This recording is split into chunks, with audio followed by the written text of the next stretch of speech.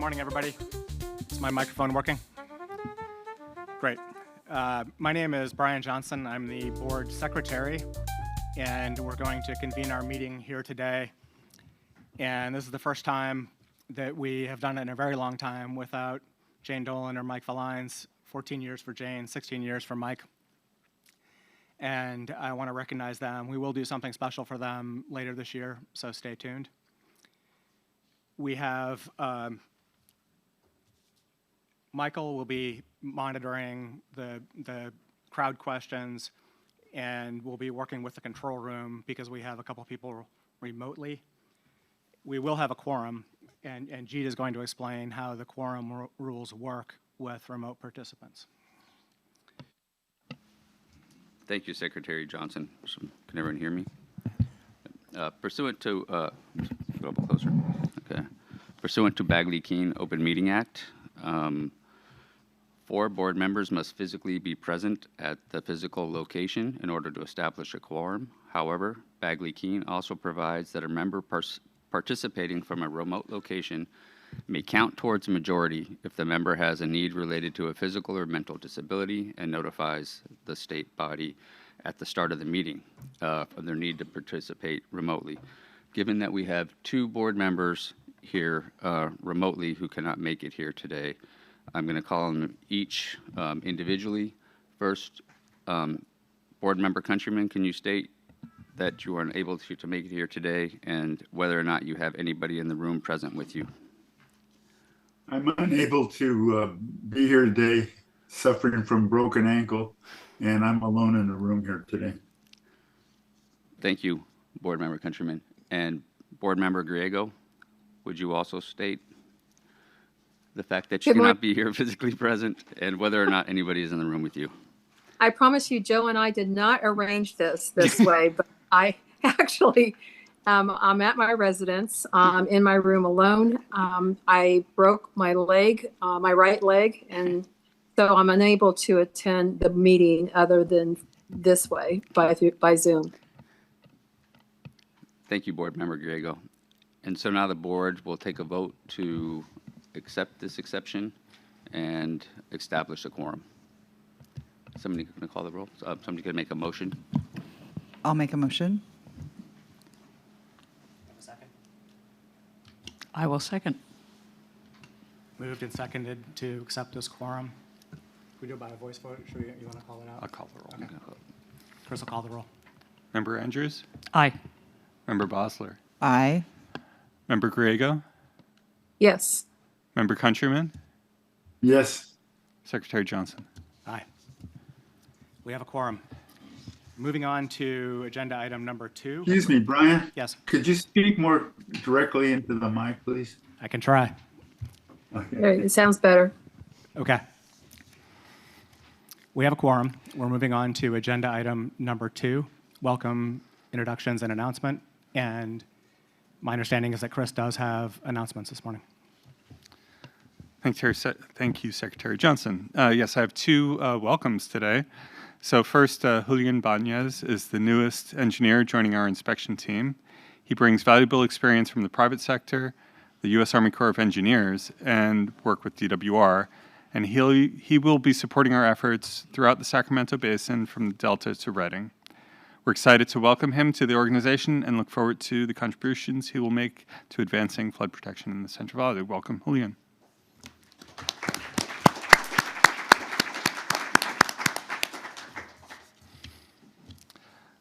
Next, we'd like to welcome Brian Luke to the organization. He is joining us as a senior environmental scientist.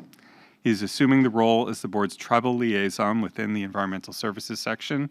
He comes from the Army Corps of Engineers Section 408 Environmental Group, and he will be a tremendous asset for us. Welcome, Brian.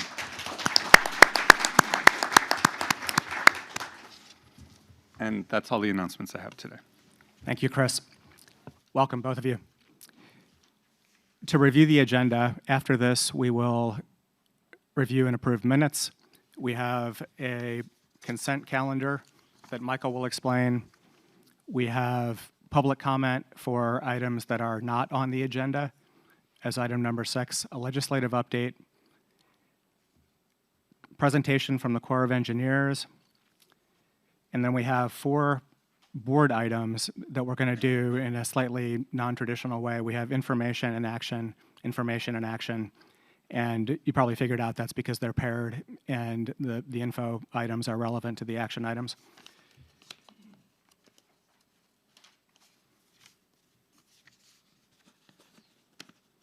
Now we'll turn the page.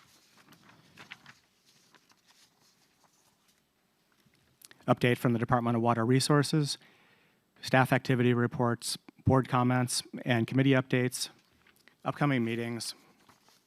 We will have a closed session today also, and our intent is not to have any action taken at that closed session. We'll make a report when we come out, and then we'll adjourn. Chris estimates that this will take about 4 hours, is that right? So I want to check with board members to see if you're all okay with powering through and not doing a lunch. We would end around 1 and take at least 1 short break in the meantime. Great. Moving on. The next item is the minutes of February 27, and I reviewed those as secretary, and I believe they're in order. I'll ask for a motion to approve them. I move that we approve them as submitted. I'll second that. Moved and seconded. Would anybody like to discuss the minutes? We'll have a vote. Member Andrews? Aye. Member Bosler? Aye. Member Countryman? Aye. Member Griego? Yes. Secretary Johnson? Aye. The minutes are approved. Our next item is the set of consent items. I believe there are 9 of them, and Michael will introduce the topics. Good morning, Secretary Johnson and members of the board. Michael Wright, Chief Engineer. Yes, we do have 9 items on consent. I'll run through those. 5A is a Delta Levees Maintenance Subvention Program to approve the fiscal year 24-25 amendment to funding allocation plan. 5B is permit number 9876-1, Fresno Slough Erosion Control, County of Fresno. 5C is permit 19679, the new I Street Bridge, City of Sacramento. 5D is permit 19793, Ramos Residence in Yolo County. 5E is permit number 19946, the Orville Wildlife Area Thermalito Recreation Improvements Project, done by the Sutter Butte Flood Control Agency in Butte County. 5F is permit 19996, utility relocation for the California Department of Transportation Binney Junction Project, that's by PG&E. 5G is permit number 20024 to authorize bridge and erosion repairs by the Tulare County Resource Management Agency in Tulare County. 5H is permit number 20032, Hudson Avenue Bridge Replacement, Kings County Public Works in Kings County. And 5I is permit 20,066, utility relocations for the Natomas Basin Civil Works Project by AT&T in Sacramento County. All the consent items are in order. I've heard no objections from the U.S. Army Corps of Engineers or any other agency or any individual. Thank you, Michael. I'll ask board members first if any of you have objections to moving on with these as consent items. Here in the room, are there any objections to us considering these as consent items? And online? I see no hands. Hearing no objections, I'll entertain a motion to approve the consent items. I'll go ahead and make the motion to approve the consent items. I'll second. Moved by member Griego and seconded by member Andrews. Anybody like to discuss the consent items now that we have a motion? Let's call the vote. Member Andrews? Aye. Member Bosler? Aye. Member Countryman? Aye. Member Griego? Yes. Secretary Johnson? Aye. Consent items are approved.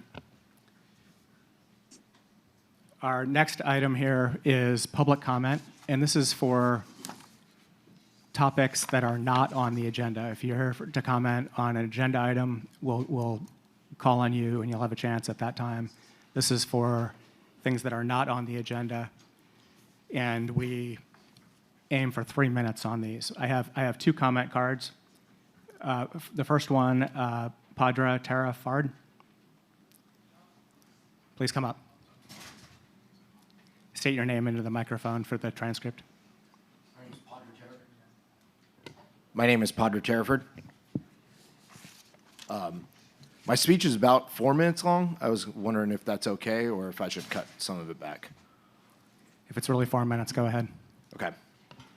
Good morning, members of the board. My name is Padre Terraford. I was here about 7 months ago regarding my dock and fence, which were built without a fully completed permit from Central Valley Flood. At this time, we were expected to resolve this quickly, but here we are 7 months later, still negotiating. I respect the board's role, and I appreciate the opportunity to speak today. The process started with an $840,000 penalty, with no clear breakdown or justification. With additional costs, this would have exceeded $1 million for me. After explaining that this would bankrupt me, the fine was reduced to $200,000. As the lawyers would say, only $200,000, based on 24 violations. I was told that if I could not pay, the agency would audit me and seize my assets to make the payment. That felt coercive and fundamentally unfair, especially without a clear explanation of how the penalties were calculated. The level of penalty being pursued appears grossly disproportionate to the situation. No one was harmed, no property damage occurred, and there was no financial loss to the government.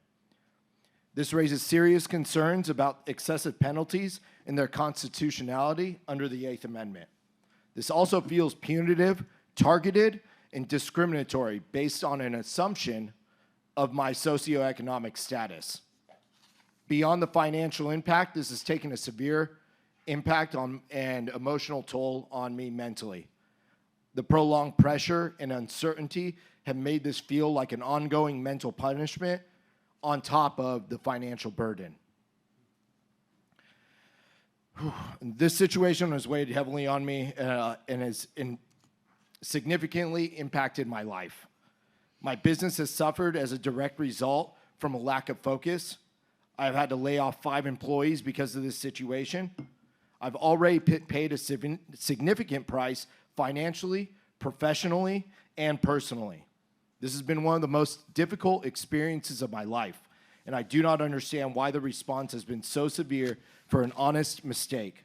At this point, the $200,000 is purely punitive. It does not create a solution, it does not improve safety, it does not benefit the public, and it does not prevent floods. We submitted an information request months ago to understand how similar cases have been handled and what others have dealt with, and have received no response months later. Communication from the staff often takes weeks for simple replies. I have remained fully cooperative throughout this process. I am submitting a new permit as directed by staff, and my engineering confirms that the dock and the fence meet all safety requirements and the requirements from Central Valley. It's safe and it's overbuilt, if anything. We have resolved 10 of the 24 violations. Despite this, the penalty has remained unchanged, effectively increasing the cost per violation rather than decreasing it. I'm asking for your guidance, wisdom, fairness, and oversight. I respectfully request that you direct the staff to work towards a reasonable resolution and bring this matter to a close. This does not need to become a prolonged conflict or an ongoing lawsuit for years to come. Thank you for your time. I'm happy to answer any questions. Thank you for coming here today. As you know, we don't take action at the public comment. I understand. I want you to understand and know that we are tracking this very carefully, and we do appreciate you coming here. We always value hearing from people directly. I appreciate that. Thank you for your time. Our second person for public comment is Tom Engler. Good morning, members of the board, those of you that remain. Tom Angler, MBK Engineers, also representing the Central Valley Flood Control Association. So just wanted to take the opportunity today. We don't talk much about Delta Levee's funding, but you obviously approved that on consent, and just wanted to reiterate what a great program the Delta Subventions is. This is a stalwart program administered by the board and DWR, and both board and DWR staff are key to keeping this program going, so we thank staff for that. They do this in connection with the Department of Fish and Wildlife. It's all supported by the local maintaining agencies, and it achieves ongoing maintenance and repairs for almost 40 years so far. We also continue to support other similar programs, FSRP, DMP, FMAP throughout the system. These programs support both Delta and out of Delta districts, so wanted to express our thanks for that. And then we also wanted to acknowledge that DMI, the Department of Multi-Objective Initiatives, I think. I always screw that one up. I apologize. They have a fix-and-place program down in the Delta to offset some of the work they're doing in the bypass. So we really appreciate that they've acknowledged that their programs may have impacts on the Delta, and they're doing their best to fix those levees in place. So just wanted to come up and say thank you for all those things. Thank you. We appreciate it. Is there anybody else in the audience here in the room that would like to make a public comment? And online? Board Member Countryman has raised his hand. Go ahead, Board Member Countryman. I would encourage everyone to speak directly into your microphone. I really had a hard time understanding what Tom said, and if you want the people online to hear you, you must speak into the microphone. Thank you. Thank you. Our next item is our legislative update. You have a written update in your board packets, all of the board members, and I want to ask our executive officer if he has anything that he'd like to add to that report. Thank you, Secretary Johnson. Yes, since the ledge report was prepared, there was an announcement by FEMA that the BRIC program was going to be coming back, which is good news for our community. The details are unclear, but there's an indication that there will be a notice of funding opportunity soon for the BRIC program. It's unclear what will happen with grants that were stopped, but there's some forward momentum, which is good news. Thank you. That is good news, and hopefully the projects that were moving along and canceled can be considered as well. Any comments or questions from board members on the legislative update?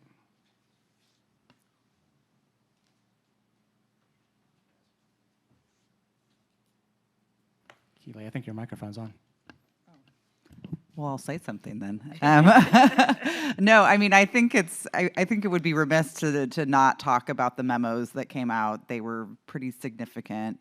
The way I view them is that the federal government only wants to participate in projects that they deem very, very important to them, and they'd rather all of us in the states and locals put up the money to develop projects ahead of their participation. So I think it might be bigger than we know today, like over the long-term trajectory, if these memos like stay in place for a long time. I'm trying to grapple with it because, of course, we also know that sometimes being in partnership with the feds can make things take a lot longer. And so going on our own, like, can speed the process up, and that's a good thing, especially when it takes as long as it takes to get some of these projects to fruition. But I worry about then their participation in funding the big money, which is the construction, and so I have a lot of consternation about what I read and interpreted. I would love to discuss that more with people that have other contacts and expertise with dealing with the Corps, but I see this as a pretty significant potential shift, and then that really comes down to how is the state going to respond, how are locals going to respond, how are we going to get the work done that we really need to get done. And obviously, like, we want the federal government to still be in partnership on a lot of these things, especially when it comes to funding, and we need them to be. But I'm cautiously like watching all of it. But I'm very happy to hear that the BRIC program's not canceled. That's great. But these other issues are much more systemic, it feels like, and there's a lot that we'll have to work through. Thank you. That was Board Member Bosler, and I'm Brian Johnson, and I agree.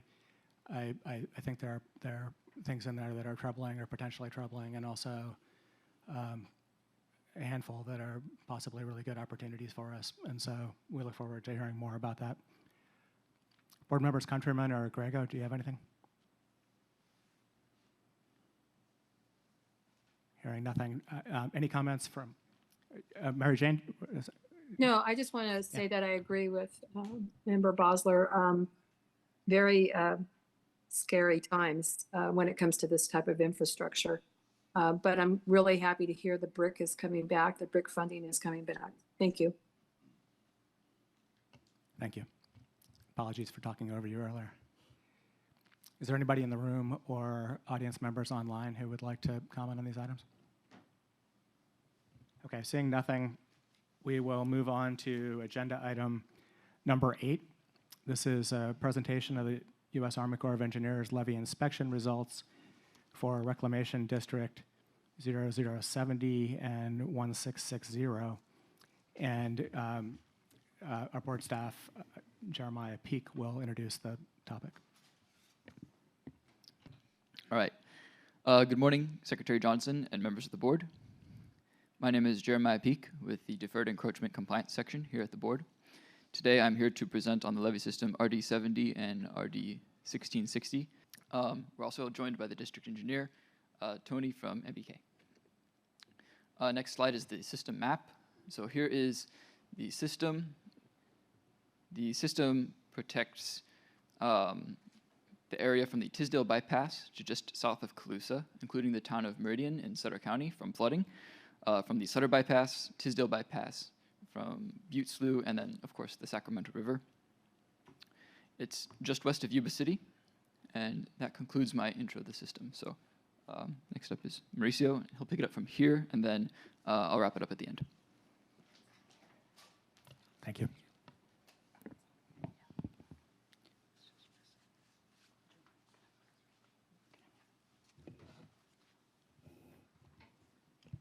Thank you, Jeremiah.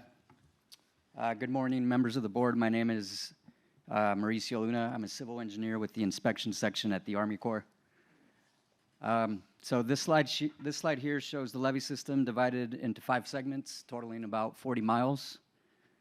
As Jeremiah mentioned, the levee generally reduces the risk of flooding for the small town of Meridian and also other rural residences and various agricultural land. Reclamation District 70 is the levee maintaining agency for the segments shown in orange and pink, northern part of the system. Reclamation District 1660 is the levee maintaining agency for the segments shown in purple and green, southern portion of the system, more or less.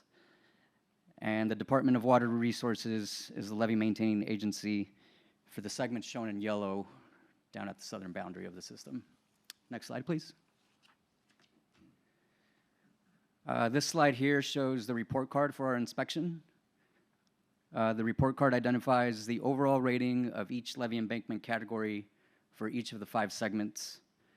It's difficult to see, but unacceptable conditions expected to have a negative impact on project performance during a flood event were observed in the encroachments, erosion, bank caving, and animal control items. However, this system has a recently approved system-wide improvement framework plan. Therefore, despite the unacceptable conditions, the levee system remains active in the PL 8499 rehabilitation program. Next slide, please. This slide shows some representative conditions rated unacceptable, expected to have a negative impact on project performance during a flood event.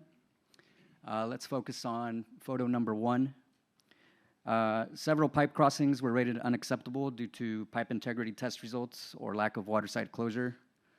Photo 1 here shows 3 pipes, but the focus is on a 36-inch steel pipe that is circled red. It's difficult to see in the photo, but the pipe is open on the water side and a water side closure device was not identified. If we can move our focus to photo number 2. Several agricultural ditches were observed along the levee, and this photo shows a ditch along the landside toe that is about 10 feet wide and 5 feet deep. This ditch was rated unacceptable because it cuts more than 2 feet into the levee foundation soils. If we could focus on photo number 3 now. There were several animal burrows observed throughout the levee system. And photo number 3 shows the landside slope of a levee where animal burrows up to 8 inches in diameter and 4 feet deep were observed. This observation was rated unacceptable due to the size of the animal burrows, which can weaken the structural integrity of the levee and create potential seepage paths. If we could focus on photo number 4 now. There are several public roads along the land side of the levee. Photo 4 shows vehicle ruts extending from a public road up the landside slope and onto the levee ground. These ruts measured up to 2 feet wide and 8 inches deep. This observation was rated unacceptable, but not expected to have a negative impact on project performance during a flood event. However, such conditions should be corrected before they become more severe. And that's a brief summary of representative observations. So with that, I'll hand it back to Jeremiah.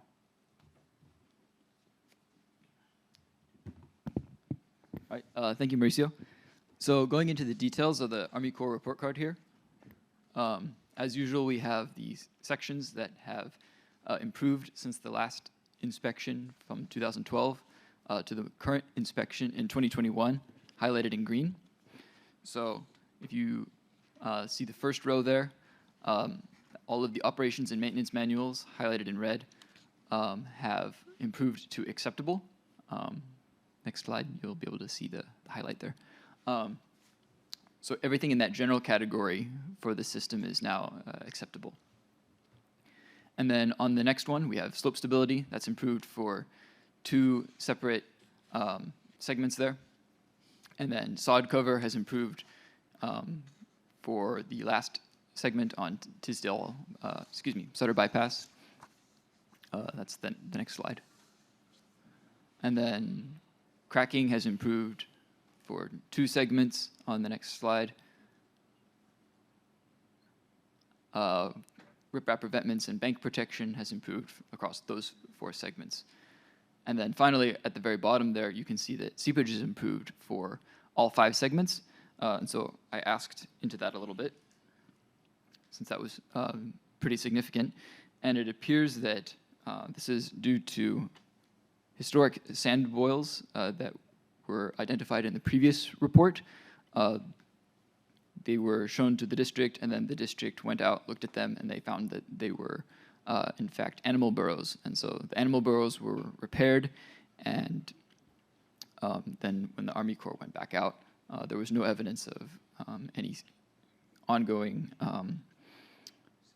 seepage saturated areas that they saw. According to the district, there is still and has been seepage when there's high water, as is common for earthen levees. But it is now to an acceptable per the Army Corps standard. On the next slide, we can see some of the benefits of being in the PL 8499 program, which this levee system is due to an approved SWIF. So we can see that there's been 3 repairs, 2 on the water side, 1 on the land side of the levee system. 2 of them are in 2017, 1 of them is 2019. So these are all PL 8499 repairs since the 2012 inspection. On the next slide, we have a list of some of the Central Valley Flood Protection Board enforcement cases that have been completed in the system. So this is a new addition to our presentation. So the one up all the way at the top on the left was a P3 pipe that was repaired. P3 stands for Pipe Prioritization Program. So it's a list of the pipes that we consider to be a high priority to repair. There's also several other pipes that were repaired along the Sacramento River section of the levee, as well as a relocated fence, and then 2 locations where debris were removed. On the next slide, we have a summary of all of the negative items, unacceptable with negative impact on performance items on the levee. The deferred encroachment compliance section, which I'm a part of, was created to resolve items affecting eligibility and address them so systems can either enter into PL 8499 program or remain eligible for PL 8499. So we bring awareness to these issues, and then if the awareness is not enough, then we resolve them through enforcement. So on the next slide, I have several photos of particular observations. So photo number 1, we have a animal control issue. So this particular location is 12 inches in diameter and about 4 feet deep.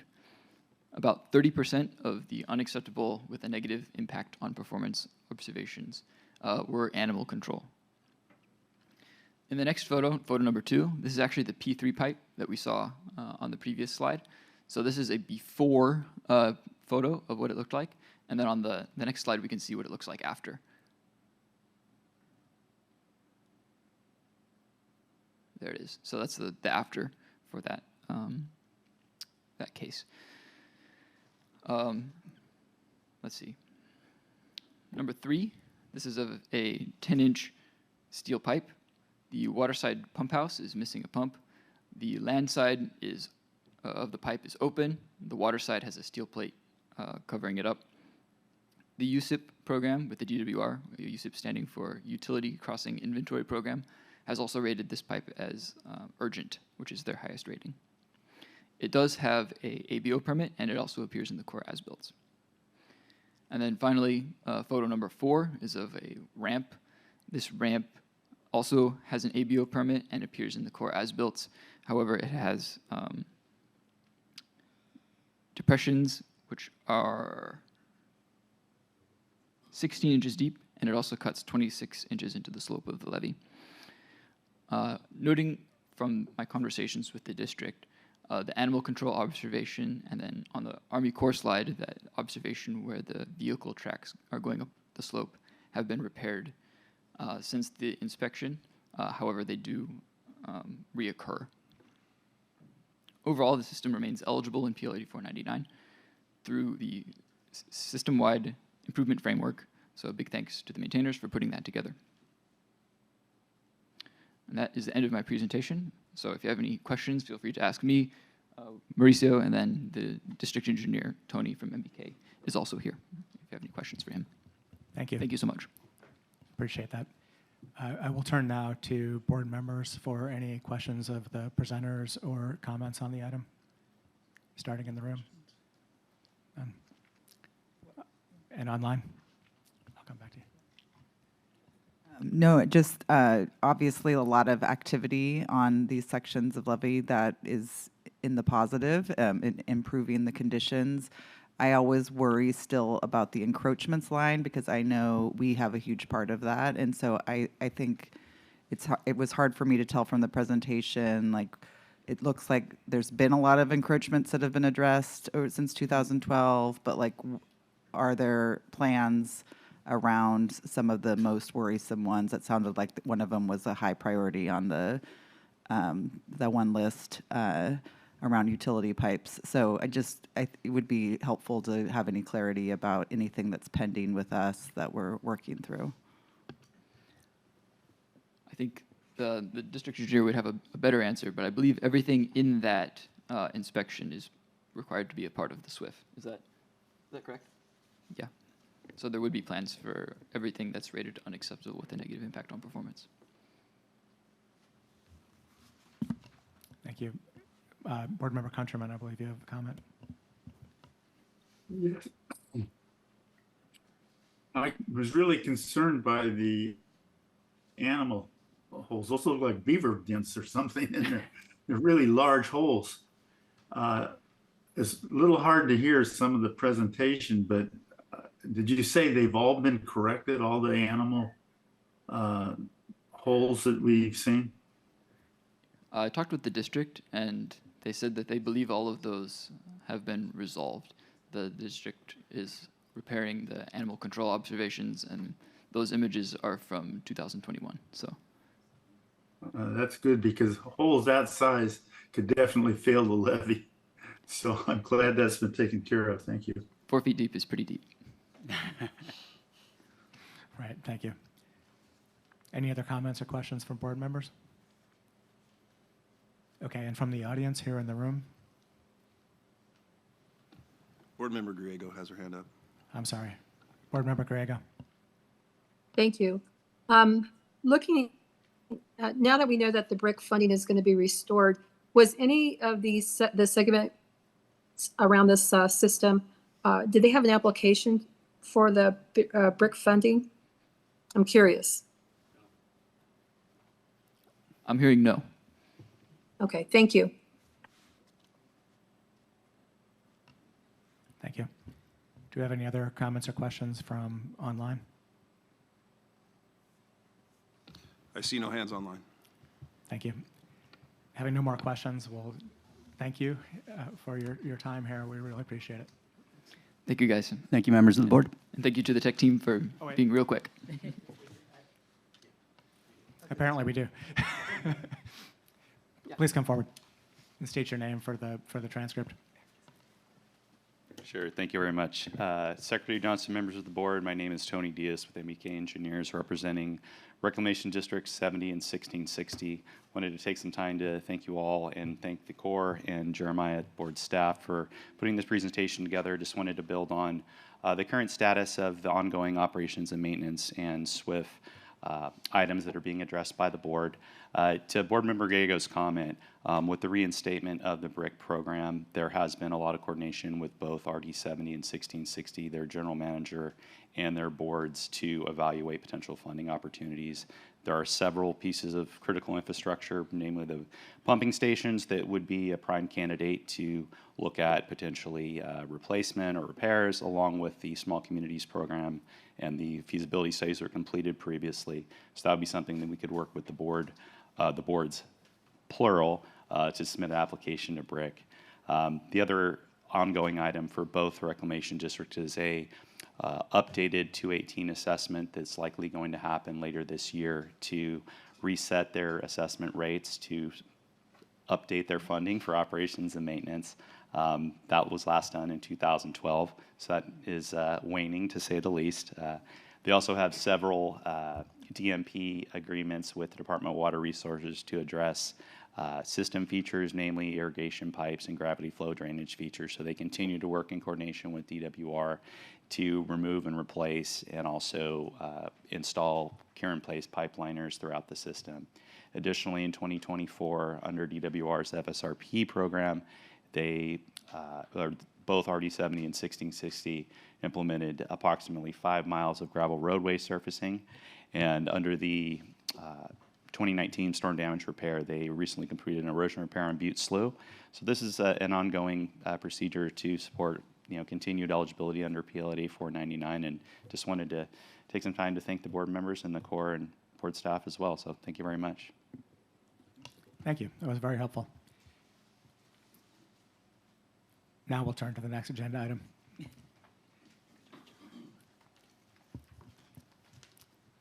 This is item 9A. It is an information item, and it's the state's roles and responsibilities for unhoused abatement within the floodway. And we have 4 people who will make presentations. We'll go through those, and then, Jamie, do you want to take questions and comments each time, or should we wait until, I think we should wait, probably. Yeah. We'll go through the 4 presentations, and then we'll have discussion. And our board staff, Jamie Sola, are you going to introduce the panel? Thank you. Thank you, Secretary Johnson. Good morning, board members. My name is Jamie Silva, board staff, and I'm here to introduce item 9A, which will discuss the state's roles and responsibilities when dealing with the unhoused community and potential impacts within the floodway. Next slide, please.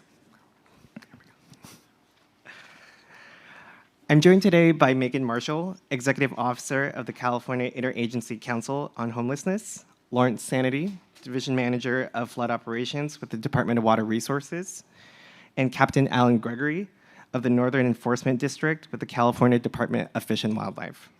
Finding solutions to prevent and end the homelessness crisis throughout the state continues to be highly complex and multi-jurisdictional. Megan will provide an overview and actions of the council, while our other speakers will discuss their individual entities' charge and authority when addressing the unhoused, specifically within the floodway. And now I'll invite Megan for her presentation. Thank you, Jamie, and thank you, members of the board. Again, my name is Megan Marshall. I'm the Executive Officer for the California Interagency Council on Homelessness, also known as CalICH. We're a lesser-known state entity in government, wouldn't you believe it? The entity responsible for coordinating homelessness policy is got a little itty-bitty reputation. But we're currently housed under the Business Consumer Services and Housing Agency, led by Secretary Tamika Moss, but we will be transitioning to a new agency structure. It is the California Housing and Homelessness Agency as part of the governor's reorganization plan, and that will take effect July 1 of 2025. 26, because that's the year we're in. But today I'll walk through the state's role in responding to homelessness, what we're seeing across the state, and most importantly, how that intersects with your all's role as stewards of critical flood infrastructure. Next slide, please. I want to start by grounding us in the state's role, what we do, what we don't do, and how the system is structured. Next slide, please. At a high level, homelessness in California remains both large in scale and complex in need. On any given night, over 187,000 Californians are experiencing homelessness, and about 2/3 of those are unsheltered. That means the majority of people are living outside, often in places like the infrastructure you all are responsible for. We're also seeing layered complexity, nearly half reporting a disabling condition, and a significant portion are youth or survivors of domestic violence. And importantly, disparities are incredibly stark. Black Californians, for example, are four times more likely to experience homelessness. So what we're dealing with is not just a housing issue, it's a systems issue that can be solved through housing. Next slide, please. Homelessness response happens locally, but local is not simple. We're working across tribes, cities, counties, and our 44 continuums of care, each with a different role and authority. And in the Central Valley, the complexity is amplified. Across the 18-ish counties that make up the Central Valley, system capacity is not equal. So while all receive state funding through HAP, which is the Homeless Housing Assistance and Prevention Program, not all have made local investments. We have some counties where the state investment is, accounts for 20% of their overall investment to address homelessness in their community, and we have others that are 100% reliant on state dollars to address homelessness locally. Should note of the Central Valley, only 2 of those counties include large urban centers, and so many, of course, are operating, as you all well know, in rural or small system environments.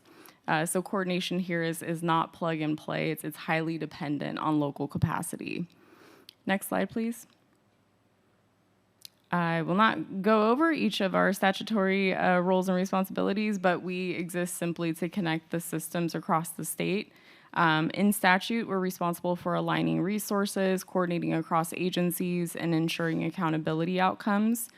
We do not, CalICH does not operate programs, but we make sure that the programs that are invested by our council member departments are working together. So if you thought about it, local partners are the operators, we're the system integrator. Next slide, please.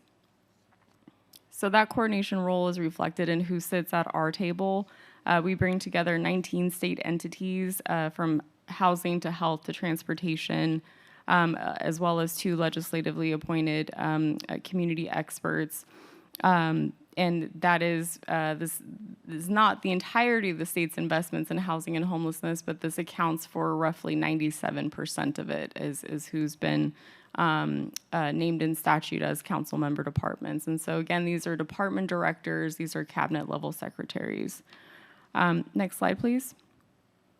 So this is our framework that guides our council. We have 5 core goals that are listed here, but the center is really the main outcome. The main goal here is housing. You'll see there in the bottom left corner, we have a few graphics, but our current issue in California is that for every 5 people who are served in our homeless system of care, only 1 is housed. The North Star, of course, should be that for every 5 persons who have to access homeless services, 5 of them are housed. But we are quite a bit of ways away, unfortunately, from meeting that goal, and even more so with federal significant federal policy changes. Next slide, please. All right, so this brings us to encampments, which are often the most visible and urgent manifestation of homelessness in our communities, particularly on infrastructure and land that you all are responsible for.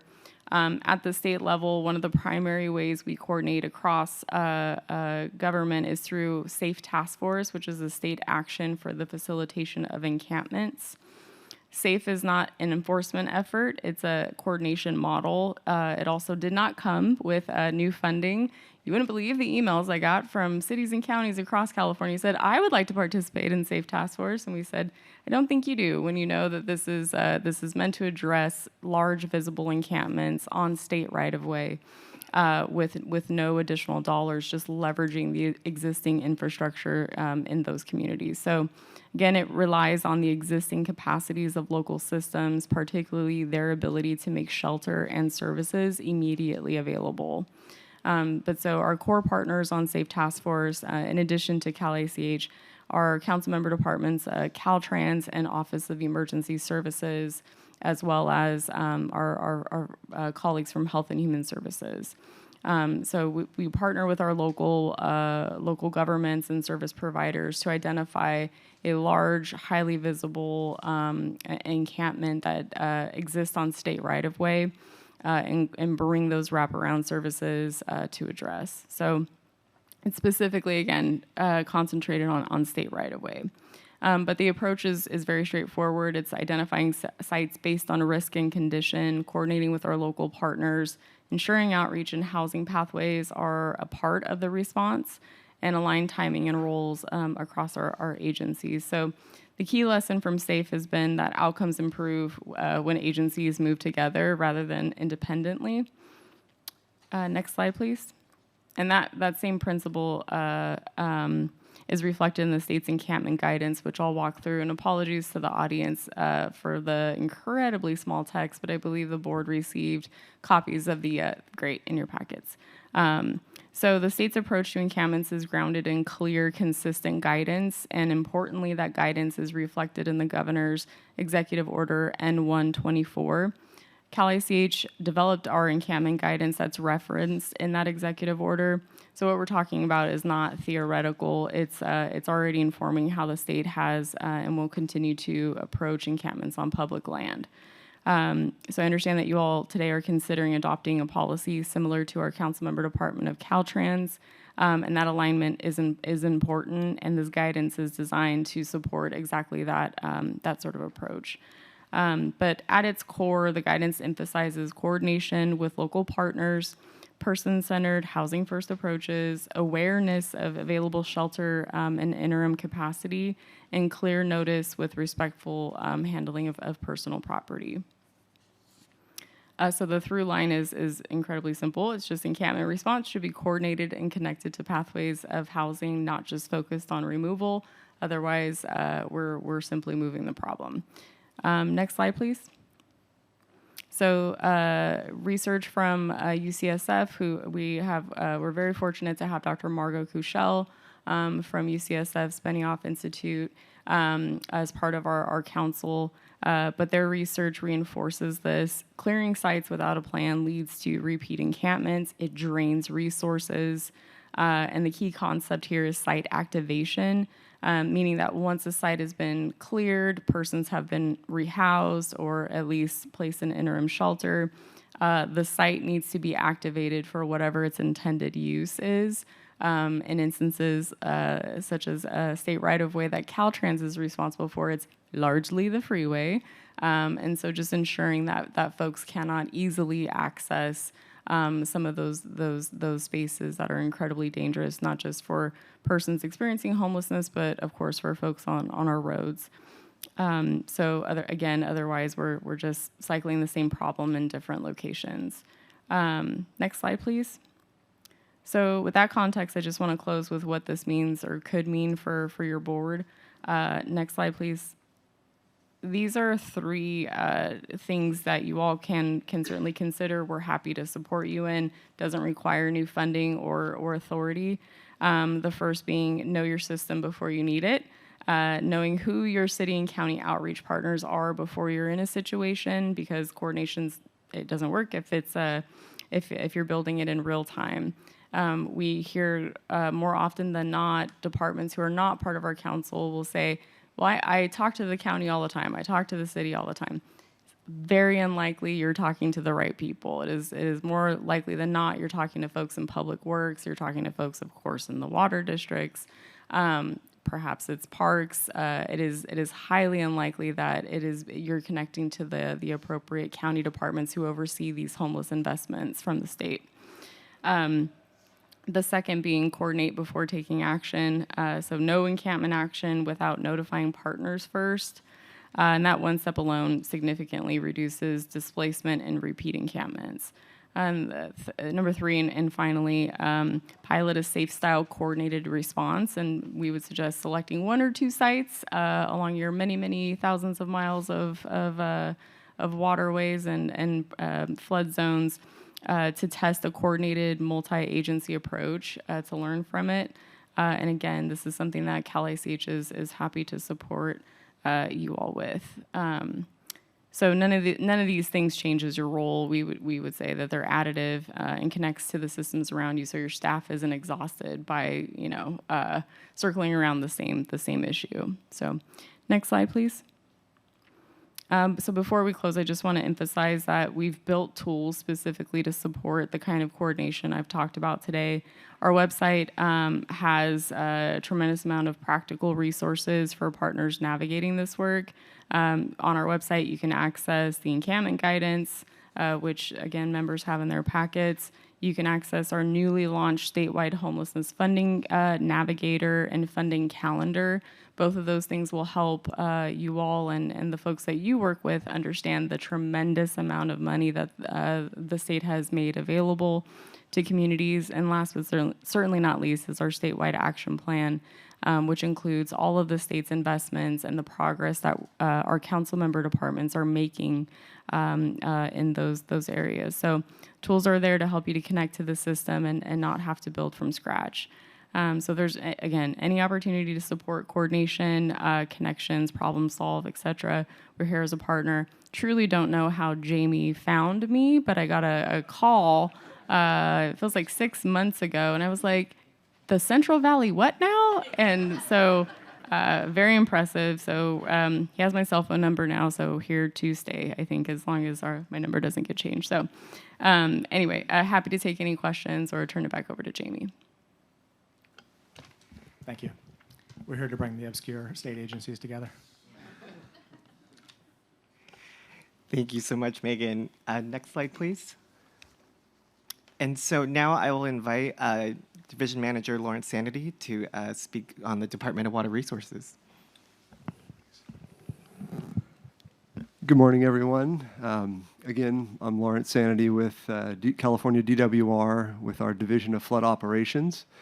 And I guess maybe I'll start out by thanking the board for inviting me here to talk about what I consider a very important discussion, this encampments on our waterways. And, I've been involved in a number of conversations surrounding this topic.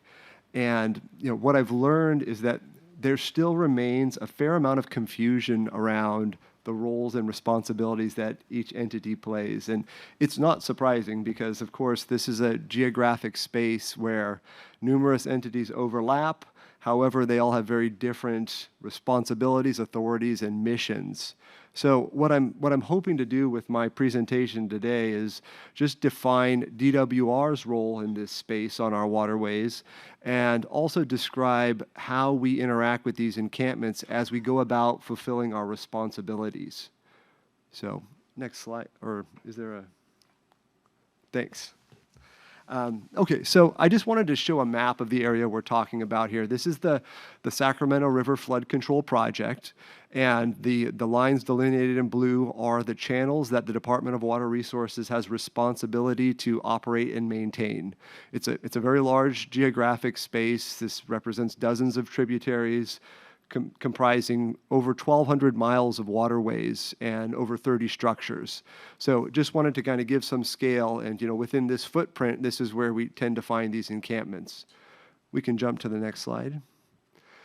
And so California Water Code very clearly lays out DWR's responsibility within this space, and that's to operate and maintain the channels of the Sacramento River Flood Control Project.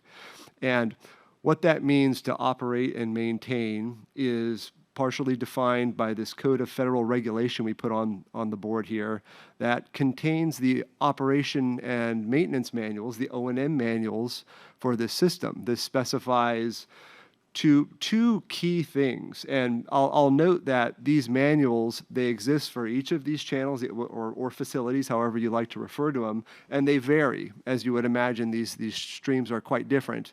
But they really get at two key things that are essential to our ability to achieve our mission, and that is it defines a design flow capacity that the channel is built for, and with that design flow, the amount of freeboard, that is the space between the top of the flood flow and the top of the levee, that margin of safety, that needs to exist. So all of our actions are guided toward preserving this critical public safety function.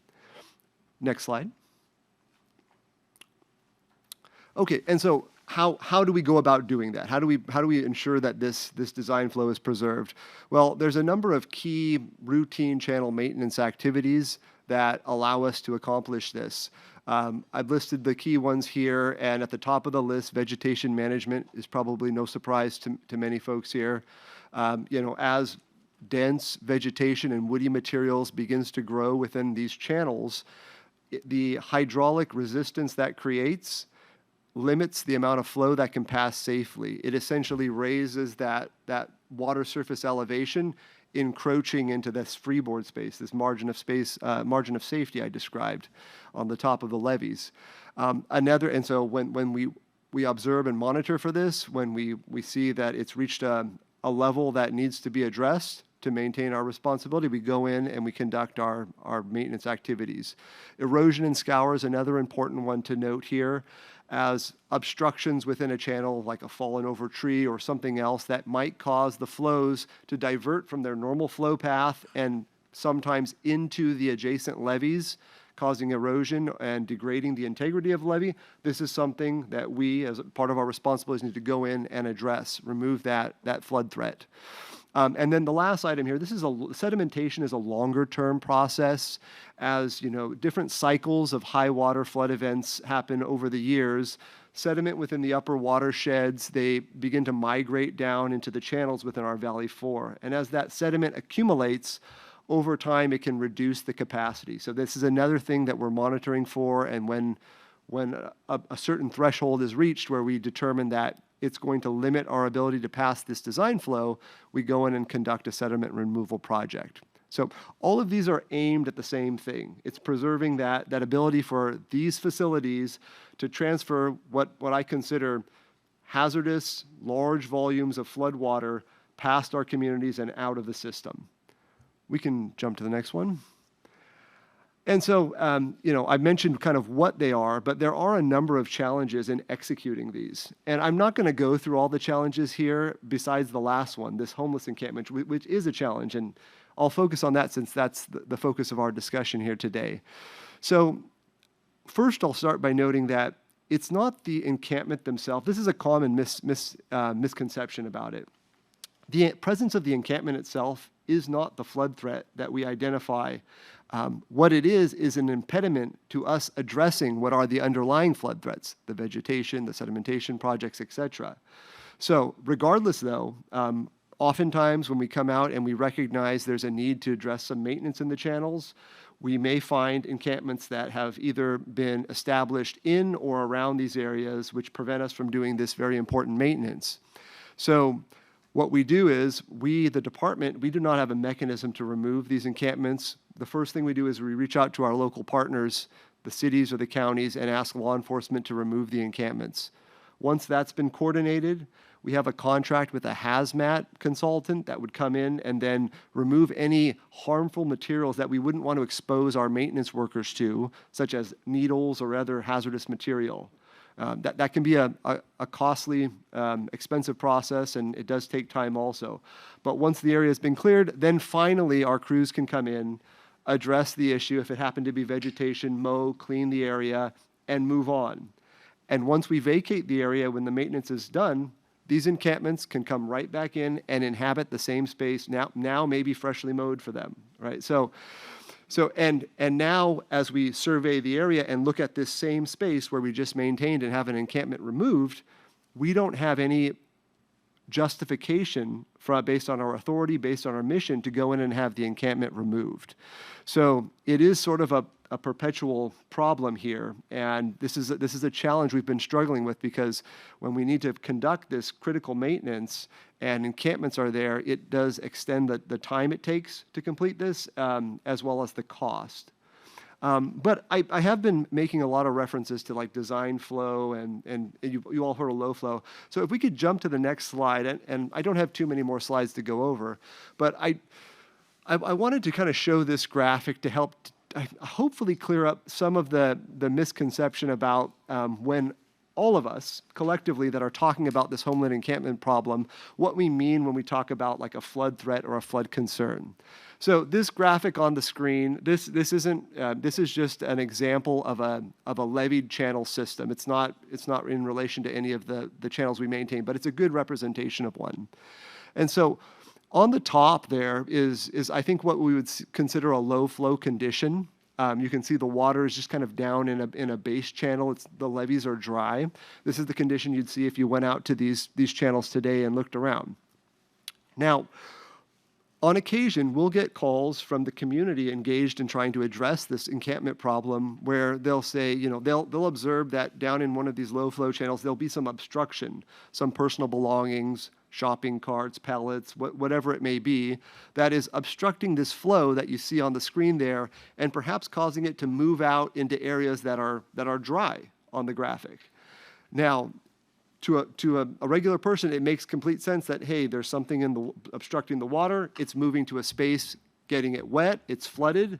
Maybe this is a path they've traversed and it's been dry for years. So the path is flooded. We should call the flood center and see if they can address this via maintenance. And so it's not that that's an incorrect way to view it. It's just a different lens than the department looks at flood risk. When we look at a system like this, we recognize that it's designed to be wet from levee to levee. In fact, it's designed to be submerged all the way up to the design flow. So the fact that some areas down in the low flow area are being diverted due to the presence of debris or personal belongings, that in our eyes isn't a flood threat. So on the bottom graphic, you can clearly see where we kind of delineate the low flow and the design flow. These are orders of magnitude difference in volumes we're talking about here.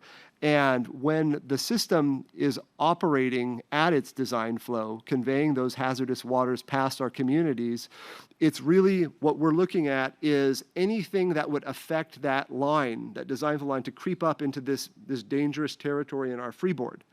So those things as I mentioned, are not the presence of the encampments. What really caused them are these large swaths, acres of this dense vegetation and other things like sediment that we've talked about. So I think many people are already aware of this, so I apologize for repeating it for those that don't. But there's a lot of people here that are engaged in this conversation around encampments, around the idea that they cause flood impacts, and I just want to make sure we understand the lens and the mission and responsibilities driving our different perspectives on the topic. So to the extent that was helpful, I wanted to share that. And let's just jump to the next slide here. So now I said that, to date, we haven't really seen an encampment that represented a flood threat. But I want to acknowledge, that's not an absolute statement. There could be a case in the future where something large is erected in the floodway that, is substantial enough to actually affect that design flow. So with that in mind, we're not turning a blind eye to this and just dismissing it. We're continuing to monitor. We appreciate when people reach out and share what they're seeing, and we try to respond and share our professional judgment. Our hydraulic engineers look at the situation and share our perspective on it. So we'll continue to monitor. We'll continue to evaluate. But at the end of it all, we just need to, DWR. We're driven by our mission to ensure that these communities adjacent to these levees are safe. And to that end, we do have to interact with these encampments, but that interaction is ephemeral in nature and very, very temporary in terms of any solution it could provide. But nonetheless, we'll continue to stay engaged in the conversation because, again, we are a piece in this, recognizing all of the overlap. And if it was at all helpful that my description of our role here maybe put some shape to that piece, I think it's helpful in that this is a big jigsaw that needs to be solved if we're ever going to be able to solve this problem of encampment. And maybe the last comment I'll share is that I have noticed that there's been a fair amount of energy and effort that have been kind of driving down, trying to find solutions to this problem that really kind of go to dead ends. So the sooner we collectively can identify which paths are not viable to an ultimate solution to this, the more focused we can be as a group, as a community, toward actual paths that might lead us to the solution we desire. So I think we can jump to the next slide. And so I think if we're saving questions for the end, happy to defer to my colleague with California Fish and Wildlife. Thank you so much, Lawrence. Next slide. Oh, thank you. And next I'll invite Captain Alan Gregory. Good morning, Board. Captain Alan Gregory from the Northern Enforcement District. I was invited today to kind of give a talk on our role in our jurisdiction in dealing with encampments, primarily within the waterways. This initially started with Steelhead Creek and Arcade Creek in northern Sac County. And what I want to make sure that the board understands is that we have a specific role in the protection of natural resources and the fish and wildlife of the state. And the fish and the wildlife obviously use our waterways. So the issue we have with the encampments is kind of twofold. Our policy, our direction with Fish and Wildlife is dealing with encampments on our land, owned by the CDFW, with the assistance to other agencies and entities in dealing with encampments on non-Fish and Wildlife owned property. To give a little bit of background and experience with encampments on our land and what worked is kind of reiterating what the two prior speakers spoke about is it's a team effort, and our agency is not designed, we don't provide social services. We have to call in the county. We have enforcement staff, albeit I have 1.5 wildlife officers for Sacramento County. That's what I have. I have 2.5 for Yolo County. And when I say a half, it's because one of the officers splits the two counties. But Willow Creek Wildlife or Ecological Reserve in eastern Sac County within the city limits of Folsom. For probably 15 years, we had anywhere from 3 to 12 homeless individuals that resided on that ecological reserve. And the residents of Folsom would complain.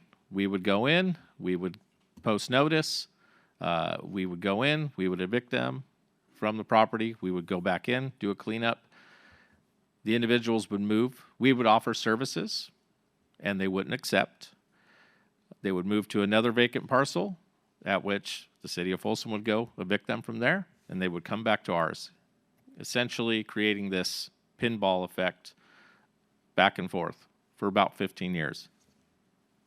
Giant waste of resources for our agency, for the city of Folsom. It never worked. What did ultimately work is we came into a MOU with the city of Folsom that their homeless enforcement team would maintain those properties. Not maintain the property, but maintain enforcement on the properties to prevent the encampments from forming. So, because they're there every day, that is their area, the city of Folsom. So, once we entered that MOU, we went in and did a joint eviction of the roughly 10 individuals that were living on that ecological reserve at the time. And then their officers on their homeless enforcement team did consistent patrols of that area to prevent the encampments from reestablishing. The reason for me telling this whole story is in this situation here, like Lawrence said, it is a team effort. You have to go in ready to go from start to finish. You can't just go in and evict them and expect them not to come back. They come right back. So where the game wardens come in is we have a couple of Fish and Game Code sections that we can enforce in these situations. Primary ones, Fish and Game Code 5652, which is basically littering within a waterway.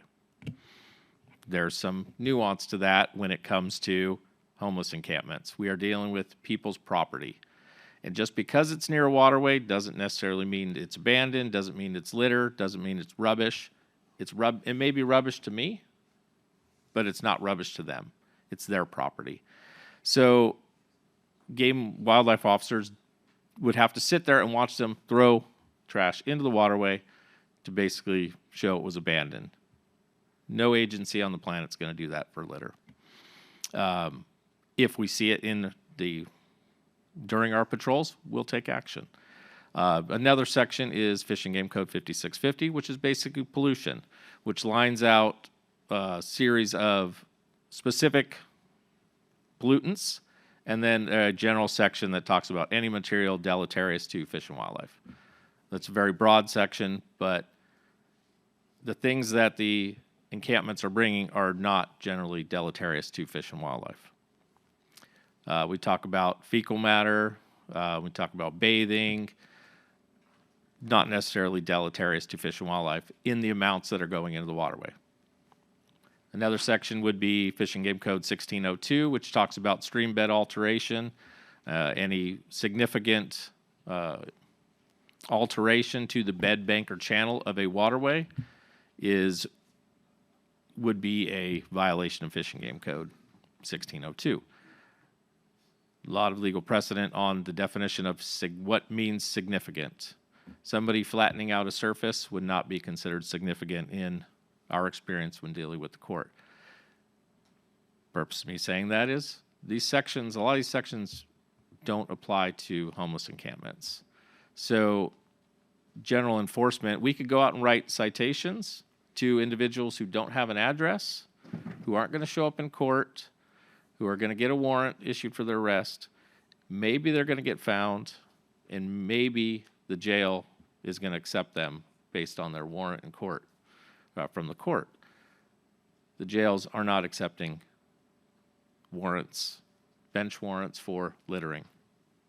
So it's this vicious cycle. What do? We can't stick our head in the sand and do nothing, but it comes down to a team effort involving the agency with the jurisdiction, the enforcement authorities, social services, human services, this new state agency that is hopefully going to bring some togetherness when it comes to all these different entities.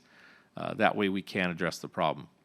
I've said in numerous public meetings that the Department of Fish and Wildlife is a partner in that group, but since we're not the primary land ownership, we're not going to initiate that task force, that community-oriented approach to the issue. So I apologize. Your guys' presentations were fantastic, and I feel a little bit like I came unprepared, but if there are any questions, I will gladly answer them. But there's a code book, a substantial code book that he has. Thank you so much, Captain Alan Gregory. Next slide, please.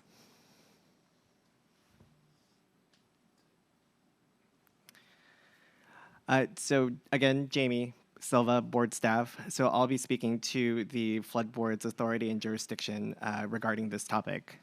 So while the board has a clear mandate to protect flood control infrastructure as stipulated in Water Code 8608, enforcement actions involving impacts from and a result of human habitation are subject to complex legal and jurisdictional constraints, as we've heard from our other speakers, that differ from our standard regulatory work. Pictured here is a general levee cross-section that is in line with the board's jurisdiction within the floodway.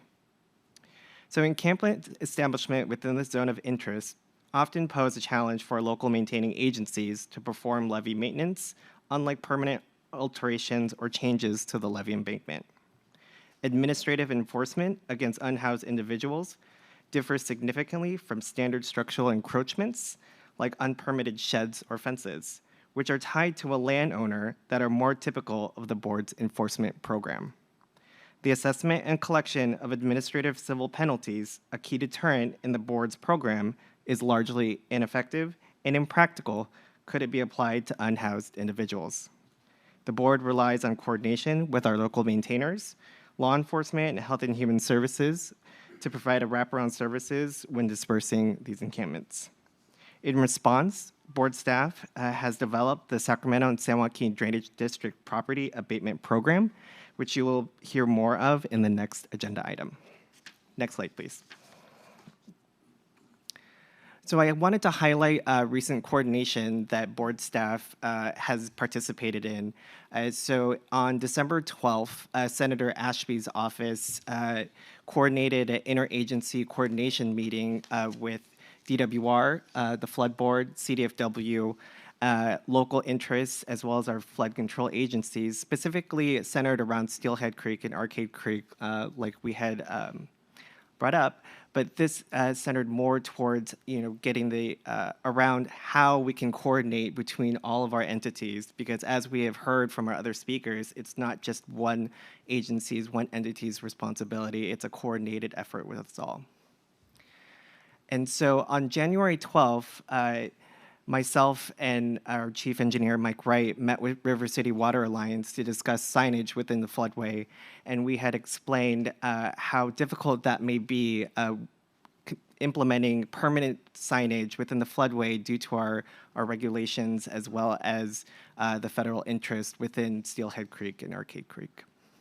Next slide, please. So as next steps, Senator Ashby's office will be scheduling coordination meetings between the regulatory agencies here today, as well as our city and county partners and flood control agencies to build upon our December 2025 meeting, while we continue to rely on the administration and entities like CalICH for guidance, support, and additional resources. So this presentation is not to shed light or bear the responsibility on one single entity, like I said, to solve the homelessness crisis, but demonstrate that it will require a broader, coordinated effort amongst a multitude of entities. And with that, that concludes my presentation. Thank you. Thanks to all of you. We will now have comments and questions from board members, and we'll start with board member Countryman, who's had his hand up.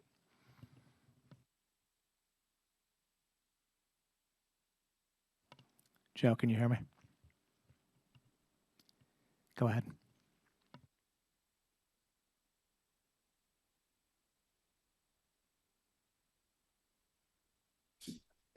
Can I make a comment?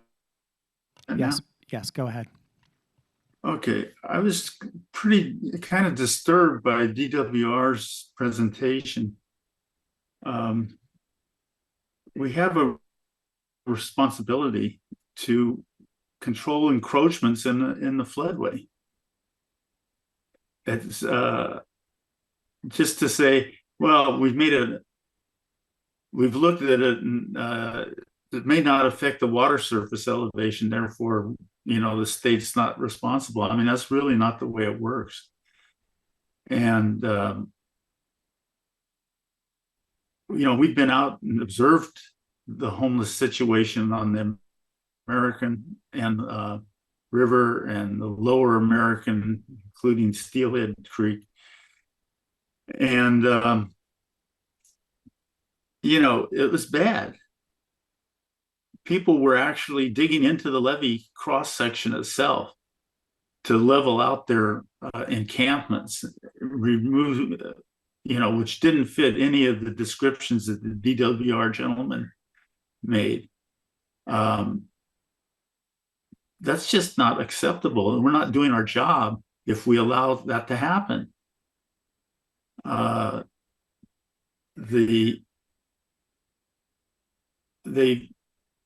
We couldn't even, the local maintaining agencies weren't even able to go in and inspect these things because of the dangerous situation posed by the homeless campers. That's just not acceptable. And I think we have to be more aggressive about ensuring that our lands are being used properly and don't affect the safety of the flood system. And I don't really hear that from anybody here. Everybody seems to be wanting to pass the buck to somebody else. But it's got to be done. We have to be more aggressive with this. And I don't know if it takes, maybe it was suggested by Fish and Wildlife, getting agreements with the city of Sacramento or the county of Sacramento to enforce these things, because it's not acceptable. And I don't think we should just let it go ahead.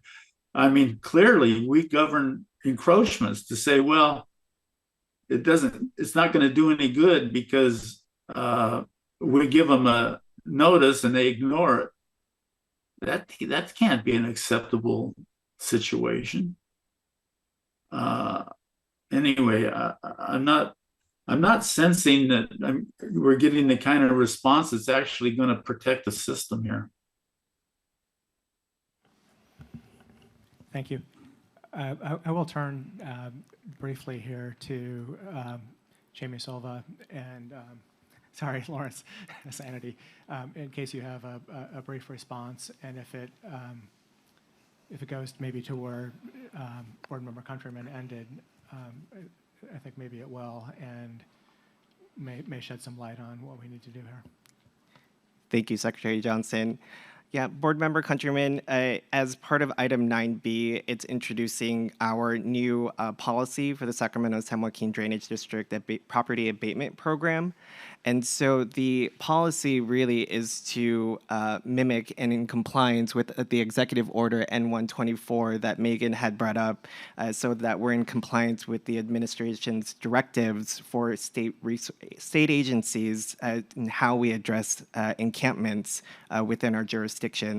So the program really is coordinating with local government entities such as cities and counties. We currently have a contract with the city of Sacramento for abatement work that they perform on our behalf.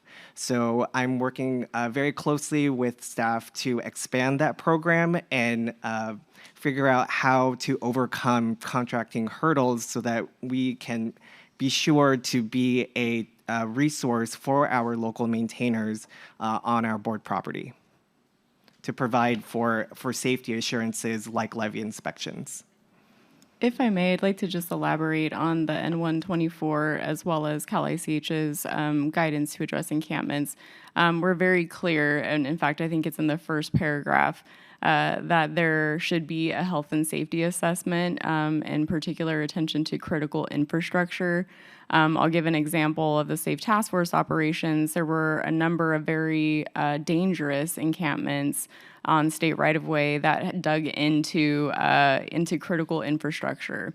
I'm sure folks have seen in the news recently, there was an unfortunate situation. A woman in Los Angeles was just nearly missed being welded shut into a manhole because she made it her home. And so the executive order, as well as Cal ACH's guidance, and I believe what you all will be hearing in the next item, gives a tremendous amount of authority to whomever is implementing that particular policy or that particular department for them to assess for critical infrastructure need and to treat that as urgent. Thank you. That was Megan Marshall. Yeah, this is Lawrence with the Department of Water Resources. And, board member Countryman, I actually really appreciate the comment and the concern that you stated, which I absolutely share as someone responsible for ensuring flood safety. I recognize, I think it shines more light on the fact that this is a very complex problem. And just hearing your comments about the situations where we have encampments that are, embedding into the levees, degrading their integrity, complicated process, and again speaks to the overlapping jurisdictions. For the Sacramento Flood Control Project, DWR has responsibility for the channels, but once we get up onto the levees, that becomes the local maintaining agencies.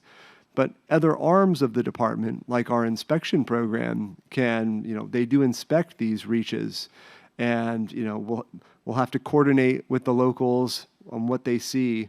But at the end of it all, we have finite resources, and we got to figure out how best to use those finite resources to provide the maximum public safety benefit we can. I mentioned we have a mechanism to remove encampments when we see them, but we try to use that mechanism when it's necessary to address a public safety threat we see in regards to the flood conveyance system. If we were to arbitrarily just do that at scale everywhere, we would very quickly run out of time and resources to address these critical areas that need attention and maintenance. So again, for us in the department, we have to look at how can we prioritize our actions and our resources, which include interacting with these encampments in a way that produces the maximum public benefits with what we have. But I can't stress enough, I share your concern. That's why I stated this as a challenge, one of the biggest challenges for us. And I'm somewhat optimistic over the numerous conversations I've had and what I'm hearing from my colleagues here today, in that I think we're starting to develop some structure. I think we're all starting to better understand what our roles are and understanding what our limitations are, so that we can find out how collectively we can solve this. So I don't know if that is a satisfactory response, but that's just kind of the way I see it and how I try to direct what influence I have over preserving public safety in this space. Thank you. I believe we have two board comments, but I believe our board counsel has something that goes with that. Is that correct? And then we'll That's go to correct. Board Member Griego, who had her hand up, and then Board Member Andrews. Thank you, Secretary. Thank you, Secretary Johnson. Just wanted to remind the board, it's been several years now, maybe 6 or 7 years back, I worked along with Darren Sewin, who's in the audience with us today and used to be with the board, on introducing legislation. The board does have in water code authority. It is already considered a violation to cut or alter a levee. That's an enforcement mechanism that the board has. What we've heard today is the same issue that board staff runs up against, is, again, with no address, the resources involved, the expenses to go through the process, there's really no juice there for the squeeze when you're trying to enforce on these things. Where we have had success is, again, partnering with the locals. We have an MOU with the city of Stockton. I believe we have one with the city of Sacramento as well, to provide those wraparound services for, operate and make, where the board has responsibility to operate and maintain for Sacramento and San Joaquin Drainage District properties. Getting back to that legislation, we made 2 attempts to broaden that water code authority to hopefully capture some of the things that we're dealing with today. And one of those was just designating that the flood system is critical public infrastructure. Recognizing although there are earthen mounds out there, that they really do provide, they're engineered structures that provide a critical public benefit. Unfortunately, that didn't come to pass, but we have continued to try to work in addressing some of those issues. And again, partnering with the locals has been our best way forward. Thank you. It is critical infrastructure, whether that code section says it or not. Board Member Griego. Thank you. Brian, if you could speak into the microphone a little bit closer too, because your voice is very soft. Can you hear me okay? Yes. Okay, very good.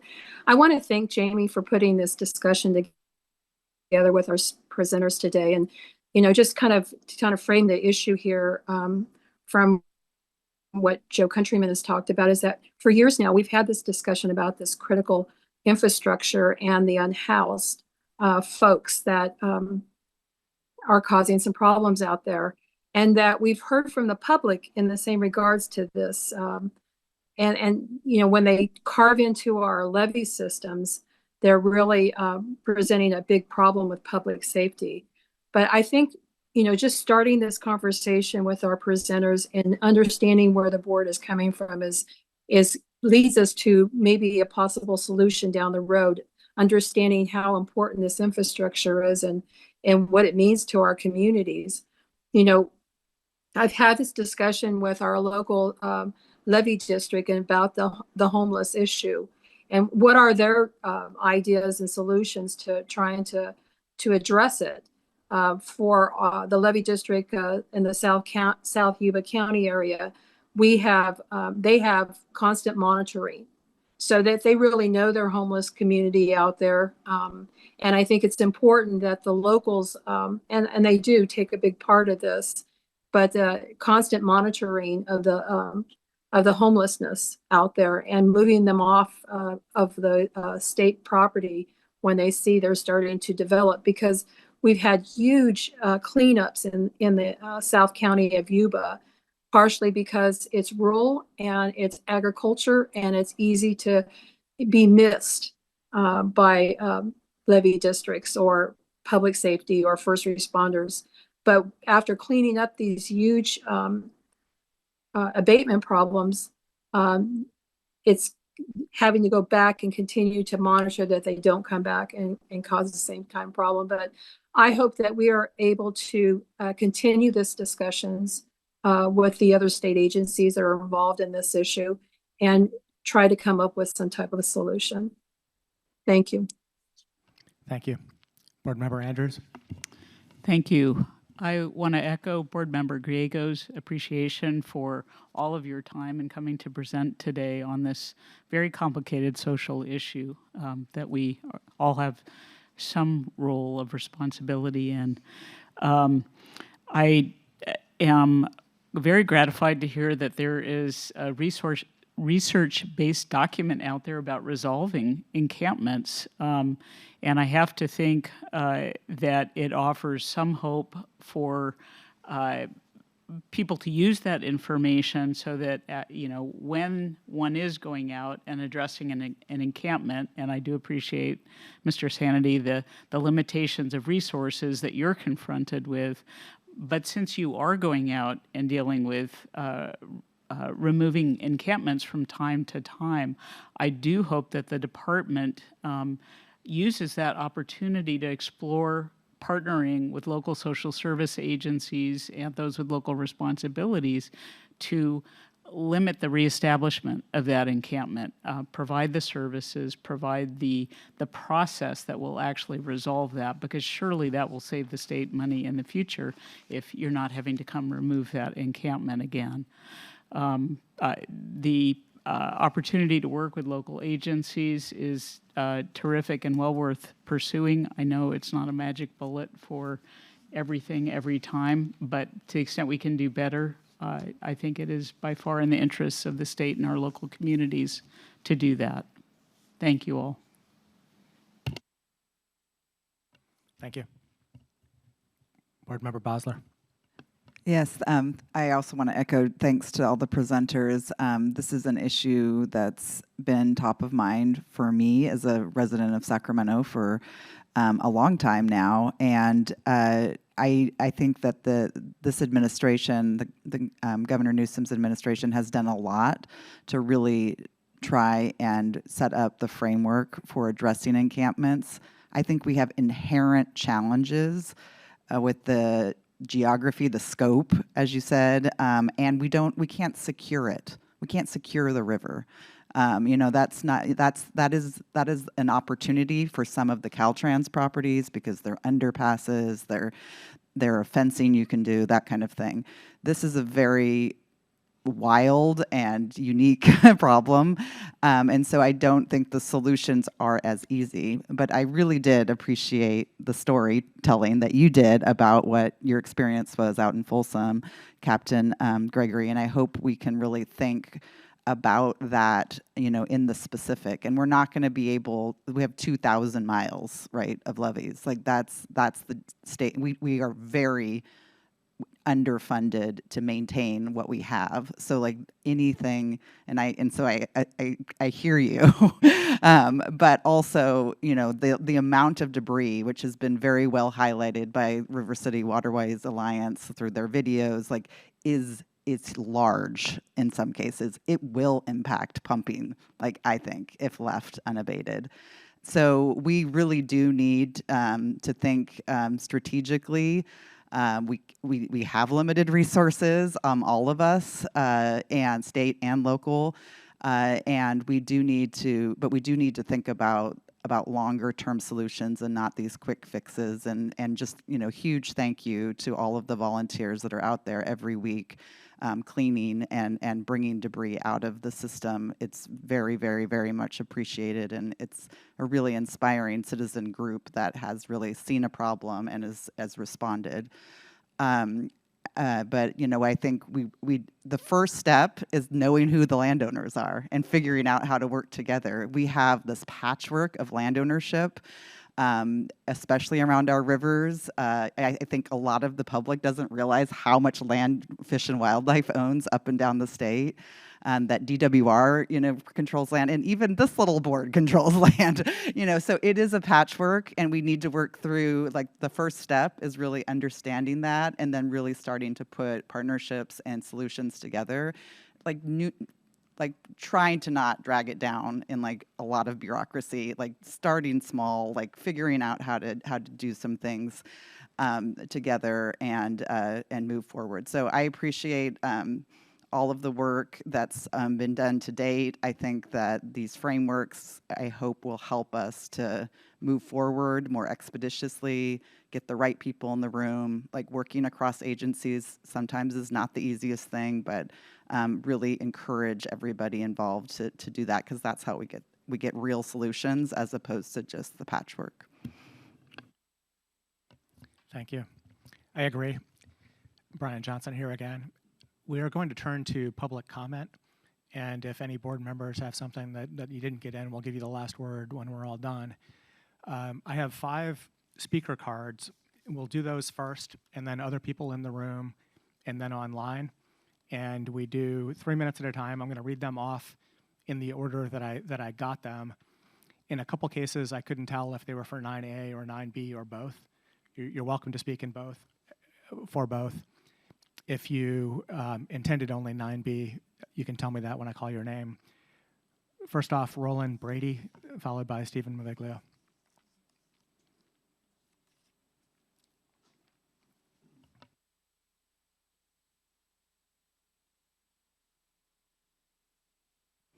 Thank you very much for allowing me the opportunity to speak, and I appreciate all of the statements that have been made and all of the presentations. I represent the Sacramento Area Creeks Council. I'm going to volunteer with the American River Waterway. And I've personally been involved in removing over 1,000 camps over the last 10 years, abandoned homeless camps, mainly on Steelhead Creek and also in Arcade Creek. And I apologize in advance for taking a somewhat contrarian approach to what we've heard today. And that is, we all recognize that to resolve this issue will be a teamwork effort. But I'm pretty dismayed about the hands-off approach that I've seen from the last 8 or 9 years that I've been involved in this project from the agencies.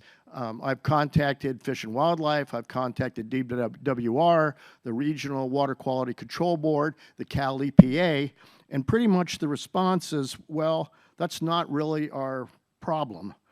And it is going to take a combined effort, and I'm looking for the mission statement for DWR. And while I agree that maintaining the flood control levees and maintaining the flood capacity is extremely important, what's also important is to note from the mission statement of DWR, the second element is environmental protection, protecting, restoring, and enhancing natural ecosystems.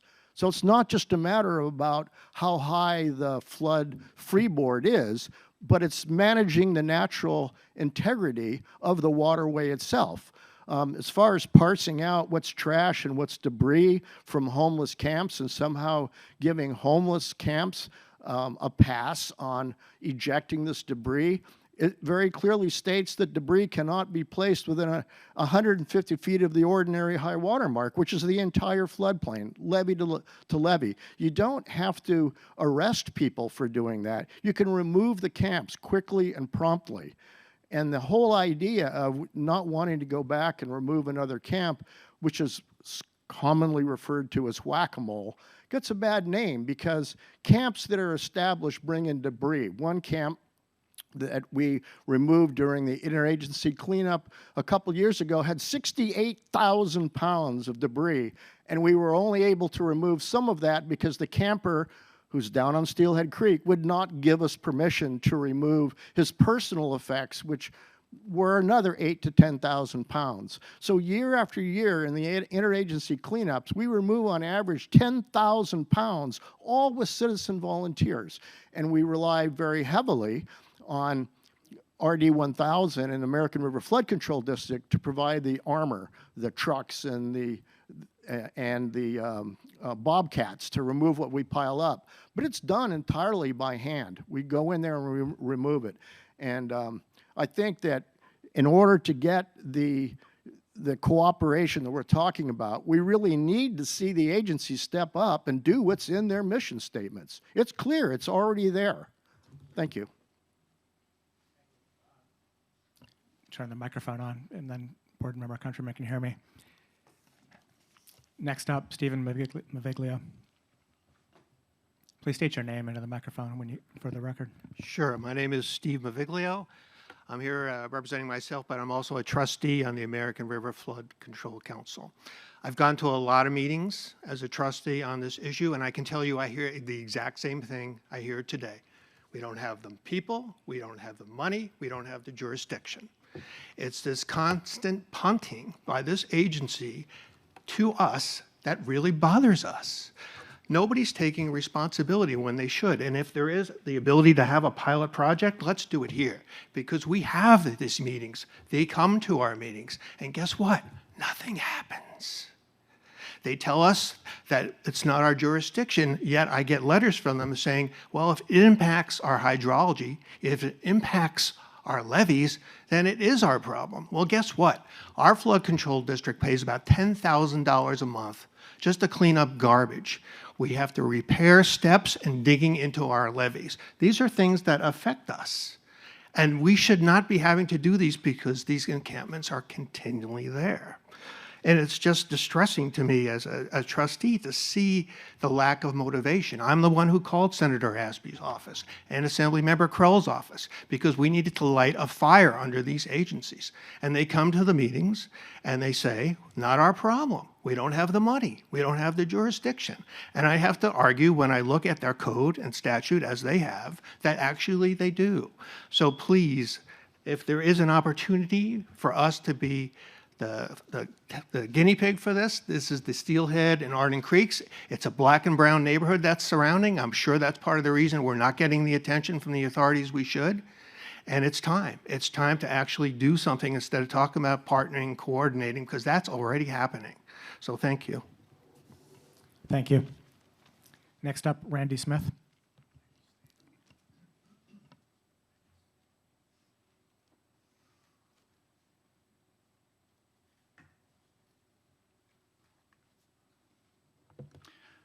Thank you, Board, and thank you all for bringing this subject to this meeting. I'm Randy Smith. I've been involved with protecting our creeks for, 30 years, 40 years. I got involved particularly with Steelhead Creek along with others about 8 years ago. I sent this board a packet emailed I hope that had a list of videos, and I know I was kind of sorry to send so much, but that is just a small amount of what is going on. Each of those videos represent 3-4 hours of a dozen to 2 dozen people removing tremendous amounts of stuff. I've found that while I've been out there these years, I've addressed the American River Flood Control District and others about having signs, and I had a discussion in January with Michael Wright and Jamie Silva, and Michael explained how prohibitive signs were to put up, and I'm saying, looking at how the structures, the size of these structures, are so much bigger than a sign. How could a sign not be effective or not be allowed, I should say? Michael mentioned that, they just take the signs. He's mentioned they were made out of aluminum and they just take them. That's possible. However, the signs I believe that I observe out there are not aluminum and they're not expensive. And the flood district has started installing them last year.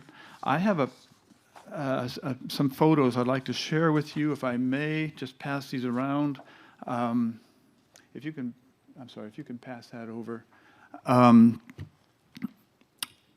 like those back, but I'll give them back again after I speak. Let's see.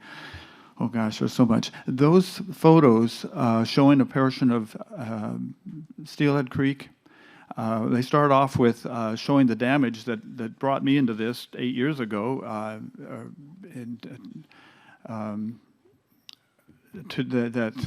of all the debris that leaves these encampments and gets all over the watershed, the trees. Just so much of it is in there. Hopefully those photos can convey some of that. And then they follow up with pictures showing last year and this year of the signs that are effective, that are still standing there. We're out in the field and we get to see the results of the signs that have been placed there. And I'd like to invite this board to, as you go forward on this, to consider allowing the flood districts to put more signs in. Or at their discretion. Temporary signs, they don't have to be permanent. The temporary signs that were put in last year have been working tremendously, as some of those photos I think will show. Thank you. Thank you. And thank you for sending the videos. It's really incredible, the documentation and the amount of volunteer work that went into them. And if you're in the audience and you don't know what I'm talking about, YouTube River City Waterway Alliance. You'll find the videos. Our next speaker, I believe, is also with the Alliance, Lisa Sanchez.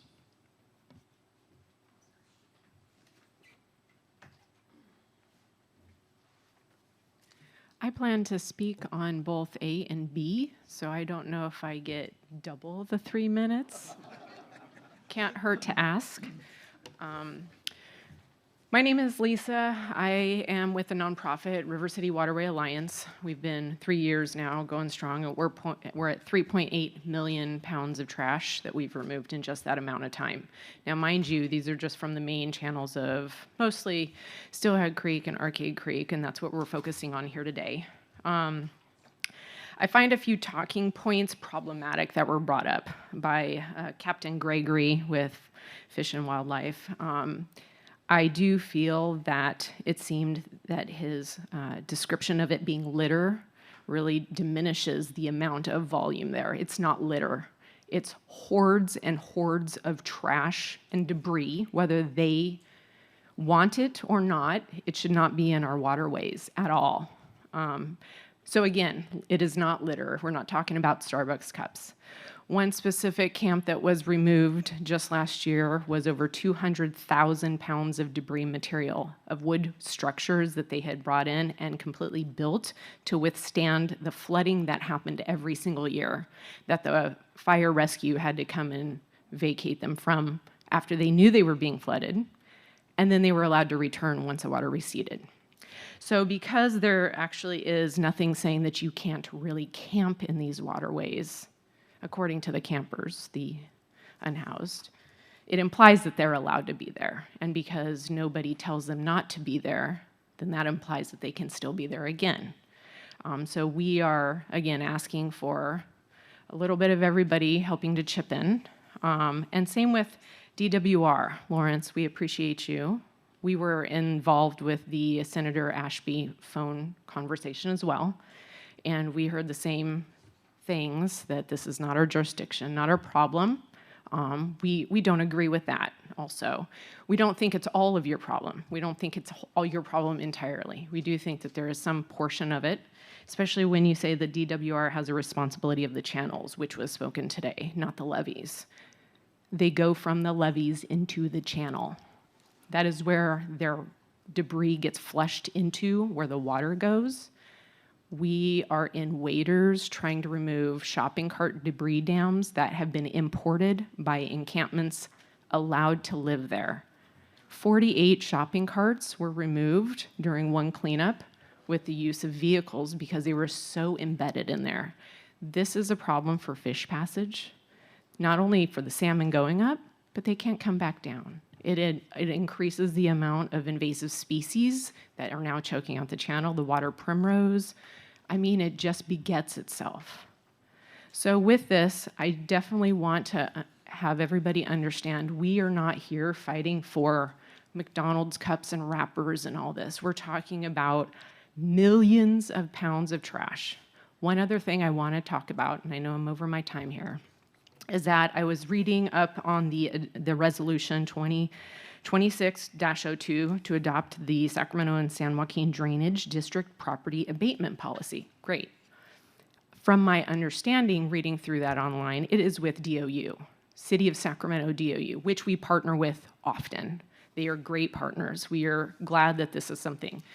The area that we are mostly concerned about falls outside of the boundary of DOU. They have no jurisdiction. So this 9B would not fall within this area of Steelhead Creek and Arcade Creek.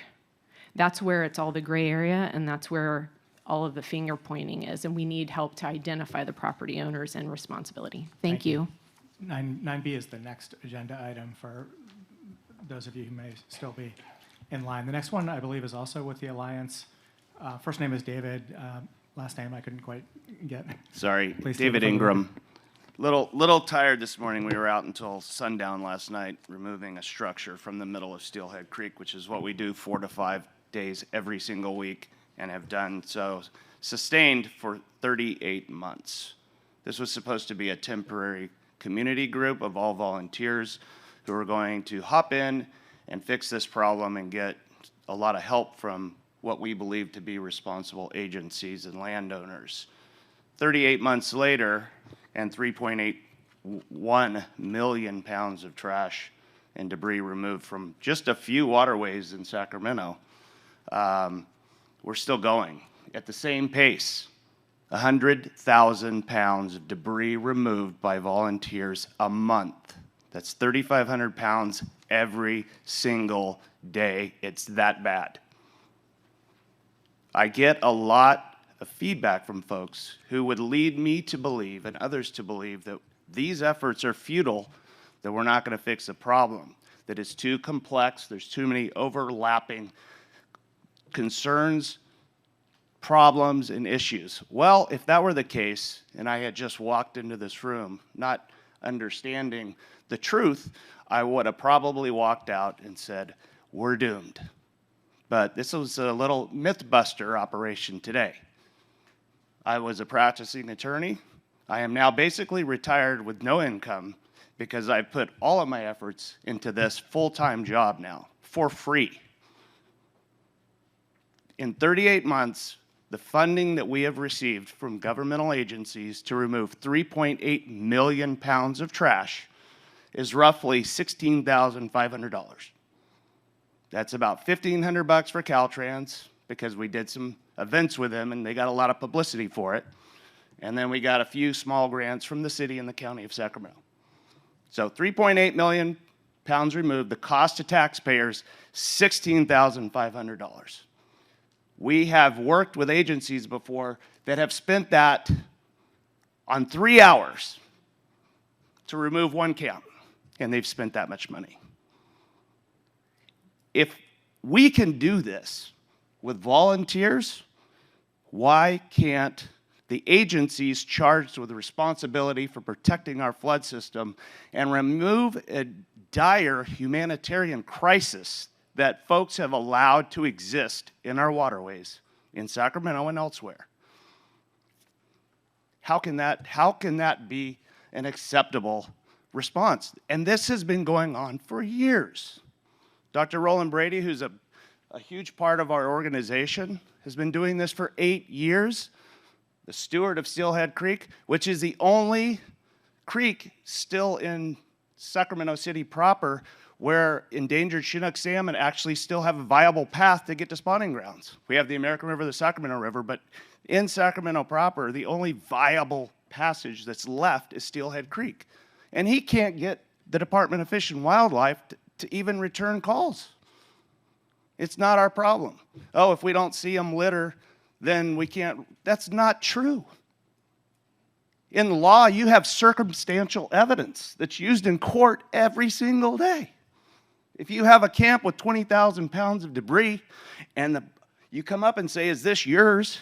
And the guy says, yes, which they tell us every day, that's mine, don't take it, don't touch it.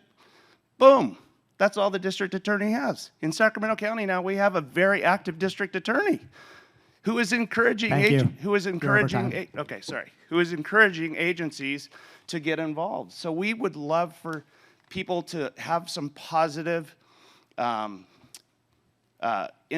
we hope to positively influence people to come get on board and help us because we can't keep doing this. It's not sustainable. So thank you very much for having this discussion. It's an important one, and we are happy to assist in any way possible going forward. Thank you.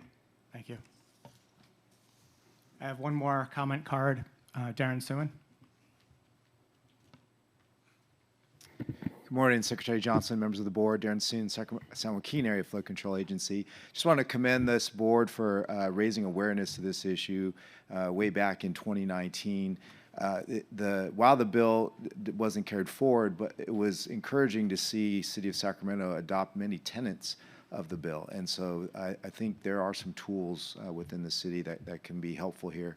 I just wanted to offer up, in terms of this is a very complex issue, and I appreciate the passion the previous speakers have mentioned. And as it speaks to protecting critical infrastructure, we've learned over the years dealing with the unhoused how communication and education is incredibly important, just from building that relationship to possibly getting them into housing, but also I think educating them on the damage that can be done by digging in to the levees. And so I'd encourage, with all the different tools that we have to engage the populations that is out there, and I recognize it is not something that can be, you're not going to remove an encampment and it tends to come back. We all know that. So let's try to educate them. Let's try to get advocates out there to educate their fellow people that are camping in the levees to not do damage, and report to the agencies when that does happen. And I think while it isn't an entire fix, I think it's something that can help all of us maintain these facilities. Thank you. Thank you. That's it for the speaker cards. I'll ask if there are people in the audience who did not submit a card who would like to speak. I don't see any. Do we have people online? Only board member Countryman has his hand raised. Go ahead. Board member Countryman. Okay. This is so frustrating. It's such an obvious thing that needs to be done. Is the garbage and trash needs to be removed from these channels. And to see bureaucracy get wound around itself so badly that it can't do the obvious, it's just frustrating. I really encourage a more aggressive approach to this if there's any way possible. Thank you, Board Member Countryman. I'm going to take the last word on this one. No, I won't. Board Member Griego, and then I'll take the last word. Thank you.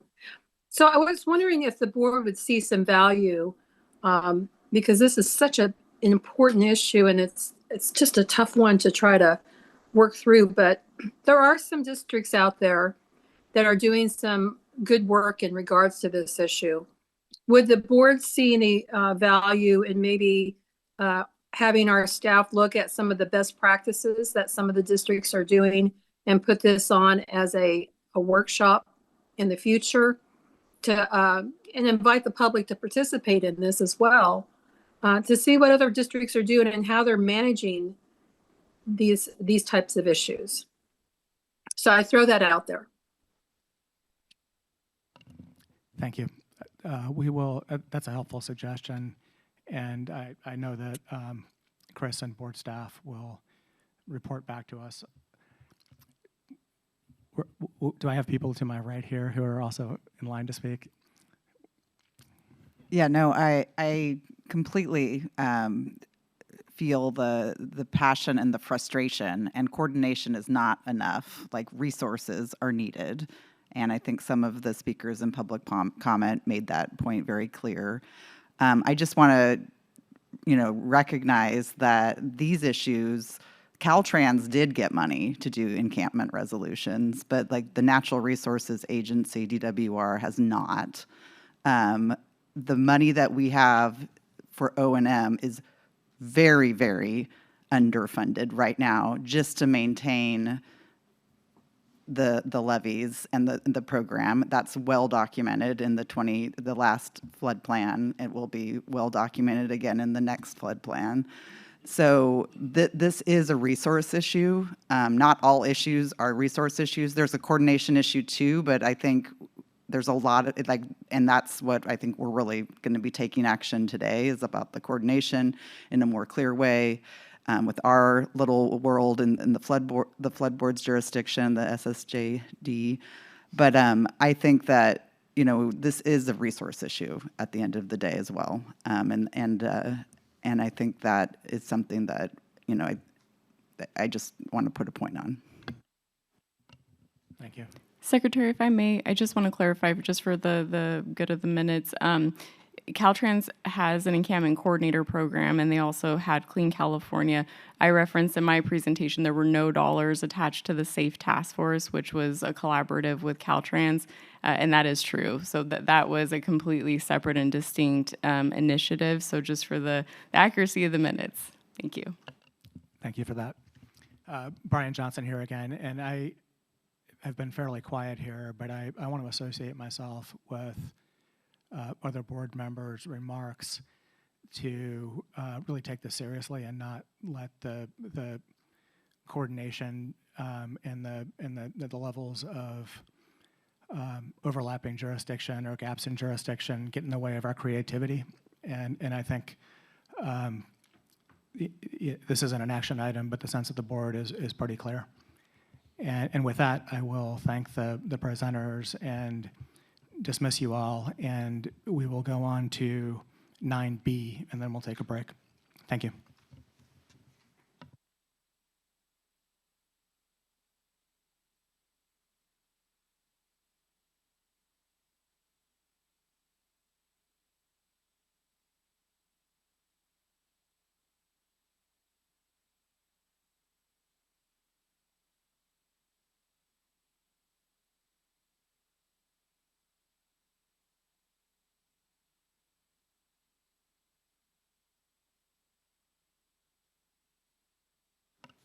Okay, this is agenda item 9B.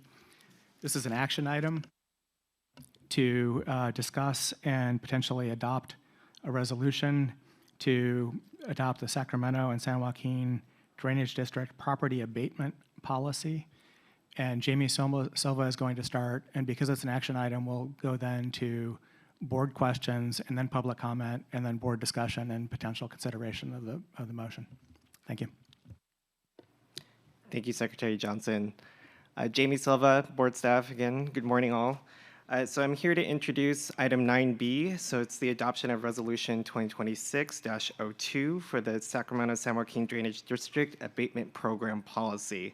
So in the previous presentation, so we have discussed the board's jurisdictional authority within the floodway and how we rely on our local maintainers to perform the operation and maintenance on the board's behalf. In this presentation, we'll build upon that responsibility and specialized relationship that ultimately are good stewards of board-owned lands. Next slide, please. So through Executive Order N-124, Governor Newsom has ordered agencies and departments to humanely remove encampments from public spaces, prioritizing those encampments that most threaten the life, health, and safety of those in and around the encampments through partnerships with state and local agencies. Next slide, please. So it is codified in statute that the management and control of the Sacramento and San Joaquin Drainage District properties are vested in the board. While the SSJDD portfolio includes other property rights such as easements, for the purposes of this presentation, I will be concentrating on the lands owned fee simple by the board. The board owns and is responsible for about 27,000 acres of land across our jurisdictional authority. As a result of impacts of the unhoused and encampment establishments, some properties under the board's jurisdiction require abatement from damage and debris accumulation, which we have heard today, which may lead to public safety concerns and environmental impacts. Next slide, please. So in response, the board implemented the SSJDD Property Abatement Program, which creates mutually beneficial partnerships with local government agencies, such as cities and counties, for abatement activities outside of a local maintainer's flood operation and maintenance responsibilities as a state plan of flood control. The board's abatement program supports the local government agency's efforts to inhibit further damage to the state plan of flood control and prevent encampment expansion to promote public safety, adjacent structure viability, wildlife habitat preservation, and allows for the safe operation of the state plan of flood control. The abatement program is a vehicle in which the board maintains good stewardship of our property while still playing an active role in addressing the homelessness crisis within the board's jurisdiction with other state and local entities. Next slide, please. Before you today for consideration of adoption is Resolution 2026-02, which adopts the SSJDD Property Abatement Policy in compliance with the executive order. The policy establishes humane standard operating procedures for local government agencies such as noticing, encampment removal, collection, storage, reclamation of abandoned personal property, and requirements to provide wraparound health and human services for unhoused individuals. Adherence to the board's policy or local government agency's ordinances and policies, whichever is the most stringent, is a requirement for program participation to receive financial reimbursement for activities performed on the board's behalf.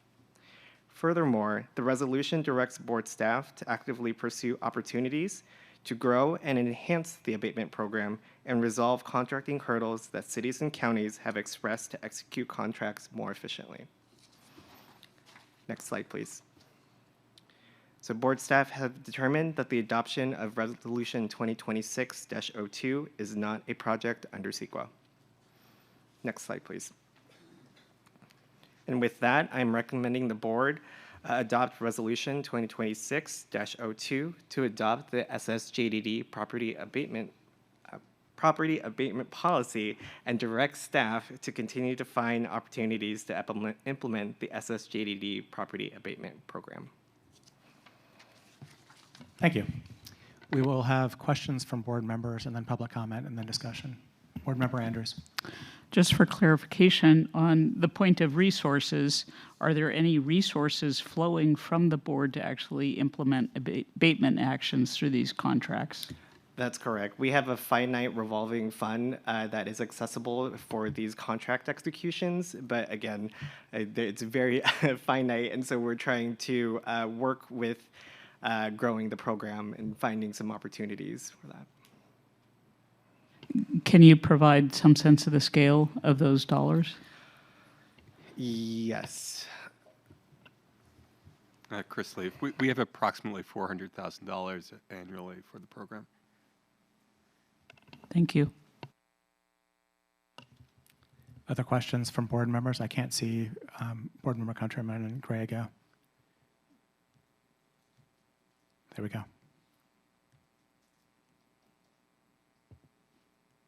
Hearing no questions, we will turn to public comment.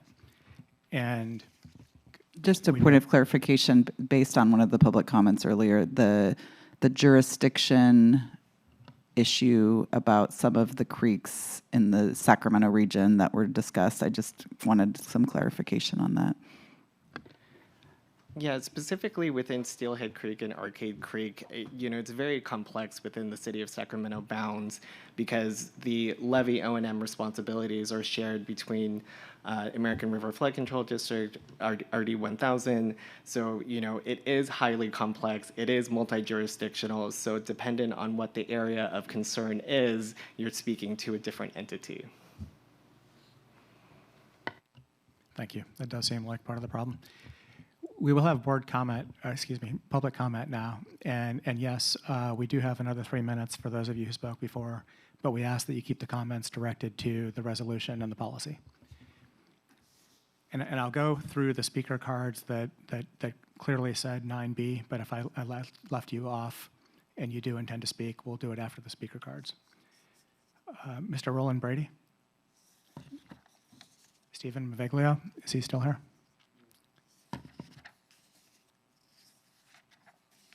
Lisa Sanchez.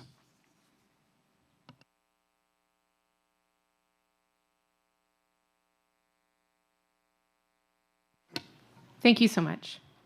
Again, reading through this online for what I could find, I appreciate being able to listen to Jamie's presentation. It's again. Could you state your name for the record, please? Oh, I'm sorry, Lisa Sanchez. And I am with the nonprofit River City Waterway Alliance. And again, reading through the details of it, I was really excited to see that this is something where it would be help to fund different agencies that need the extra help.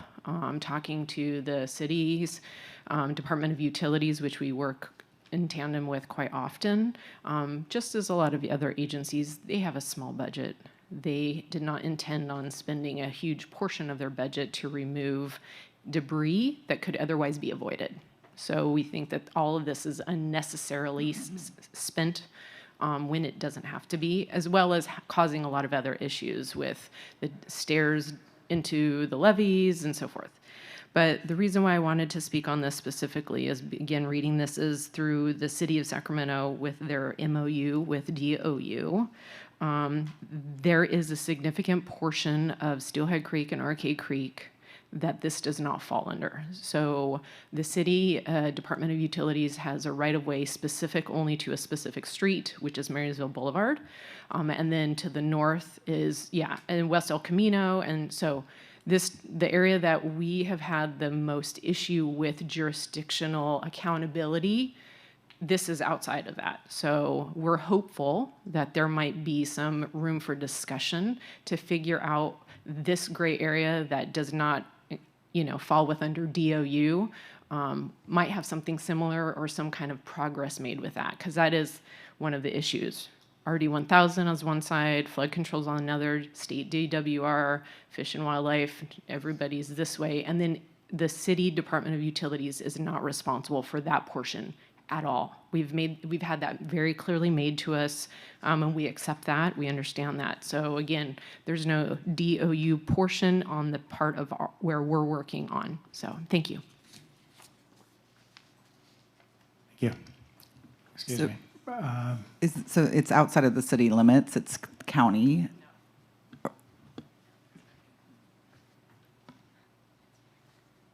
This is the other caveat to all this. It is directly within the city of Sacramento, like in the heart of it, between the two levees. And for whatever reason, doing research on this and being involved in this with so many years invested into this, we cannot figure out why DOUs, the city Department of Utilities, right-of-way jurisdiction kind of stops at this one end and stops at another, but there's this middle that has no agency responsible for it. So DOU is responsible for the waterways within an outside portion of this, but also within the city. This is within the city. This Sac County DOU has no jurisdiction in this portion at all. They do at the north, where there's a pump plant just above Robla Creek, where Dry Creek kind of intersects into Steelhead Creek. There's a pump plant there. And they have an MOU right-of-way with agreement with the city of Sacramento. So the County DWR maintains that pump plant in the north portion of Steelhead Creek for the city of Sacramento. But south of that is not correct. That is the face I got when trying to figure that out too. It's all, yes. Hence why RD 1000 and flood control say, we're a levee maintenance agency. We maintain the levee. That's great. But the levee, the creek is like 100 feet wide. It's huge. It's massive for the water flow conveyance, which is necessary in the storms in the winter.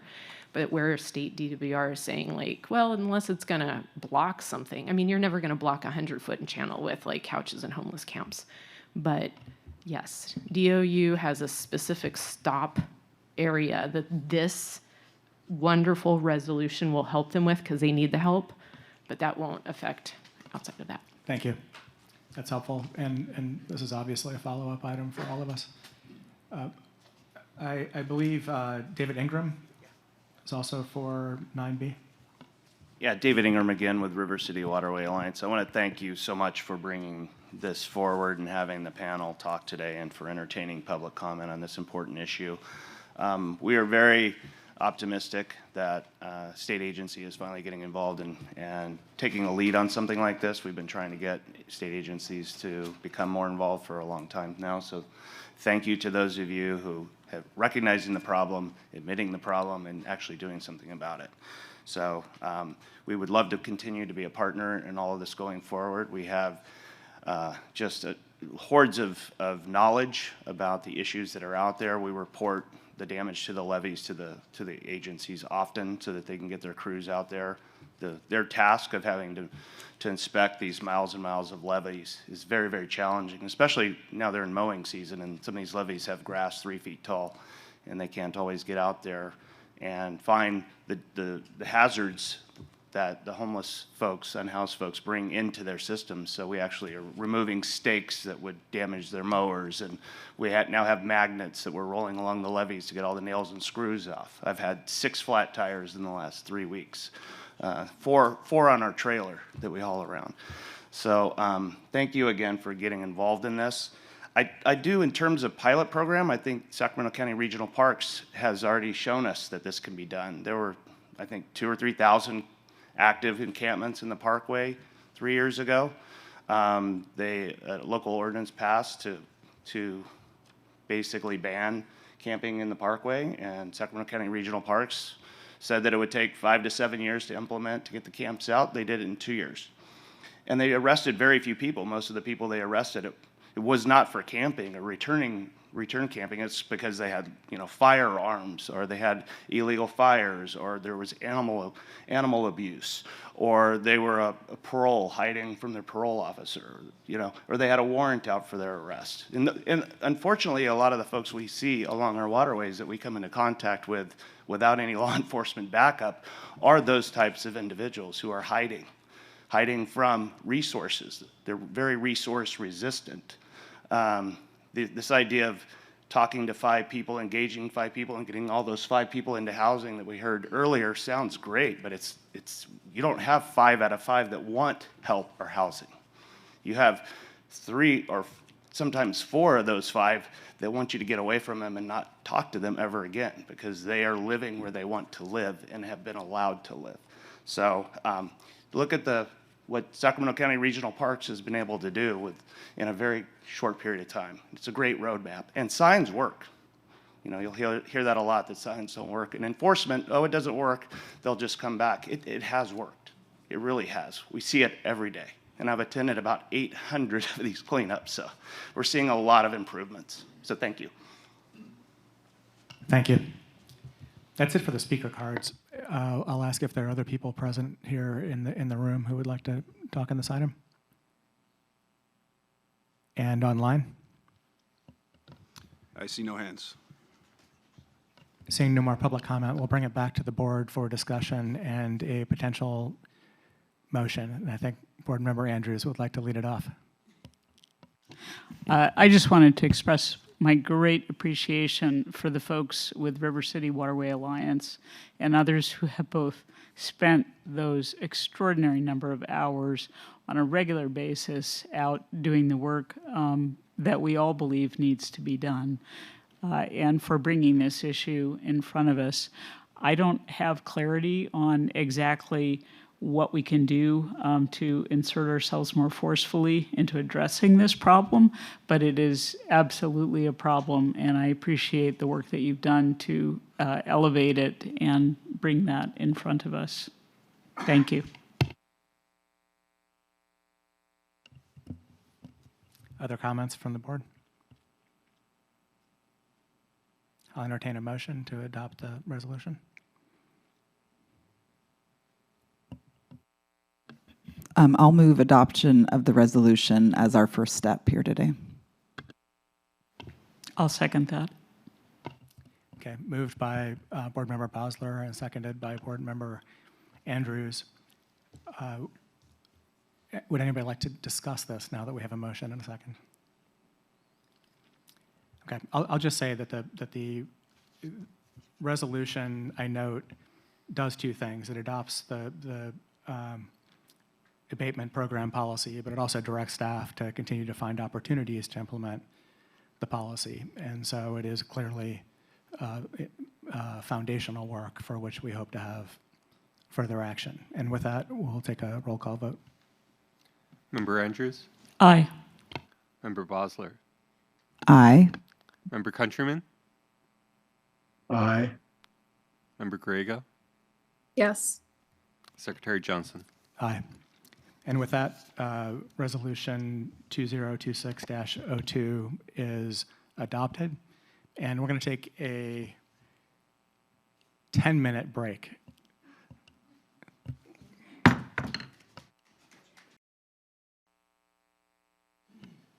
Okay, we're going to come back into session here. Can we confirm that we have our 2 remote board members online?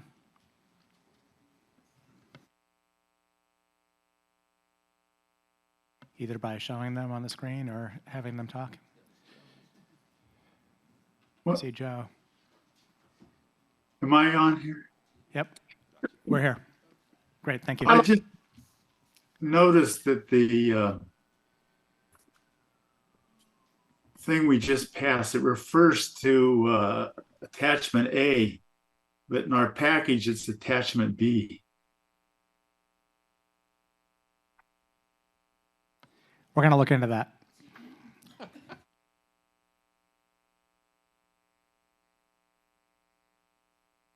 That would be my job as the secretary. This is item 9C. This is an information item, presentation on the Lower San Joaquin River improvement projects. And our staff, Dustin Snosky, is going to introduce our presenters. Yeah, thank you, Secretary Johnson. My name is Dustin Snosky. I'm a senior engineer with the Flood System Improvement Branch. To give a presentation, this is agenda item 9C. It's an informational briefing about the Lower San Joaquin River improvement projects. So there'll be 3 speakers with us. Starting off, we'll have Josh Garcia with the U.S. Army Corps of Engineers. Then we have Darren Soon with the San Joaquin Area Flood Control Agency, and then Jesus Esparza with the Department of Water Resources. Next slide, please. So a little bit of an overview. Again, Josh will be presenting the Lower San Joaquin River California project. Darren Soon will be presenting the Lower San Joaquin River Project Phase 2, also known as Lathrop-Manteca Study. And then Jesus Esparza will be speaking about the Paradise Cut Bypass Expansion and Multi-Benefit Study. Next slide, please. Did I do a... Okay. And so for the Lower San Joaquin River California project, Josh will give a review on the progress of the construction projects, current construction and design efforts, upcoming designs and construction, and risks to project implementation. Next slide. Darren will be speaking about the Lathrop-Manteca study, the current status of the study, the Section 203 study, Section 221 MOU update, and there will be a board action for agenda item 9D today, and I'll get into that further. Next slide, please. And then Jesus will be speaking about the Paradise Cut Bypass Expansion Multi-Benefit Study, giving some background and phase milestones, as well as current status of the study, in particular phases 2 and 3, the scenario options, dredging, and next steps. Next slide, please. So for some context, the location, south of Sacramento, and we're dealing in the areas of Stockton. Next slide, please. So the Lower San Joaquin, California project, we're dealing with North Stockton and Central Stockton, Phase 2, Lathrop-Manteca, basically areas east of Reclamation District 17, and the last presentation will be on the Paradise Cut bypass, which is down there. Next slide, please. So this is the Lower San Joaquin River California project. As you can see by the colored lines there, we have a lot going on. We have phases A through F. Josh will get into the much more detail, but I think it shows that there's a lot going on there. Next slide, please. The Lathrop-Manteca project map, this is the preferred plan that there will be a lot more information about. The thick line there is the Reclamation District 17. One of the biggest concerns, or the biggest topics today, will be the southern portion, which is the dry land levee. You'll see there in magenta. Next slide, please. And then the Paradise Cut project map, you'll see it's just south of Lathrop. You'll see the existing weir there, and then the different colors show different potential improvements to the area. Next slide, please. And so at this point, I'll be handing it off to Josh. Josh is currently the Lower San Joaquin Program Manager, the Chief of Project Office C, and Deputy Chief of Civil Works Project Management Branch. There's a lot going on, and Josh, we thank you for coming. Yeah, thanks, Dustin. Can you hear me online? Are we good? All right, thank you, sir. Again, Josh Garcia, the Program Manager for the Lower San Joaquin River Project with the U.S. Army Corps of Engineers. Appreciate the board having me here today to provide you an informational briefing on where we're at with the construction project. So just a brief background about this project. This project was authorized in 2018 by the American Waters Infrastructure Act. We then moved to execute the design agreement with the Central Valley Flood Protection Board San Joaquin Area Flood Control Agency, the U.S. Army Corps of Engineers in May of 2019. And then we executed the PPA to move into construction, the Project Partnership Agreement, in September of 2020. So just kind of some high-level information about this project. We're looking to do a total of 40 miles of improvement. There's actually 27 miles of authorized project, but if you stack some of the fixes on top of each other, it ends up being a total of 40 miles of improvements. We look to improve flood risk reduction or reduce flood risk to North and Central Stockton to include the 70,000 acres of mixed-use land and protect 265,000 residents in the area. All right, so where we're at with construction right now. TS30L was our first construction project. This is along 10 Mile Slough, which is just west of the community of Brookside. We completed the first season of construction last year. In addition to that, we also completed our first mitigation site. And I want to say this is a huge success for the project. As the board's aware, credits are really not available in the Central Valley when it comes to riparian credits, along with shaded riverine aquatic and shallow water habitat. So working with our partners, SJAFCA, the state of California, along with Fish and Wildlife Service, we executed a comprehensive mitigation plan, which laid out multiple properties that we could then look to acquire through our partners and then build our own mitigation sites. So huge success for the project. I just want to give kudos to our partners on that. Without that, we would not be in construction right now on TS30L. So for design activities, I was amiss in not spelling out a couple of the acronyms here. So before I jump into this, the GDR is a geotechnical data report. That is really a summary of our geotechnical explorations that have occurred throughout the project to include, subsurface conditions, soil properties, and groundwater levels. And then HBOD and GBOD. The HBOD is a hydraulic basis of design, while the GBOD is a geotechnical basis of design. Both of those are fundamental documents that will inform the design efforts for any of the particular features or fixes. Okay, so where we're at with design right now. Phase A, which is also known as the Shima Track Levee, we have completed 95% plans and specifications, and we recently issued the take letter to our partners on the 20th of February. The B2, Phase B2 is our 14-mile slough closure gate. For that, we're in the process of completing the GDR right now. And then for Phase C1, which is the confluence of the Calaveras River and the San Joaquin River on the right bank, we have initiated the HBOD and GBOD for that phase of the project. And in C2, which is the right bank of the Calaveras River, going upstream approximately 4 miles, we just issued the AE contract for the GBOD. So all huge accomplishments related to design. And then the last one I want to mention here is related to Phase E, which is the lowermost portion of the project, starting upstream at Duck Creek and moving downstream to about the port of Stockton. Excuse me, I took some allergy meds today, so I'm a little dry.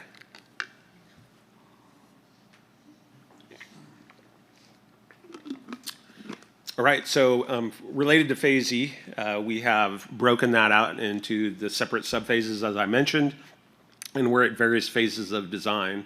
I will mention that we have completed a 30% GBOD and HBOD for all of Phase E, and the indication is that 20,000 feet of cutoff wall that was identified in the feasibility study is no longer necessary.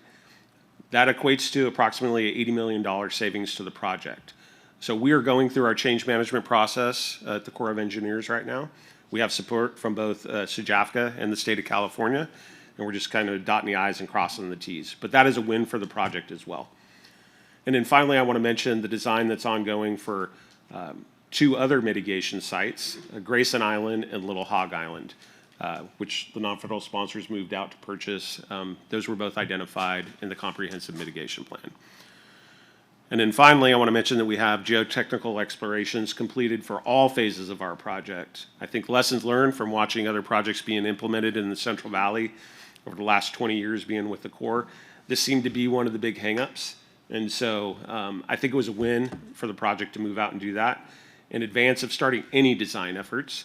Also want to mention that as part of that exercise, we did a tabletop utility identification exercise where we identified at least 100 permitted utilities either going through, over, or under the levee. Next slide, please.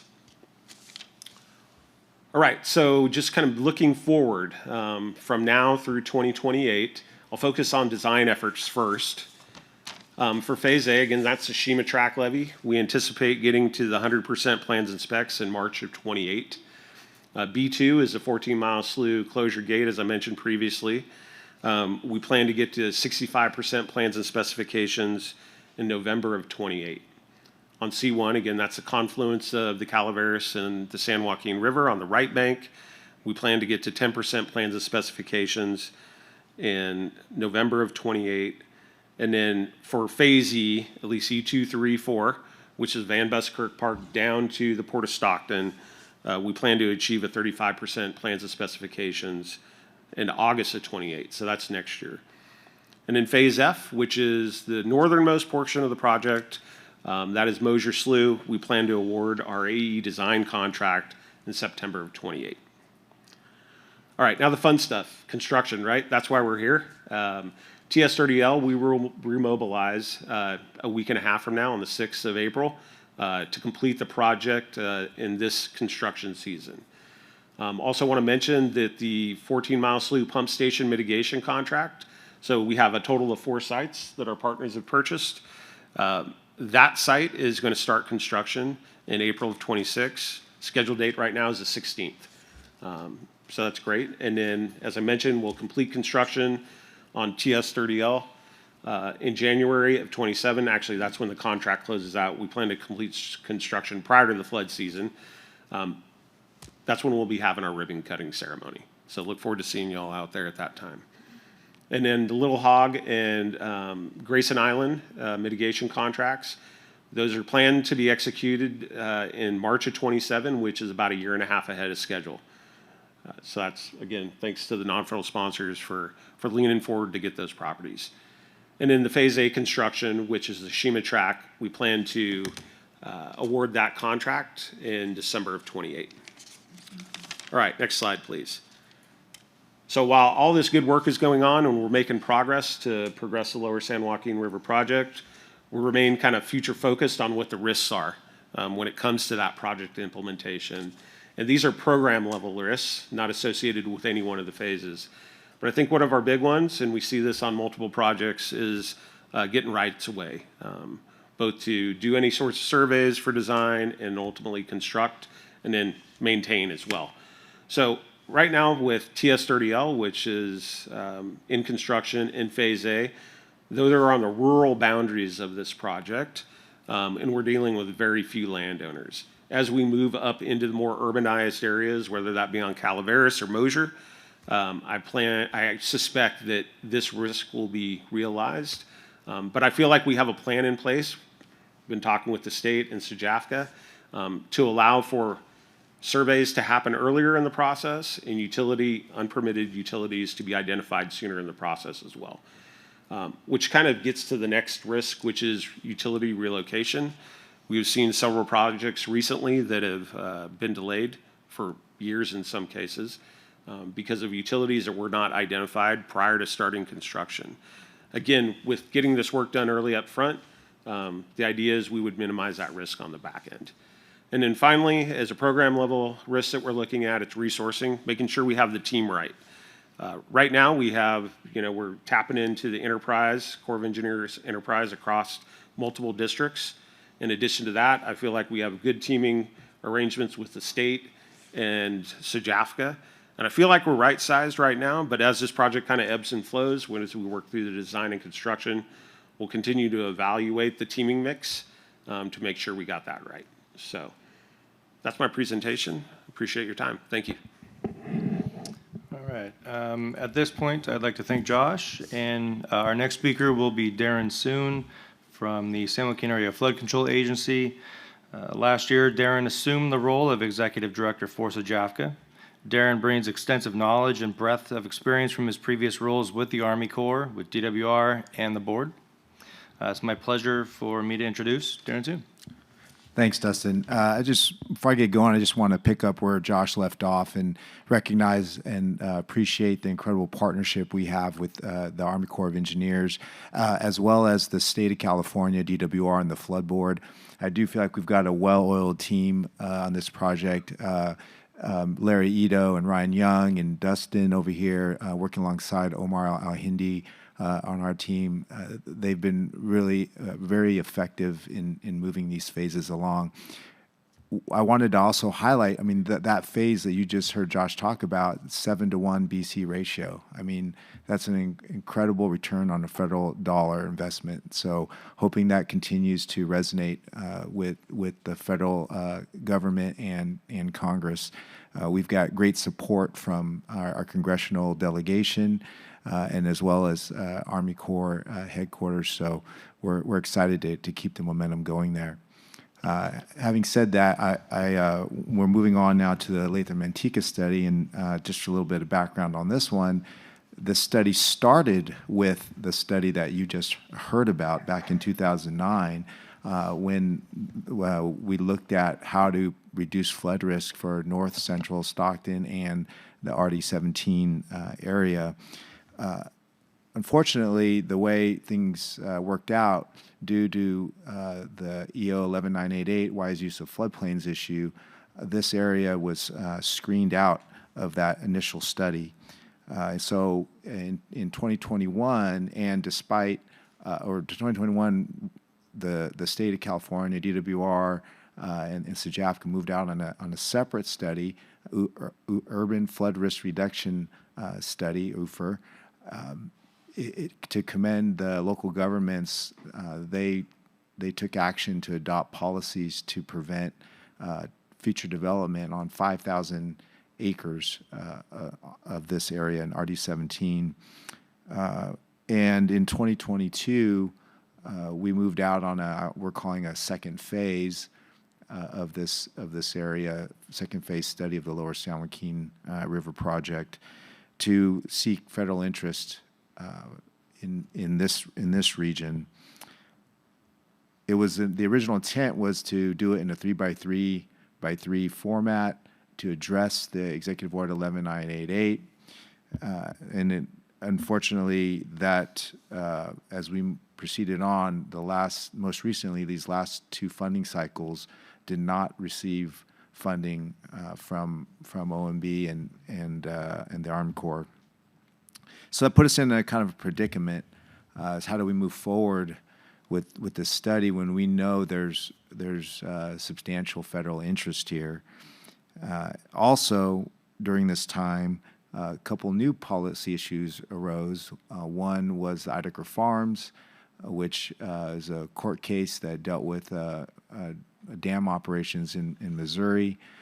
This resulted in dealing with induced flooding for part of this project, especially the dryland levee that Dustin referred to earlier, and I'll speak more about later on. The second policy issue was a 35% design maturity requirement from the Army Corps headquarters, seeking to get a better handle on how projects, the cost of projects going further along. The feeling was that if you advance the design maturity, that you'd have a better understanding of the costs, and the 902 limit that the Corps has that examines would not be impacted. This is across the nation. It isn't just for this project, but these are the two new policies that were certainly affecting this study. So, what to do? We started looking at the Section 203, and the Section 203 adopted in an earlier WRDA, if I remember, I think it was WRDA 2016 was the first one, and then updated in 2018, but and then subsequent WRDAs as well, further refined. But this allowed the non-federal sponsor to take on studies like this on their own. Next slide, please. So, as I mentioned, we do appreciate the partnership with the Army Corps of Engineers, and this alternative, the Section 203, allows us to continue that partnership, but in a different way. It allows us to engage with the Army Corps through technical assistance through the ASA's office versus directly with the Army Corps district. It needs to be a policy compliant document, and it allows us to control to some degree the progress of the study, in that we would hire the consultant team to finish out this study. So the resourcing is more in our control. It's entirely funded by the non-federal interest versus non-federal sponsor, and this is how they use the term. So it is again within our control from a budgeting standpoint. The money literally comes from us, and we believe it's the only path forward to obtain federal authorization. What's encouraging is the Army Corps Assistant Secretary of the Army has recently put out memos, and I think the memos were referred to earlier in the legislative update. And one of them clearly states that the ASA is supportive and encourages non-federal interest or sponsors like all of us who have developed capability and expertise over the years to finish these types of studies. And so that is very encouraging. It is also, I think, a reason to try to get it done during this administration, when that sentiment is very explicit and present throughout the administration. I mentioned it's a policy compliant document. We also feel that this is an opportunity to deal with Executive Order 11988, and Ideker Farms issue is something that we'll continue to work with. There's a lot of uncertainty around that, a lot of unknowns. But again, it is an opportunity for us to engage directly with the Assistant Secretary of the Army, who oversees policies for the organization. I think I'll stop there on that one. Next slide, please. Okay, so I talked earlier about the dryland levee extension as part of it. So this is a big part of our UFR project that we've completed environmental impact report. Although we haven't adopted the final report yet, but and we're working through that. But we're moving forward on real estate surveys and geotechnical explorations where we have permission. But this has been a key issue for the study in terms of the induced flooding analysis as it pertains to Ideker Farms.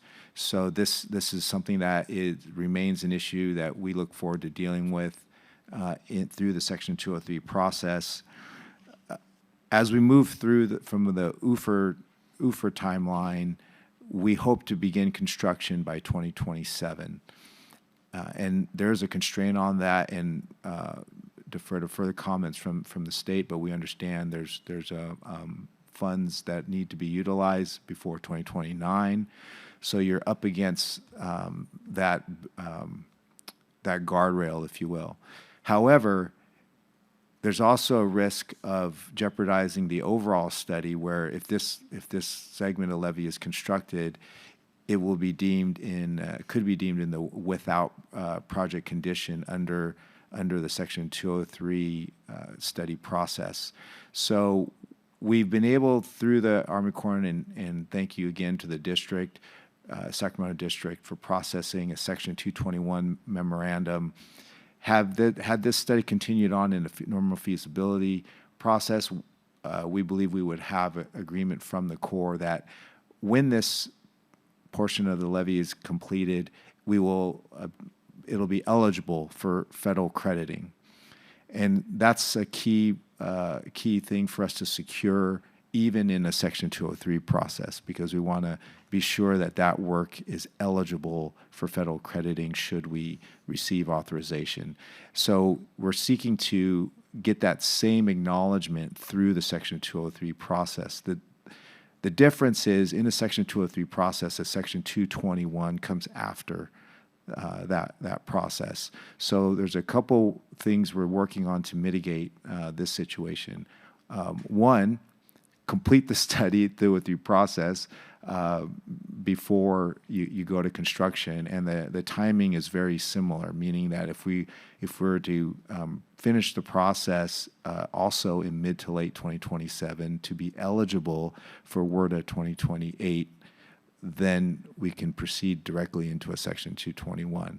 Alternatively, we also have submitted language for the current drafting of the Water Resources Development Act 2026 that would allow the ASA to enter into a Section 221 agreement before the completion of a Section 203. So a couple of different avenues here we're pursuing. Thirdly, again, thanks to the district, because they've already sent forward a transmittal to the division recognizing that this could be a Section 221 eligible segment.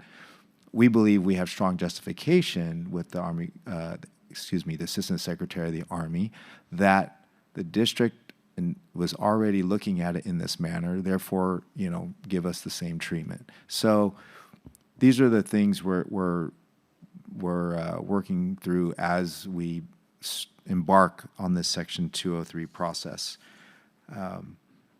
So with that, I think I'll stop there, but we're hoping that later on in the next item that the board strongly considers granting the authority to your executive officer to help us implement the Section 203 process, which requires a termination of the federal cost share agreement and an execution of a letter of intent with the Assistant Secretary of the Army for this Section 203.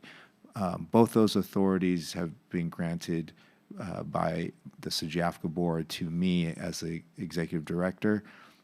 Obviously, as a non-federal interest, we want to have the same with our state partners. So, thank you very much. Thank you, Darren. Our next speaker will be Jesus Esparza from the Department of Water Resources. Jesus is a senior engineer in the Division of Multi-Benefit Initiative. It's a pleasure to introduce Jesus Esparza. Secretary Johnson, members of the board, my name is Jesus Esparza, Division of Multi-Benefit Initiatives. At this time, good afternoon. So Paradise Cut Bypass Expansion and Multi-Benefit Study. So I think some of you made it out to the field trip in the fall, last fall, right? So much of this is going to be repetitive for you. It's going to be brief. And I just kind of wanted to bring it back to the beginning, right? So frequently we reference the 1997 storm event where we had a flooding, we had a levee breach in the Manteca area, and we had a lot of flooding, right? So this was caused by an atmospheric river that occurred in late December into early January of 1997. And so reservoirs were overwhelmed, water was released, and levees were unable to maintain the water. So levees in this region, especially in the southern part of, or upstream part of the San Joaquin River, have a 50-year design level.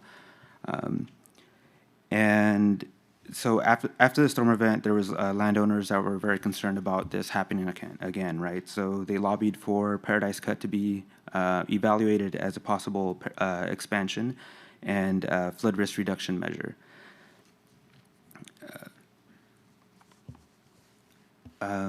So there was legislation passed in 2008 that prompted the state to proceed with investigation of Paradise Cut widening.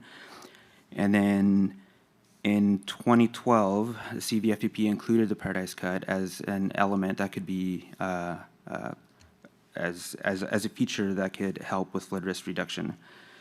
And then San Joaquin Basin-wide feasibility developed a concept for Paradise Cut that was included in 2017 CVFPP update. And that kind of brings us to where we are in phase one. And so local landowners, interested parties were very much interested in really seeing through the development of a plan that could be used for flood risk reduction in the area. So they developed conceptual planning and permitting strategy, and then that took us into 2020, 2022 for phase two, where again,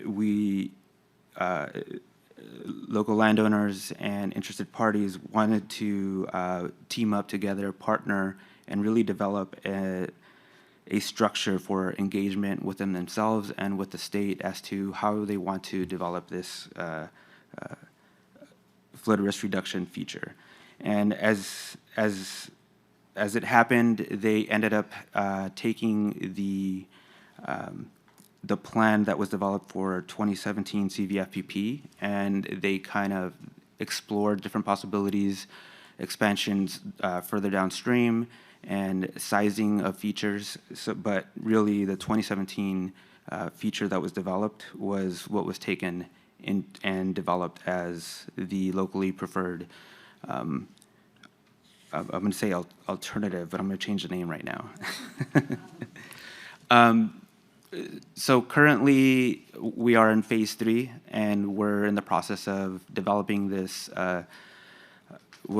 feasibility level study, right? And in the future, depending what information we're able to get, what consensus we get from landowners and the benefits and the cost, then hopefully we can move into the next phase, which was a CEQA and eventually into a construction phase. Next. So just tying back into what happened in phase two. So this is the footprint of what the project or the selected minimum viable project looked like. As you can see, there's a 1,000-foot weir opening upstream on the bottom right-hand corner of the slide. If you go upstream a little bit, you'll see where it says existing weir. That's the current existing weir. So all of the light brown area would be possible floodplain that would be brought into the Paradise Cut bypass. There's also a 250-foot opening that would be that was part of this into the Union Pacific Railroad there, that was included as a feature for this action. So project benefits, flood risk reduction, ideally ecosystem enhancements, and then the very big one especially for downstream landowners and interested parties is water availability. So there's a ton of work and coordination that went into this, and initially it was thought that the project would be somewhere in the ballpark of $170 to $200 million. So coming out of phase two, there was an MOU that was signed in 2022, and so SAJAFCA was one of the agencies, and then also American Rivers, and I always want to say River Partners, but South Delta Water Agency was another one, and then there's about 15, 16 reclamation districts that joined this MOU. Next slide, please. All right. So when you guys visited, this is where we were, right? So we were pretty fresh coming out of the oven with all these numbers. And I'm going to ask that you look at alternative 3B, which is in the middle of your screen. This is what was considered the minimum viable plan or minimum viable project by the MOU signatories. And as you can see, it's a pretty big footprint. And also, if you look at the bottom, it's a pretty large price tag, right? Nearly $900 million. So at this time, as part of this, so there were 7 different alternatives that were investigated, and we tried to capture different combinations as well as the bookends of what this flood risk reduction measure could look like. So on your left-hand side, you have alternative 2B with kind of a small scale project, and then alternative 6B where you have a larger scale. You can see you have a couple more levee setbacks further downstream, and then there were also additional railroad openings. I'm going to point, if you guys can see just for reference right now where San Joaquin River crosses I-5. Do you guys kind of see that? All right. So initially, coming out of phase 2, it was thought that there would be approximately. So the flood risk reduction, the proxy that was used was water surface elevation, right? So it was thought. So based on modeling, it was shown that it was about 2 feet water surface elevation reduction using the minimum viable project, and then further up. Downstream, up in the French Camp Slough area, it was 0.7 feet water surface elevation reduction. So, bringing us to, what direction do we want to go with alternative 3, alternative 6, alternative 2? So the conversations were getting kind of difficult to hone in on a preferred or a selected alternative. So then we started thinking about, well, how can we continue to move forward, right? And then we're going to come back to that. So next slide, please. There's also a major element further downstream that includes 49 miles of dredging, right? So many of the landowners are very concerned about the rate of sedimentation in the region, and the difficulties of having water available to irrigate their ag lands. So this is one of the primary reasons why it's so important to interested parties in this region. With that said, based on the estimate, with the current estimates, this element is $386 million, and so it's not a small feature. During phase 2, it was modeled for the dredging element was modeled as 5 miles, and with a 2-foot dredging, and it showed that with that size of dredging, they would see 1.5 to 2 inches of water surface elevation reduction. So essentially, dig 2 feet and you notice the drop of 1.5 to 2 inches. So it's not close to a 1-to-1 benefit, right? Let's go next slide. All right, so this is where we currently are now, right? So we went from how do we select a preferred alternative to how can we move forward? And the idea was, can we develop a master plan? So pivot from selecting a hardline alternative and go in the direction of selecting a master plan that can continue to be a live master plan that we can still add or remove features as needed, but with the idea that we generally all are looking in the same direction and we want to continue to move forward.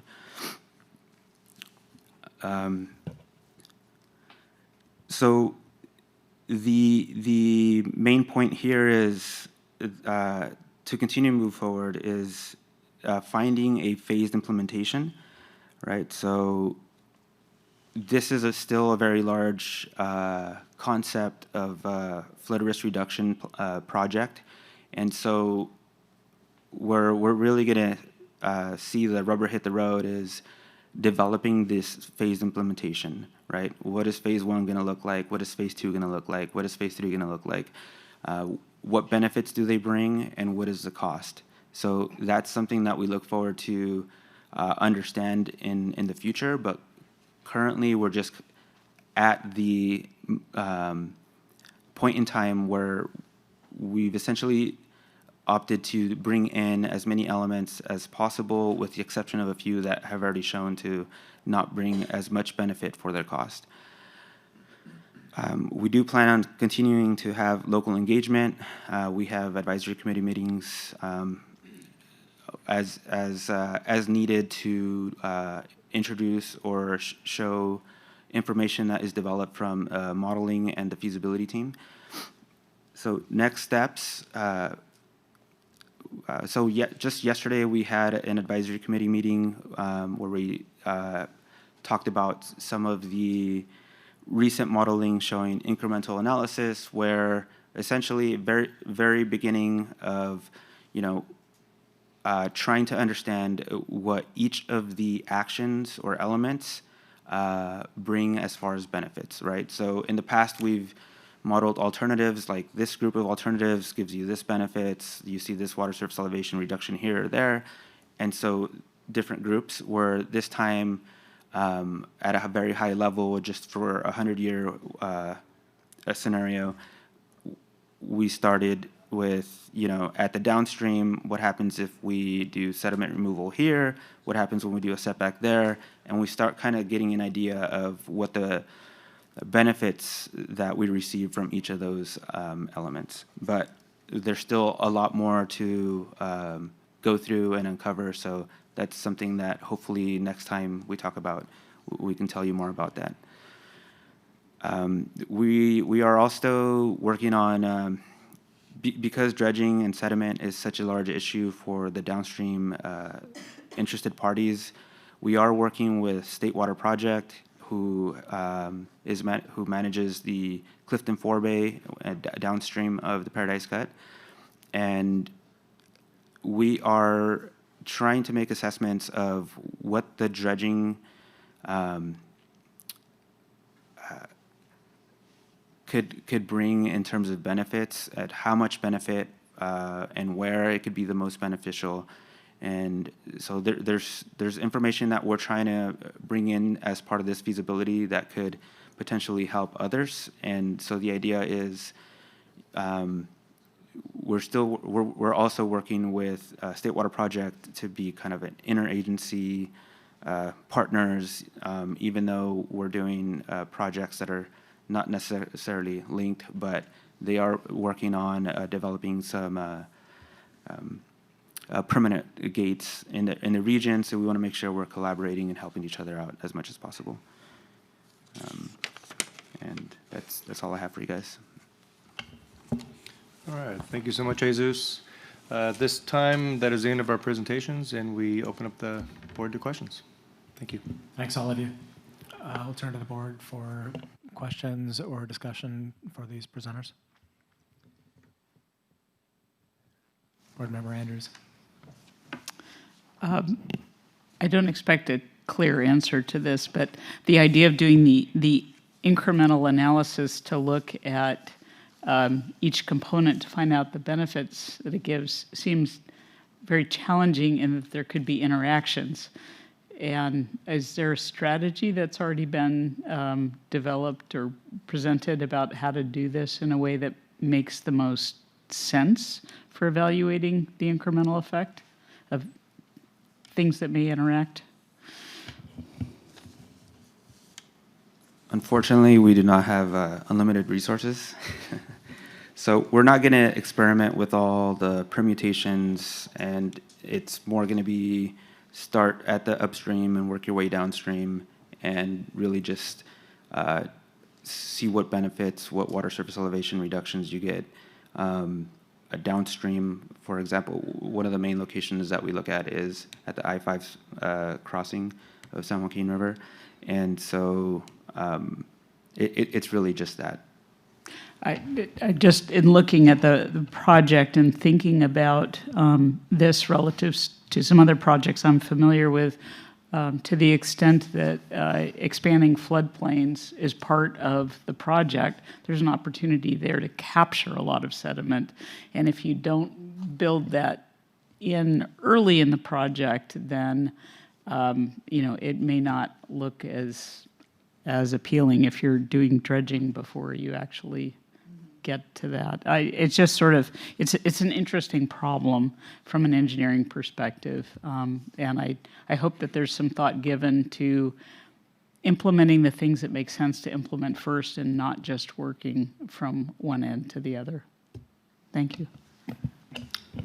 Board Counsel, Darren, if you I'd just like to remind the speakers to state their name when they're responding to the board members' questions, so the record's clear on who's speaking. Thank you.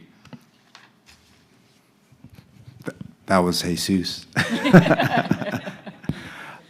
Board Member Andrews, Darren Soon, Sajafka. The other complexity I just wanted to mention is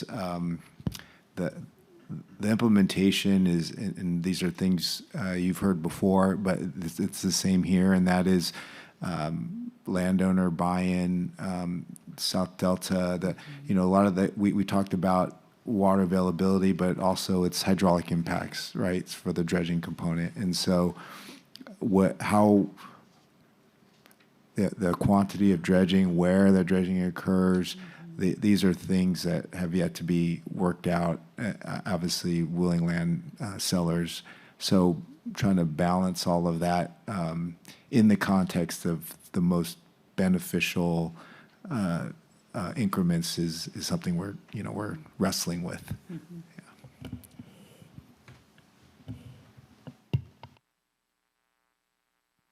That was all. Thank you. Other comments and questions from the board? Online, Board Member Contramon Grego.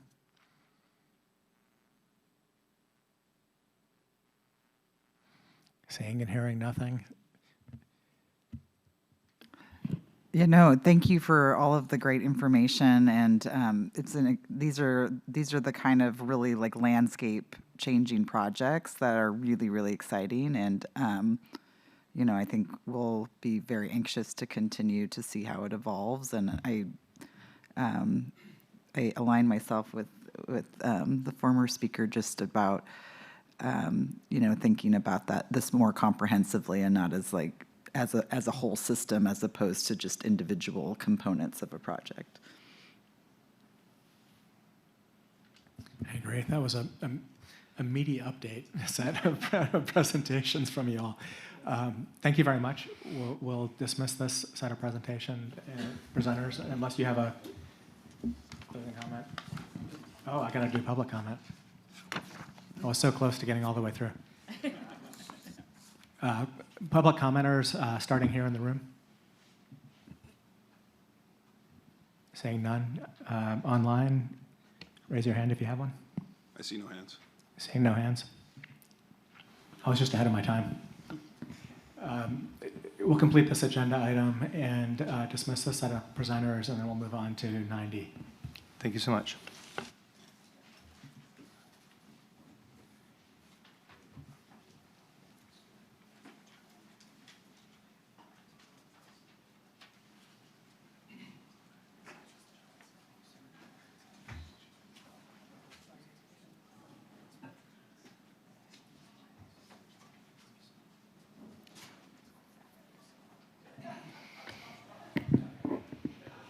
Hello, can we please bring up the presentation for agenda item 9D?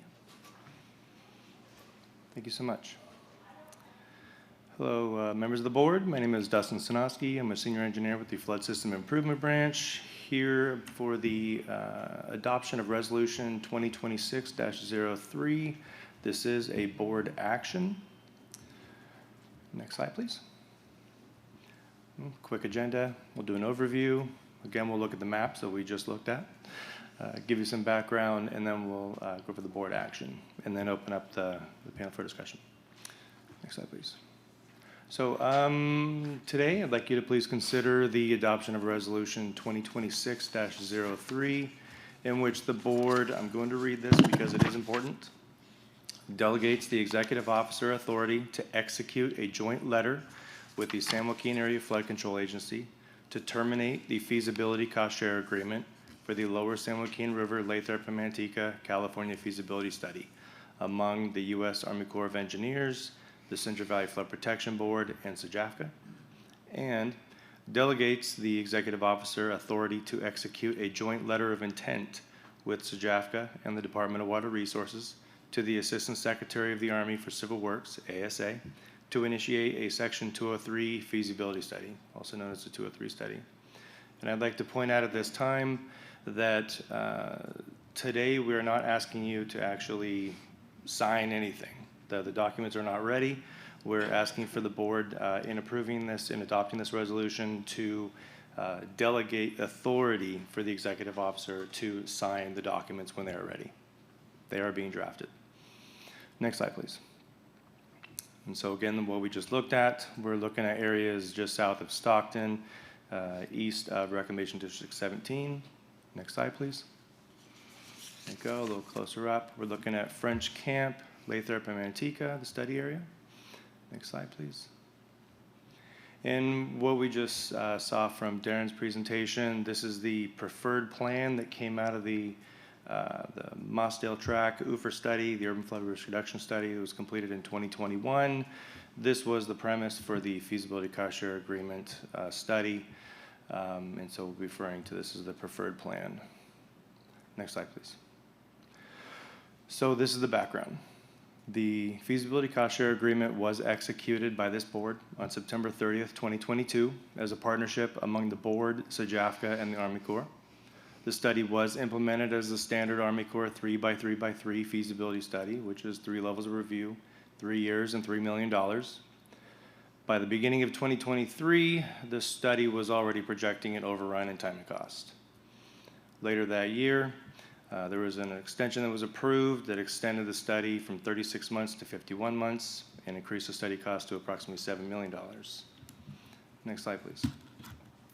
Then the following year, in November of 2024, an additional potential schedule and cost overrun was acknowledged, and the team spent the next year attempting to revise the study scope and budget. But unfortunately, by mid-2025, it became clear that the projected total cost was increased to $20 million. So as Darren spoke about earlier, the high study cost was was affected because of new federal requirements. Also the IDICA decision with transfer of risk. So as a result of all this, the team spent a lot of time looking at what of our alternatives. I mean, again, several years looking at this project, the feasibility aspect of it. Well, as a result, an alternative project delivery method became necessary to determine federal interest. So that alternative is a Section 203 study, which refers to Section 203 of the Water Resources Development Act of 1986, WRDA 1986. Next slide, please. So the 203 study allows for a non-federal interest to submit a completed feasibility study directly to the ASA's office for review and determination of a federal interest, rather than what we're currently doing is we work with the Army Corps and we go directly up.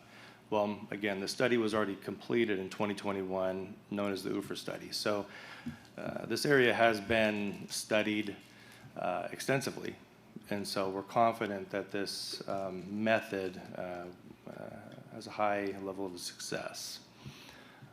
So the 203 study pathway offers several advantages over the Army Corps feasibility study, including direct engagement directly with federal decision makers in Washington, and recently released headquarters policies indicate strong support from the ASA's office for non-federal sponsors using the Section 203 process. So again, we feel like this is a good path forward. The 203 study pathway does have some risk, however, we could lose out on some significant money. So if the study is not approved by the ASA, we will not get the cost share reimbursement up to $1.5 million. Also, if the feasibility study takes $10 million to complete, we're only allowed up to the $1.5 million based off of policy. And then the main driver of the study is to receive federal cost share for the preferred plan, which has an estimated price tag of $420 million total project cost. So at 65% federal, 35% non-federal, you know, we're looking to get $270 million approximately from the federal government. So there's a lot of money involved. So that is the downside. However, at this point, we see that this is the only path forward.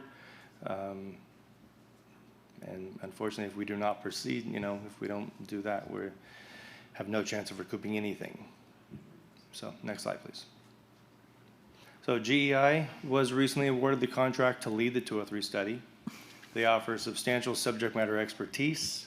They've already been in direct contact with the ASA's office, and they have put together a solid plan to accomplish a successful 203 study.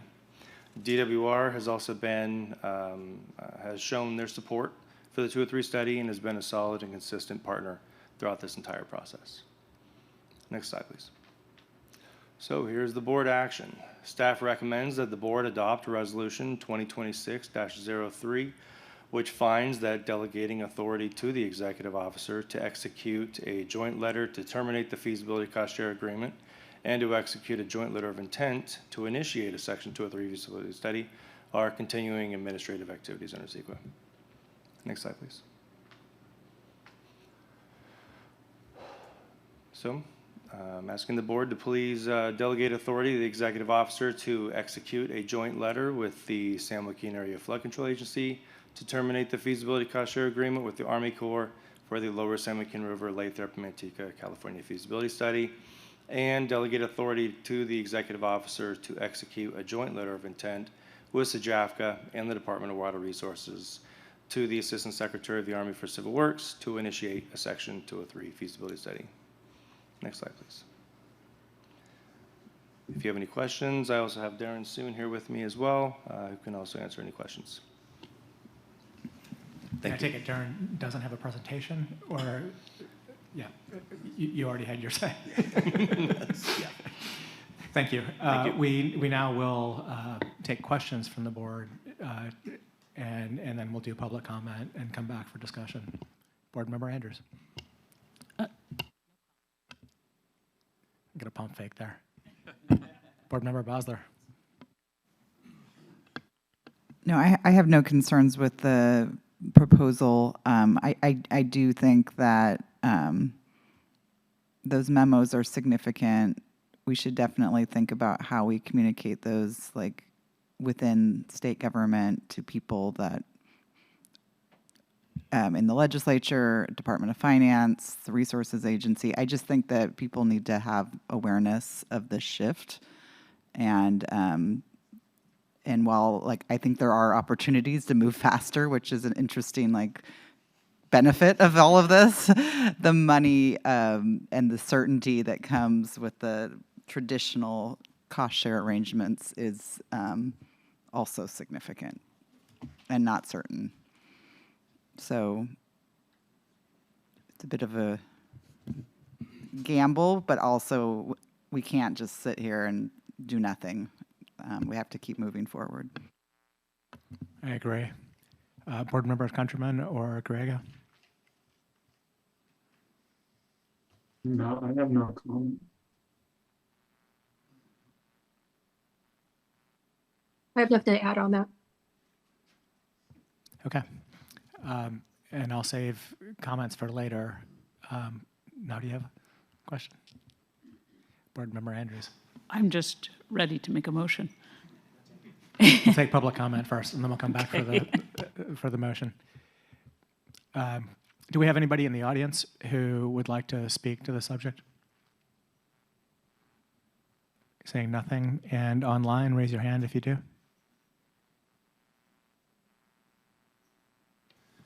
I see no hands.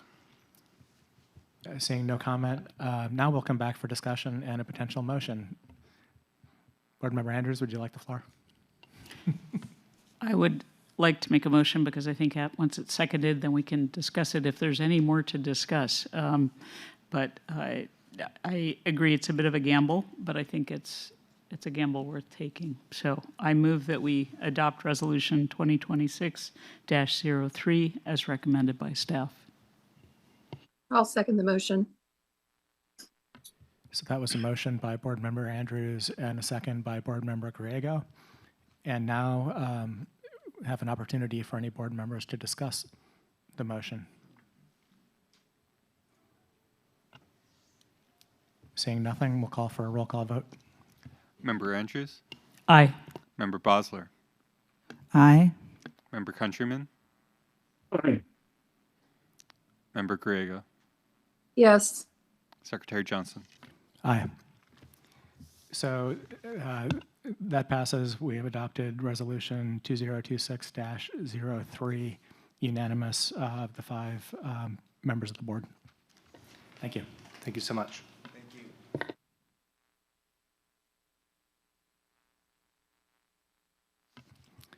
Agenda item 10 for the Department of Water Resources.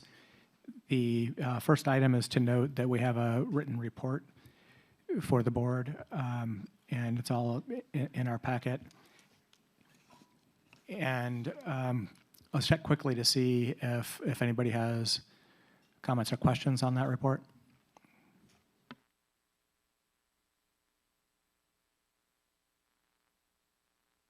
I'm seeing nothing. We'll move on to 10B, which is an update on U.S. Army Corps of Engineers projects within the Central Valley from Todd Bernardi. Yes.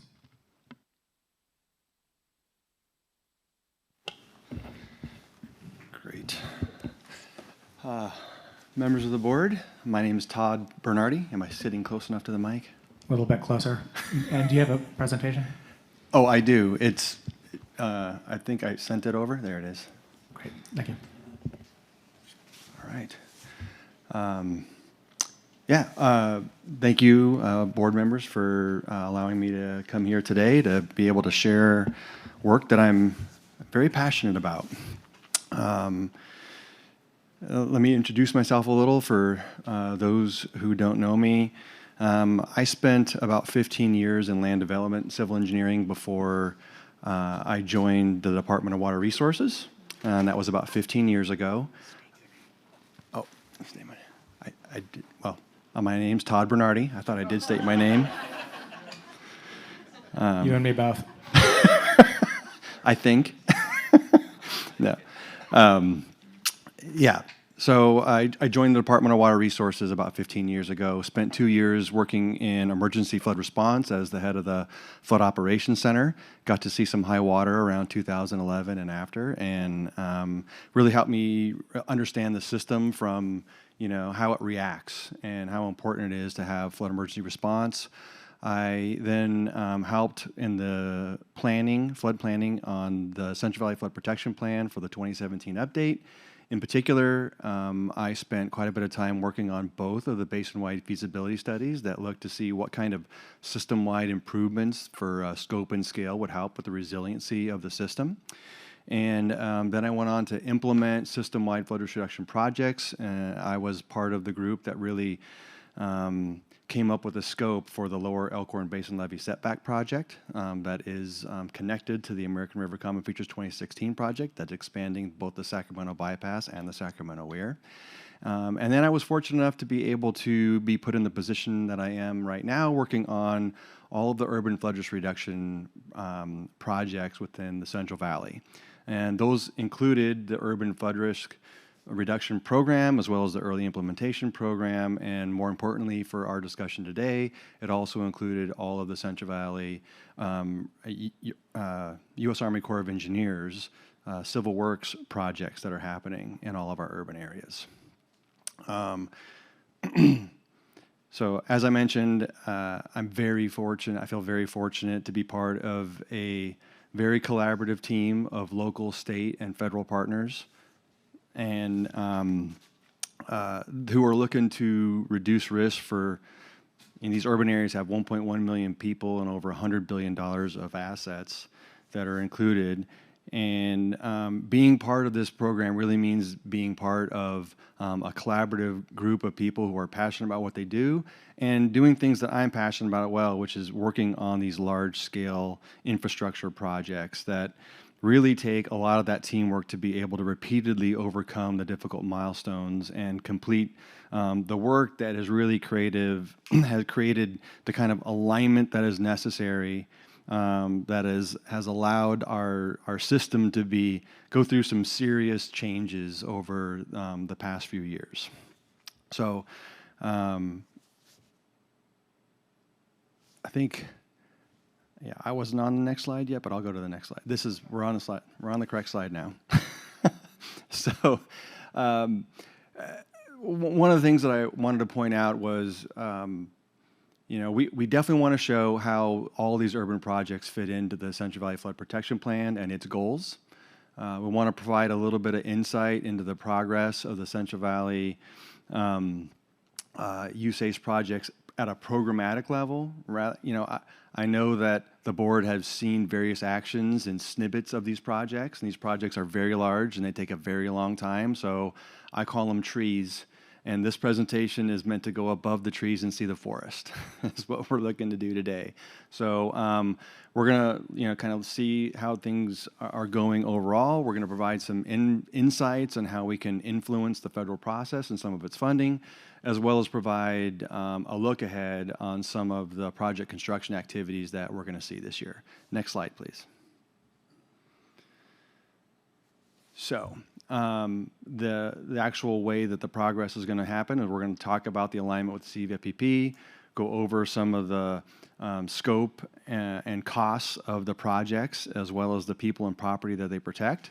Then we're going to discuss how the state supports the implementation by the U.S. Army Corps of Engineers on these projects, provide an overview of the Central Valley project status within the civil works process, including an overview of the funding status, discuss the FY27 federal needs, talk a little bit about what we're proposing for consideration in WRDA 2026, and then provide a summary of some of those anticipated activities this year.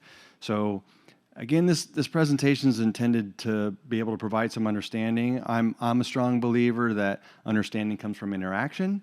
So if at any time during this presentation you have questions or want some clarification or want to discuss something, I'm completely open to do that. And if I think that your question is going to be addressed further on in the slides, I'll just let you know that, and that way we can have a more detailed discussion there. But if it's not on the future slides, we can kind of dive into it.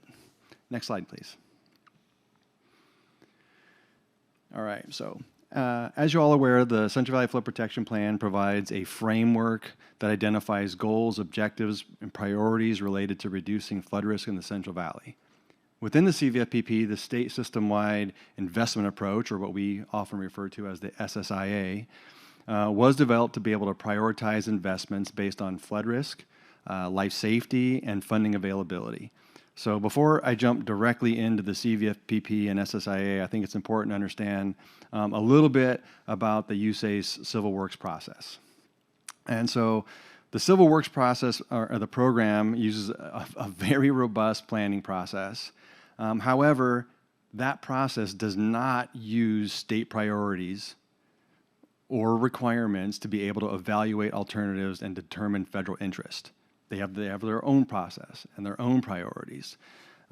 Fortunately, we're a partner in this process, and the state and local partners can influence the formulation of these alternatives, as well as point out the types of risks that can help move the Corps to a process that ultimately results in reducing the flood risk, and in most cases helps us achieve very directly the goals that we're looking for, especially in these urban areas, which include 200-year level of protection as identified in the ULDC. So let's kind of jump into the next slide and show this chart.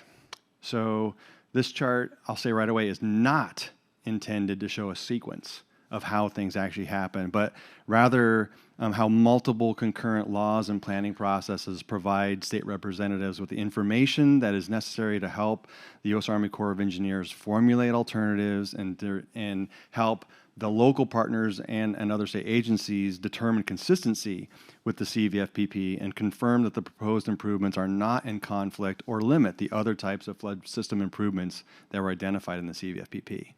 So starting at the top, SB 5 was adopted in 2008, and for this group in particular, what it asked us to do was to develop the CVFPP, and it really set that milestone or that requirement for 200 level protection in our urban areas, which are areas that are 10,000 people and above.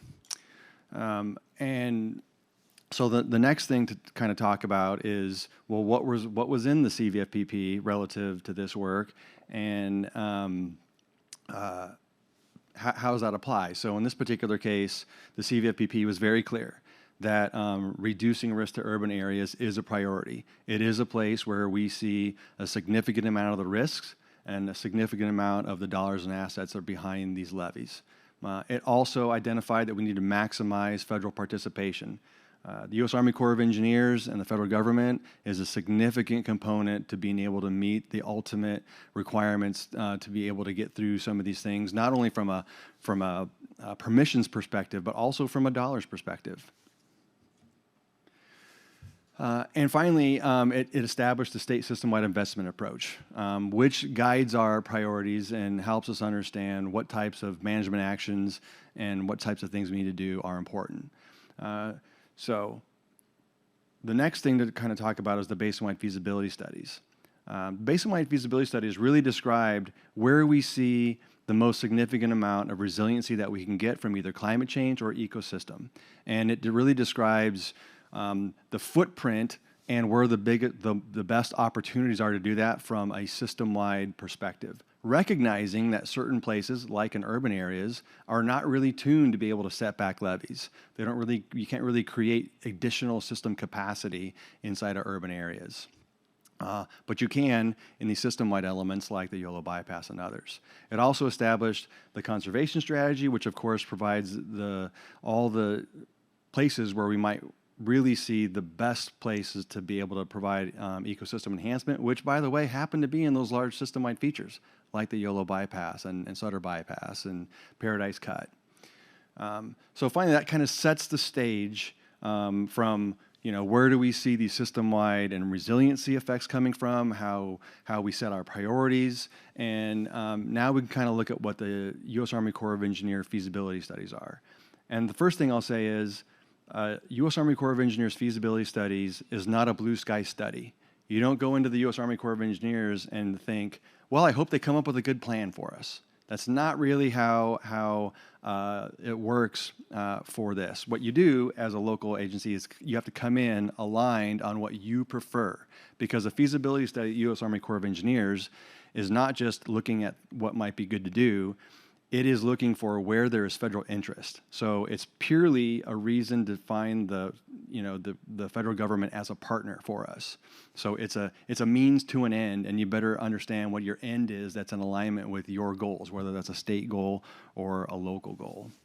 Oh, and I didn't mention in that top box where the basin-wide feasibility studies and conservation strategy is, that included in there is the regional flood management planning efforts, which I was also heavily involved in, and they're a tremendous tool for understanding local priorities and consistency with those, as well as the CVFPP.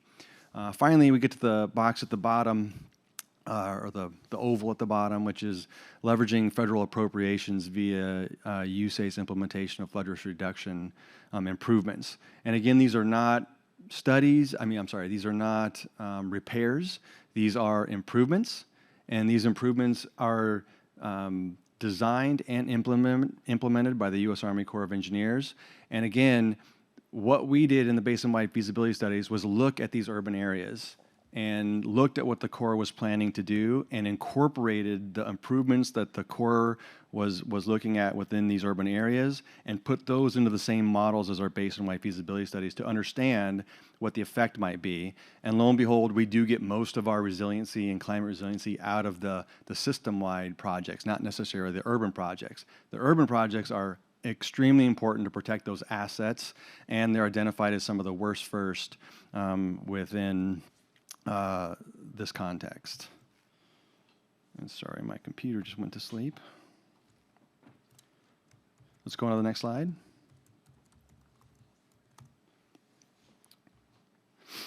All right, so I mentioned the system, the SSIA. The SSIA is being implemented through 5 major programs. The floodplain management program, I always like to say, that's the program that tries to get people out of the way of water. Right? And it's extremely important. There's a lot of stuff going on it. Sorry, I didn't go in the right order. I did the second bullet in floodplain risk management. The first one is the flood management planning. And again, the board interacts with our planners all the time as we continue to work through the various updates of the Central Valley Flood Protection Plan. It's extremely important to understand the framework of how we're trying to get this massive amount of stuff done in a very complex environment with a lot of stakeholders. Went over to floodplain risk management. The next one is the flood risk reduction projects, capital improvements.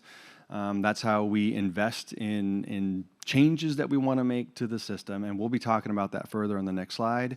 But I also want to talk about the other 2 programs. One is the flood system operation maintenance, which was mentioned earlier today when we were talking a little bit about the unhoused. And how maintenance works. I mean, we are routinely underfunding that program. Part of the work that we did in 2017 update identified a work group that I helped establish that showed that we need to be working on having about $130 million a year across this with all the reclamation districts and the state, and it turns out we only get about 30 million. So there's routinely a $100 million shortage every single year in flood maintenance. And then finally, and near and dear to my heart, is our flood emergency response and preparedness, which we know is extremely important in abating the risk that we see out there, being able to watch the weather, be able to coordinate reservoir operations, be able to address high water before that high water creates damaging effects on the levees and then endangers all the folks behind them. All right, let's go on to the next slide. Okay, so capital improvements are split into 4 major areas. The urban area, which we'll be talking about today, system-wide, which I mentioned a few times here, small communities, and rural. And so I think what's important to remember on the urban, it was identified in the SSIA as a priority. It was to ensure that we met SB 5 requirement for 200-year level of protection. Really, those urban areas address the highest risk to the most amount of populations and assets in the area. And again, we're talking today about the USACE urban projects because it also said to maximize federal contributions. So let's go on to the next slide. This is an oldie but a goodie. This slide, I think, really helps articulate where we saw the typical investment. What you see along the bottom of the axis of this is the rural, small, urban, and system-wide areas that I had mentioned earlier. And along the y-axis is, what we typically see the investments. If I focus you on the gray line on the curve, the bell curve there, you can see that there has not been as much as we would like investments in the rural and small communities. There have been a significant amount of investments in urban and very little in the system-wide category as well. And so what the SSIA recognized was that, hey, we need to do better investing in the rural, small communities and system-wide, but we also need to continue to invest and maybe even a little bit more in the urban areas. And so this particular box, I think, is pretty important because when you recognize that the SSIA, at least the one for the 2022 update, recognized that our investments needed to be $25 to $30 billion in meeting these requirements, the urban areas alone, just the USACE projects alone are about almost $12 billion. So you can see what a significant percentage of investment that is in being able to do these, and how important our cooperative relationship is with the U.S. Army Corps of Engineers and our ability to maximize the federal contributions. Let's go on to the next slide. This is a very complex slide, so I actually broke it up into 4 slides. So I think it's important to understand, I call this the blob slide. The U.S. Army Corps of Engineers, so it's the map. Look over on the right. You can see how far our urban areas that were identified in the CVFP stretched. So if we start in the top part of the map, we have the Sutter Butte area, and the Sutter Sabufka was the local JPA that was helping us out in the area. We have Marysville right in the middle, and then we have Yuba. Typically, we associate that with Trilla, the Three Rivers Levee Improvement Authority. As we move down the valley, the next urban areas we get to is Natomas and Woodland. And south of that, we have West Sacramento and the Sacramento, which is the American River Common features, but really the greater Sacramento area. Moving further down the valley, we have Stockton and something that you heard about earlier today, which is RD-17, and it has like 3 names. We also call it the Lathrop-Manteca area. We also call it Mosdale Tract. So it has many names. And then not to forget the far right lower, on the lower side is Merced. That does have SPFC, State Plan of Flood Control facilities that protect part of Merced. So they are an urban area of 10,000 people or more that are required to follow SB 5. There's one other urban area that's not on here. They have not approached us just yet, but that's Chico. So Chico also is an urban area of 10,000 people or more that has SPFC facilities. So let's see. I think that's probably pretty good to understand. The way that these blobs work is that we typically need a local sponsor to approach the state. The 200 level protection requirement is not a requirement of the state. It's a requirement of the local entities. It's a requirement of those cities. And so they need to approach us, and when they do, we can work with them for cost sharing and partnering programs to be able to approach the Corps and issue our letters of intent to be able to start studies.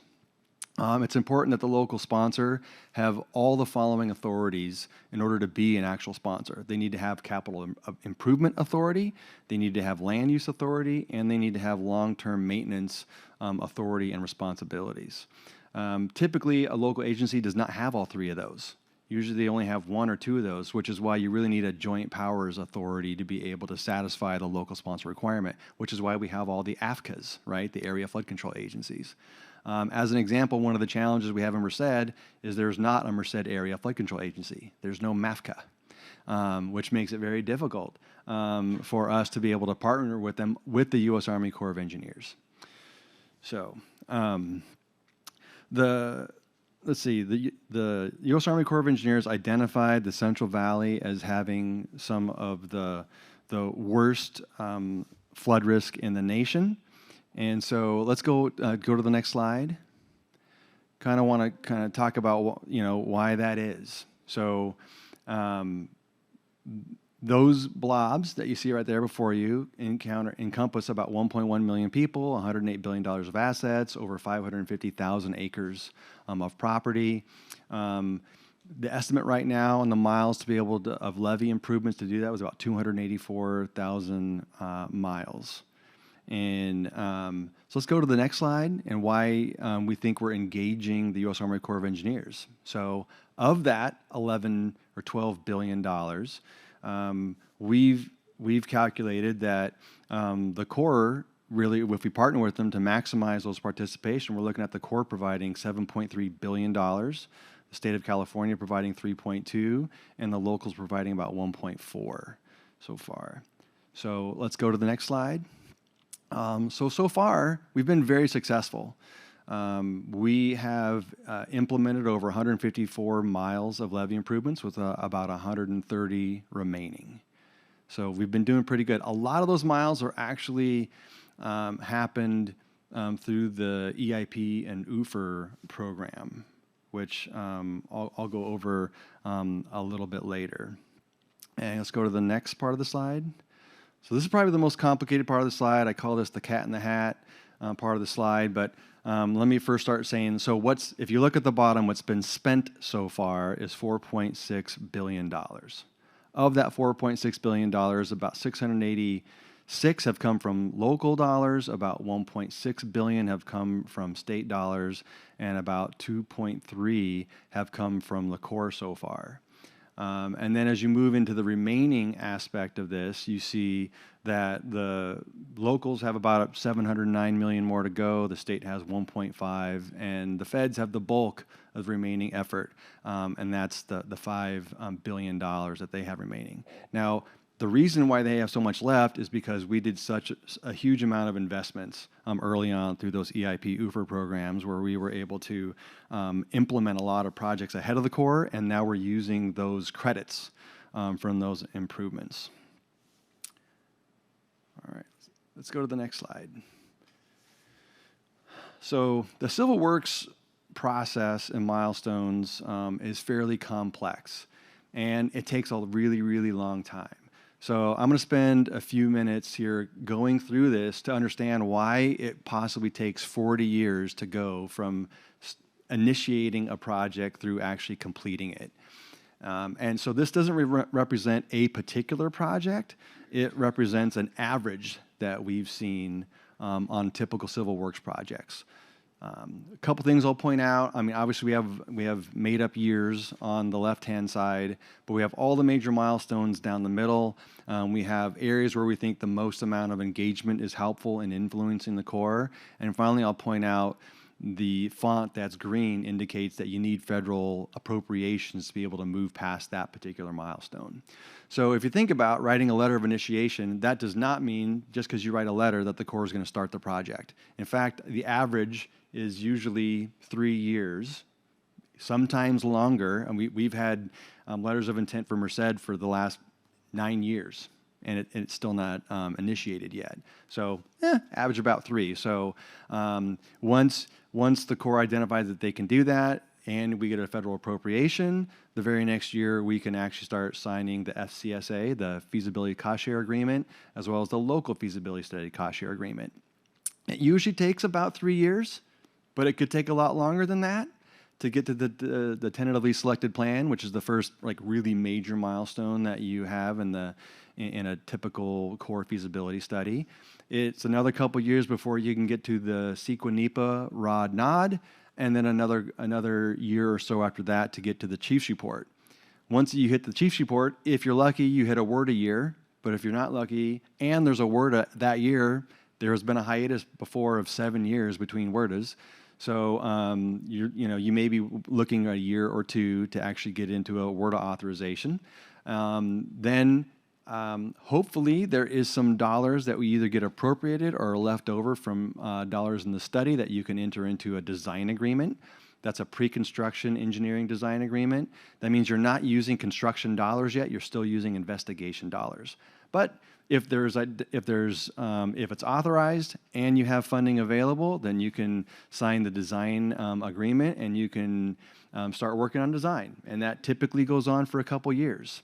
I'll give you an example. West Sac was actually in design for 3 years. And it took 2 years before they got the money to start working on the design. So when you see that, the time between the design agreement and the new federal start, which is, it says 2018 right there, that's a huge important item. So it says federal appropriations, but the appropriations also have to come with what they call a new start, which can be very challenging. You need to have a really good benefit to cost ratio to get your new start and federal dollars that will start the construction.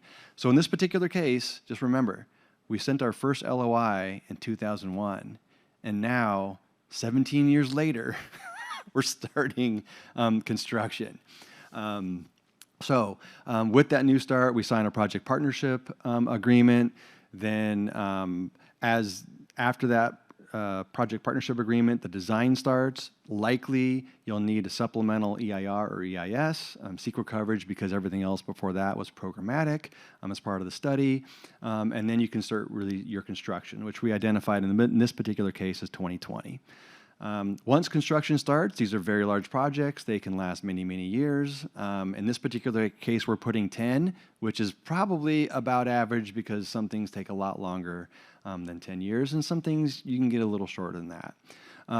At the end of the construction, you finalize your operations and maintenance manuals, but then whatever that last phase was still has to go through the 10-year MMRP, environmental mitigation process, and you have to work through fiscal closeout. And just remember, just because construction's done doesn't mean the project is done. As example, the JFP was done almost 8 or 9 years ago. We're still working on closing out Ward of 96, 99. So just because the construction is complete doesn't mean the project is complete.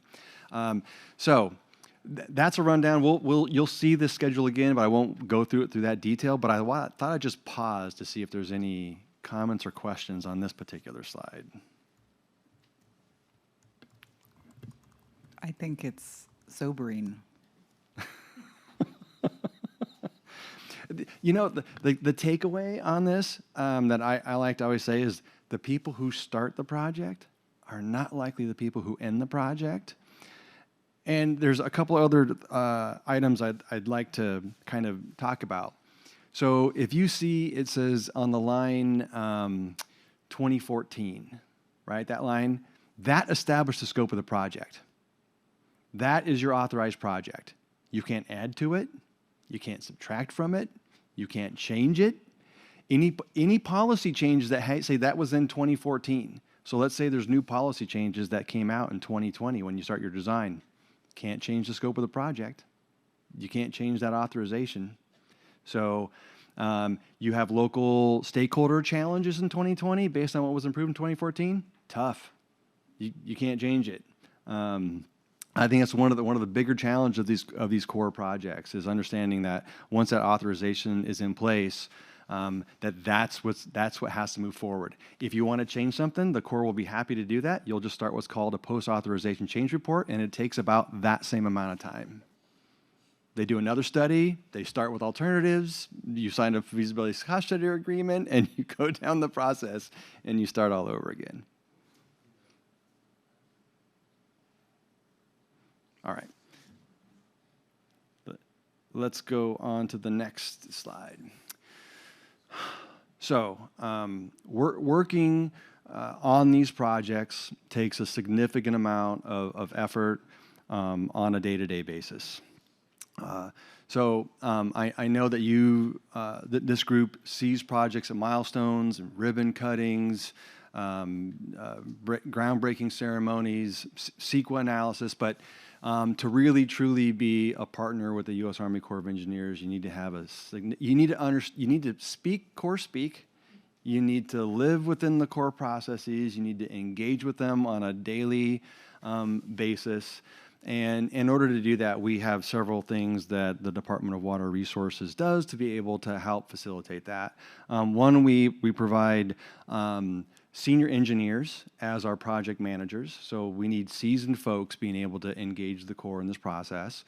We're very lucky as the state that we have the ability to have these project managers who have experience on multiple projects over multiple years. So in many cases, our project managers actually understand the projects and the processes and the things that have happened a lot better than the resources that the Corps actually provides, which is one of the big benefits that we have in providing this type of support. We understand the scope, schedule, and budget.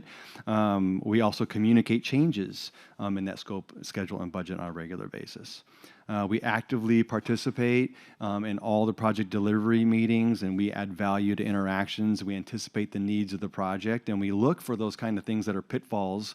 And rather than just point them out, we really work with the local agencies, with the board, and with the Corps to offer recommendations and really look for those solutions. And this happens on a daily basis. The Department of Water Resources has a significant amount of subject matter experts throughout DWR. We engage with them at DOE as well as we have consultant services that we use as well. And these include geotechnical, H&H, structural, electrical, mechanical experts, and especially our operation and maintenance experts that we get from the division of, from our operations and maintenance folks to make sure that what the Corps is proposing works long term. Does the land work for us? Does the O&M work for us? Does the mitigation or challenges or impacts work for us? And we leverage those subject matter experts to be able to do that. Next is that we routinely ensure that what the Corps is providing meets our state priorities as best as the Corps can.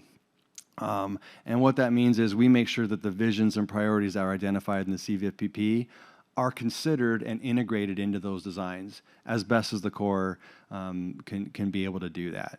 And because we work so often, we can do things like really push risk-based approaches, for example, to ensure that the H&H they're using is conservative and the risks are being looked at appropriately, which in many cases can result in much more robust levies that can be used to later on to adapt to new and extreme events, like we're seeing in some climate change.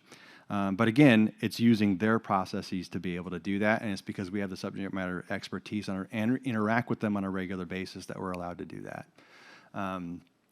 Next, of course, is we provide status reports and recommendations to the Central Valley Flood Protection Board. We do our monthly report. We do periodic informational briefings like this, and we do periodic project-specific briefings, including the things that you're doing for agreements, CEQA adoption, and that type of thing. One of the major things that DWR does is manage the state investments. Again, the way that we look at the investments, we have to work very closely with the U.S. Army Corps of Engineers to be able to determine what are the costs of that particular project element, what are the real estate costs. We work really closely to ensure that we understand the capabilities that the Corps has to be able to determine the kind of rate and the type of the next work that we're going to be seeing. I'm proud to say that the state has been able to meet all of its cost share obligations, and the program has successfully drafted and defended BCPs or budget change proposals that have secured over $800 million of state cost share funding since 2018. So it's a high priority for the Corps, it's a high priority for the state, and it's a high priority for our legislature and the funding. So maintaining that partnership is very important, and I think it's one of the reasons that we've been successful in being able to get the funding that we need to meet our cost share obligations. Environmental compliance. Usually this is the longest lead item that we have. DWR, in coordination with the board staff, accomplished two overarching goals within this category. That's one, ensure projects have CEQA coverage and are not stopped due to lawsuits, and ensure that long-term mitigation requirements are appropriate. Again, the Corps, when they're doing the designs, they're not really looking at long-term mitigation requirements, but we do. We want to make sure that what we're doing makes sense. I do want to give a shout out to Jamie Silva and his staff for being able to be supportive along this, and also give I forgot to give a shout out to Mike Wright and Greg Harvey on the monthly status reports and being able to work through those issues and be able to quickly resolve them. Having their staff available and their support is important to making sure that these projects are delivered as appropriate. The second to last bullet here is real estate acquisition. Again, that real estate acquisition is identified by the U.S. Army Corps of Engineers. They put together a package typically that includes hundreds, if not thousands, of different properties that are required for a given reach. And the Department of Water Resources, specifically our Division of Engineering real estate branch, works under the board's authority to be able to acquire and certify the various land acquisition, right-of-way acquisitions, utility relocations as necessary and identified by the U.S. Army Corps of Engineers. And of course, that certification package goes to your executive officer, who then signs that to be able to submit that to the U.S. Army Corps of Engineers, which ultimately allows construction to happen. It's a pretty key step as we go through this. And finally, the bullet here is construction inspection. So we don't just let the things happen. I mean, we put our own inspectors out there. It's through our division of engineering that does that. And believe it or not, they like seeing our inspectors. We catch things, and it's better to catch something before something goes wrong. So that's that. Let's go on to the next slide. Oh, wait, should I go back? Is there any questions on what we do? Okay. The U.S., let's talk about this next one. So it's the same 40 years worth of work. So it's the same bullets as before. And what this is really showing is, I'll point out that all the projects that we currently have going with the U.S. Army Corps of Engineers are on the left-hand side. The bullets now, instead of focusing on where you need federal dollars, this is focusing on where we need board actions to be able to happen, to be able to make sure that these projects are able to continue and maintains the board's regulatory authority, and to be able to make the decision that, yep, you're still going in the right direction, it still works for us. So the first project that I've mentioned is still in letter of intent and is missing MAFCA is Merced. So we've asked routinely. We even asked for earmark money to be able to fund Merced. A couple years ago, we thought with BBA 2018 or even the IIJA funding that we might be able to get that funded 100%. And so we are always looking for opportunities to be able to help out Merced. The Lathrop Manteca study, as that went over today, that's kind of hit a stopping point with a regular FCSA, which is why we're saying we're a 203 behind that right now, but it's clearly in the feasibility study stage, as is the YOLO bypass comp study. So as we move down to Woodland. Woodland did enter into a design agreement. They were in pre-construction engineering design. However, due to a lawsuit, that current project is on hold. And now we get into the bulk of our projects that are in the implementation phase, which is great because when we first started doing these slides back in 2018, they were kind of scattered all over this chart. And so now it's kind of concentrated pretty heavy on the bottom 3 bullets here, which I fully appreciate. So we have the Lower San Joaquin River project, that's the Stockton area. It's in construction, same with American River Common Features 2016, the Folsom Dam raise, American River Common Features Natomas project, Marysville Ring Levee, and the West Sacramento project are all in design and construction phase right now. What's in closeout is South Sac Streams, the Joint Federal Project, which is the Folsom Auxiliary Spillway Project, the Sutter Basin Project, and American River Common Features 96, 99. Let's see.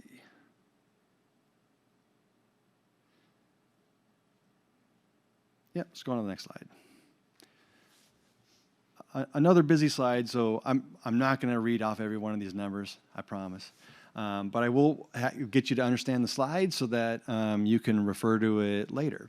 So on the left-hand side is the names of all of the projects that we're currently working on right now. In parentheses, that indicates the phase that they're in, whether they're in letter of intent, they're in their feasibility study, they're in pre-construction engineering design, construction, or closeout. Next to the name is the total project cost for the project. So, Merced is a guess because it hasn't really started its study, but if you go down, you can see that's the total project cost, and then the bars in the middle really describe anything that's gray means that's money that has been spent, has actually been put into the ground, and everything that's yellow is still yet to go. So that's money that still needs to be. Now, I'll give you an example. The ARCF 2016 project, which is kind of in the middle, it's one of the longer bars, shows that it spent $767 million so far, with about $1 billion to go. Now, on that particular one, all of the state dollars have already been appropriated. All the federal dollars have already been appropriated, but only 767 million have been spent so far. But again, that's one of the ones where we have all the funding, but we have a ways to go to get that complete.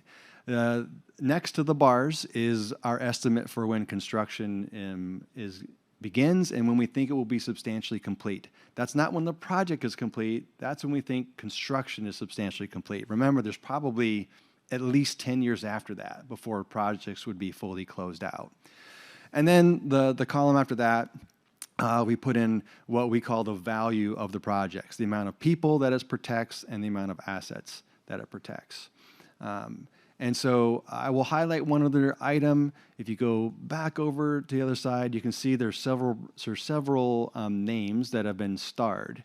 So Lathrop Manteca project, it did need additional dollars to continue the FCSA. So that's why we starred that. In this particular case, you now have the authority, Chris, to stop that FCSA, which means we don't need any more federal dollars for it. We need state and local dollars, but not federal dollars. The next one you see down there is West Sac, the Lower San Joaquin project, and ARCF Natomas. Those three projects are active in construction, and they need money. They need federal dollars every year to be able to continue the implementation, and that's going to be important as we go to the next slide. So. Let's see. Yeah, let's go to the next slide.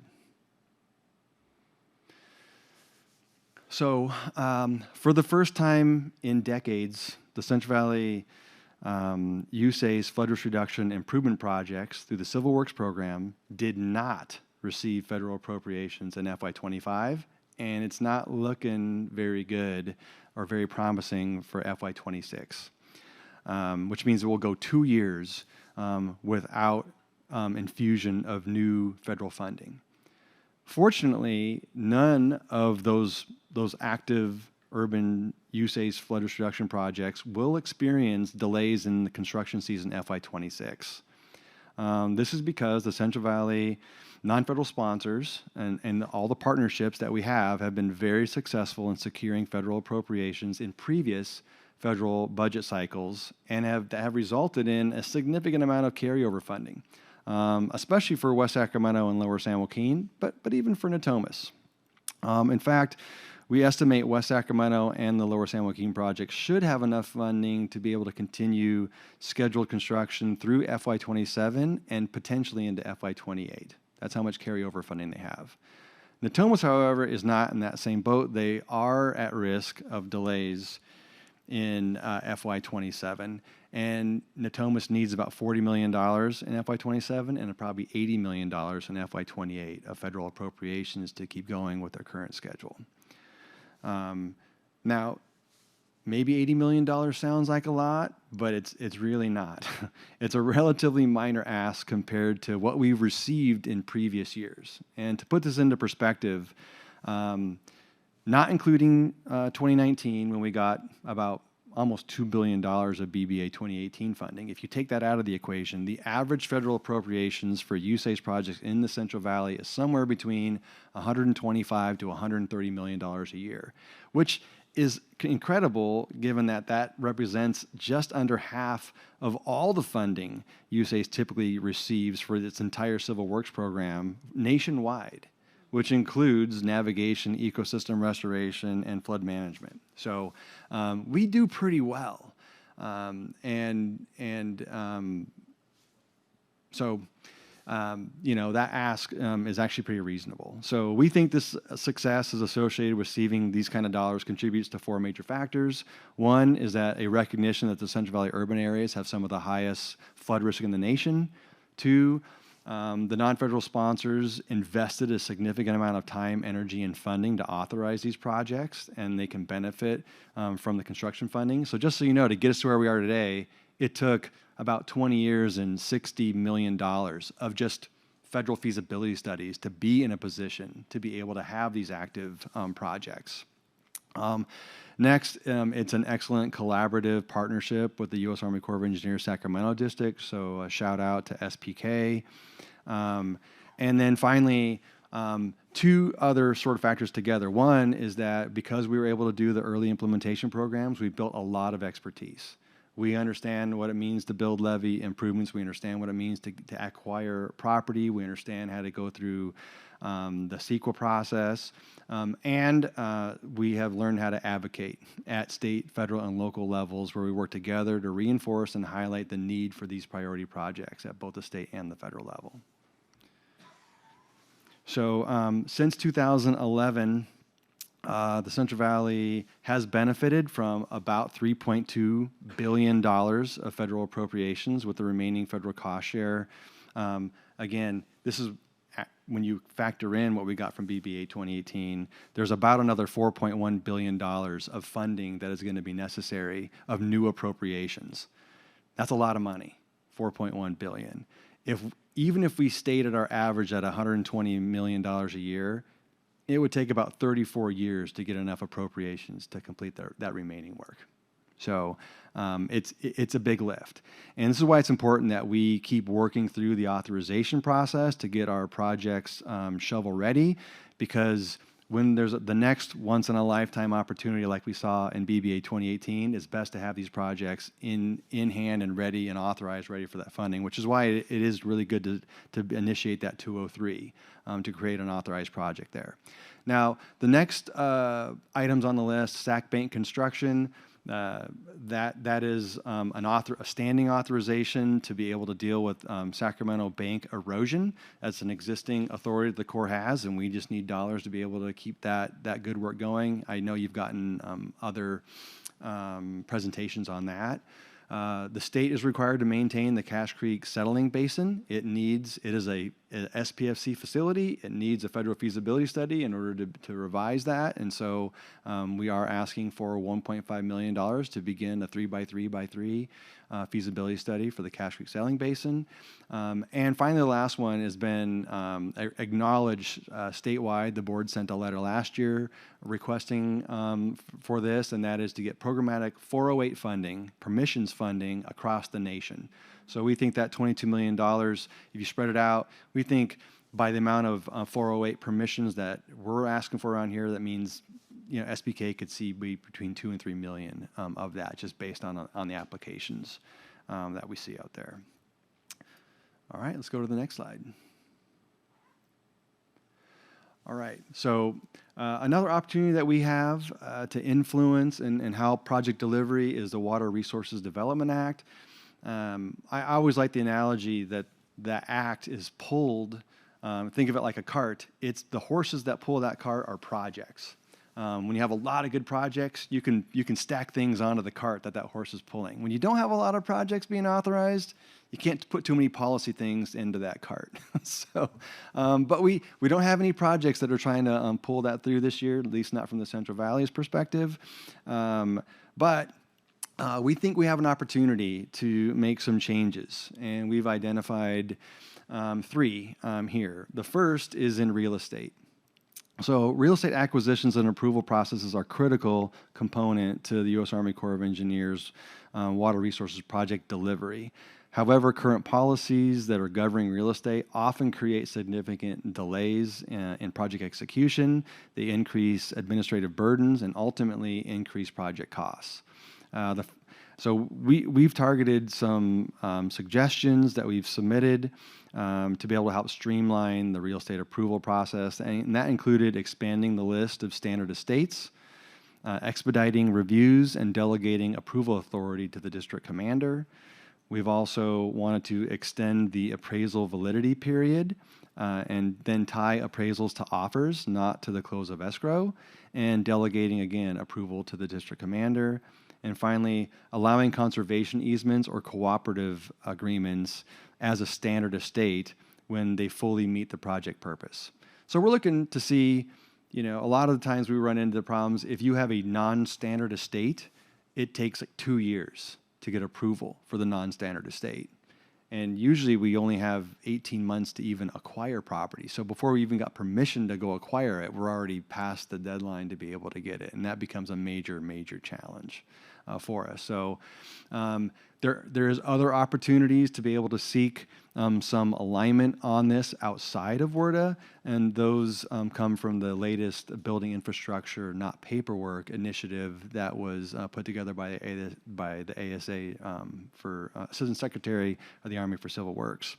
Given one of their papers highlight some of these same issues, and they have tasked the Corps to come up with some creative solutions in the very near term, like by August of this year. So we may have some opportunity to leverage some of the work that we did in putting together the justifications inside of WRDA and leverage that in creating collaborative efforts outside of the Central Valley with, say, for example, NAFSMA or some of the other entities that are working on a state level with the Corps on a routine basis. We all struggle with the same thing. Even when we talk to the folks at Pajaro, they also have the same real estate challenges we do, and they're in the San Francisco district, right? So it's not unique to us. The next one is in project delivery. You've heard a little bit about 203 today, Section 203, where it's a non-federal interest get to undertake a feasibility study. There's a couple challenges with that. One is that you are stuck to the 3x3x3. If you get the ASA to agree to a 3x4x5, you might be eligible for as much as 50% of the 5 million. But what we wanted to do, we're asking for a waiver that allows the ASA to allow for reimbursement of credit above $5 million. So let's say it does cost $10 million. Well, let's hope that we get 50% credit for that on the future authorized project. So that's the second bullet there. And then we also, one of the challenges too is that when you work with the ASA and they contract technical support back through the U.S. Army Corps of Engineers, the cost of that technical support is not reimbursable. And we're asking for that to be reimbursable. So if it costs $1 million for the Corps, let's get 50% of that back and use that as credit on the future project. The next one is the 204, and that authorizes the non-federal sponsors to design and build a portion of the authorized project.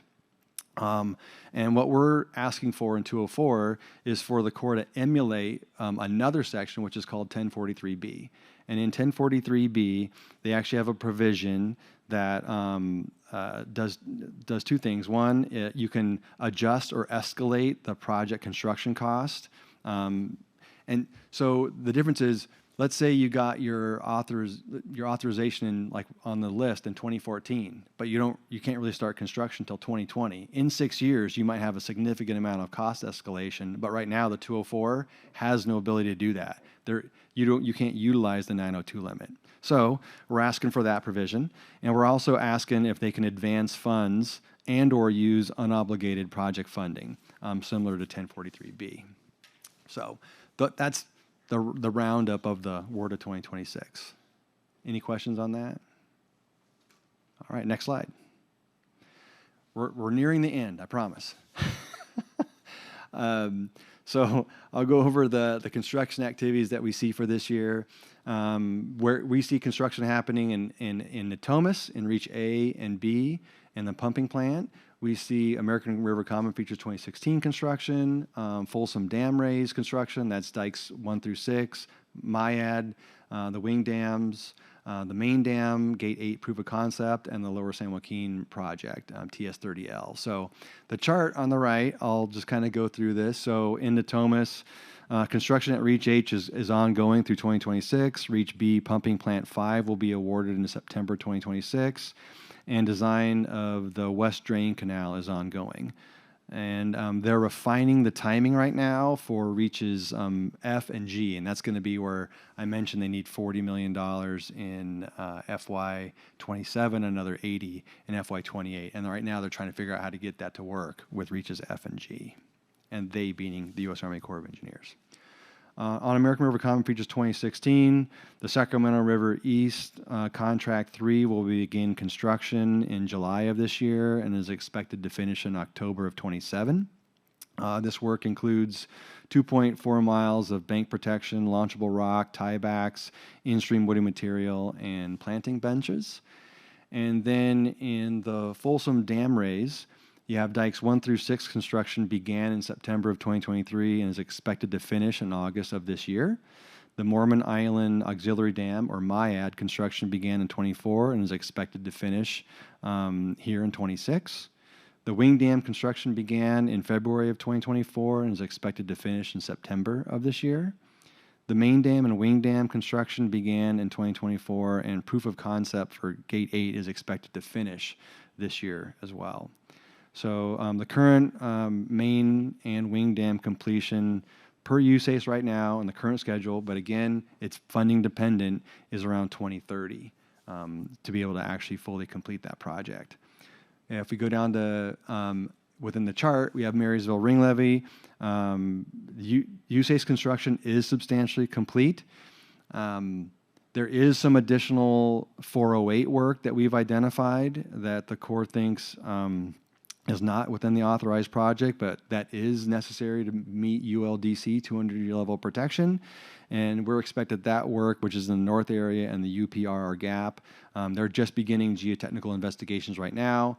And we'll see just exactly how much work is going to be necessary there, but we're shooting for completing that around 2028. The Lower San Joaquin project, season 2, as you heard today, of TS30L, that's the 10-mile slough.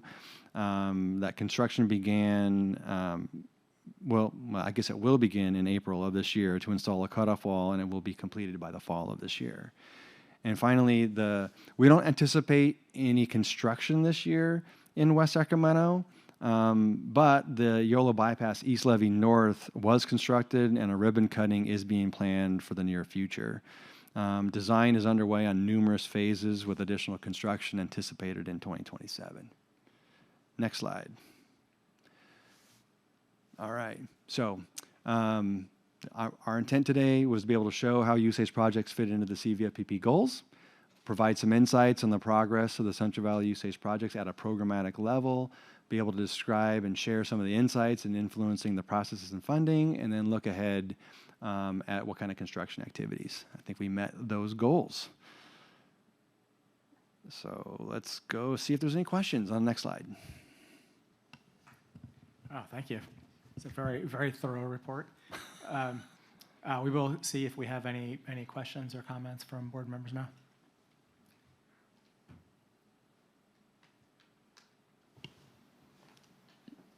Not for me.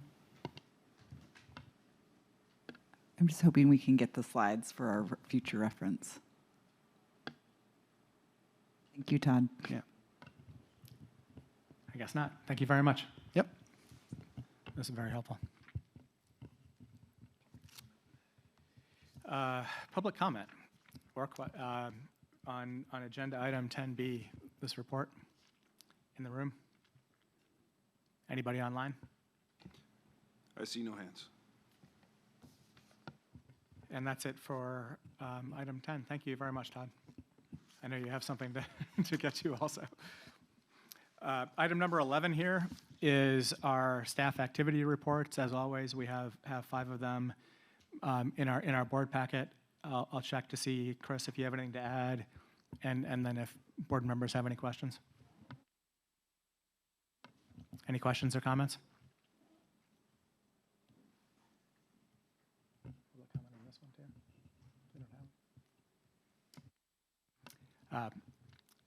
Moving on to number 12 here, board comments and committee updates. Board Member Andrews. Thank you. Together, you and I, Brian, participated in the advisory committee meeting in, end of April. That's right. No, we're still in March. Sorry. Late February. We've had a presentation to the board of the recommendations coming out of the advisory committee. All of this process has been enormously facilitated by Jamie Silva and Christine Van Skyke. Thank you both for your assistance on that. We had a follow-up meeting recently where Member Johnson, Jamie Silva, and myself discussed in particular the project acceleration and incentivization recommendations, which were one of the 2 sets of recommendations presented to the board at our last meeting. And we had that discussion so as to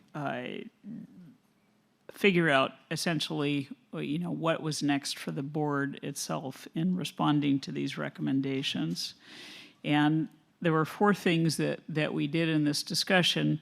First, we wanted to identify kind of what the nature was of the further actions that would help implement those recommendations. Secondly, determine the importance of engagement by the board, given the board priorities and the role of the board. And to the extent possible at that time, identify the nature of the board's role. And just to simplify things, I have since identified these different tiers of engagement as leadership, active engagement, or participation. And we preliminarily identified particular board members or staff that were appropriate to head up the effort from the board's perspective or be the point of contact on further action. There were some of these recommendations that we needed to gather more information, so everything is still in a state of flux in terms of exactly who those point of contacts will be and what role we propose that the board take in moving those recommendations ahead. But we have initiated those actions coming out of that meeting. Thank you. Thank you. I do look forward to moving things forward, and I really appreciate the way you framed it here. Thanks. Other updates from board members? Board Member Grego? Nothing for me. Yeah, I just wanted to put a plug in for the great equity tour that Kate Planerick is leading. She's a staff person at DWR. I had a chance to attend on St. Patrick's Day with some other folks from DWR, and it's just really like helpful to ground our why all of this infrastructure that we just heard about for 4 hours today like matters, and it was just really well done. And so I applaud her for putting that storytelling together to help the public understand more about the why.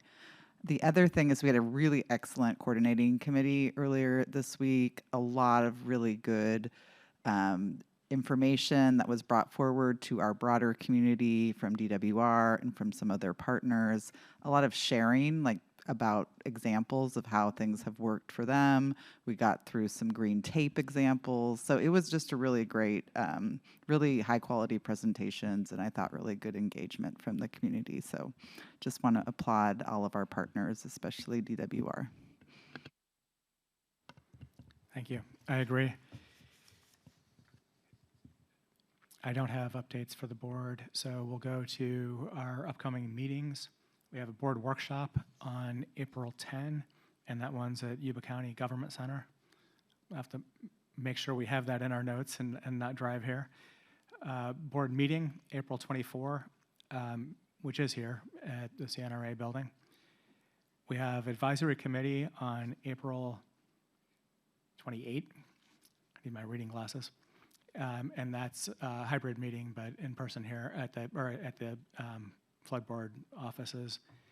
And we have another board workshop on May 15. That's also at Yuba County, also Yuba County Government Center. And then our next item is our closed session. And we do have a closed session today. And our board counsel, Jeet Dua, is going to tell us how that works. Yes, the board will meet in closed session pursuant to Government Code Section 11126, subsection EI, to discuss litigation in the American River Trees et al. Versus the Central Valley Flood Protection Board matter.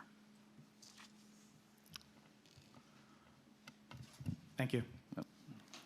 And we do not expect to take any action at that closed session. When it's over, we'll come back here and I'll make a report. We will turn on our microphone. And we've concluded the closed session, and as expected, we took no action. And with that, we will adjourn at 2:14.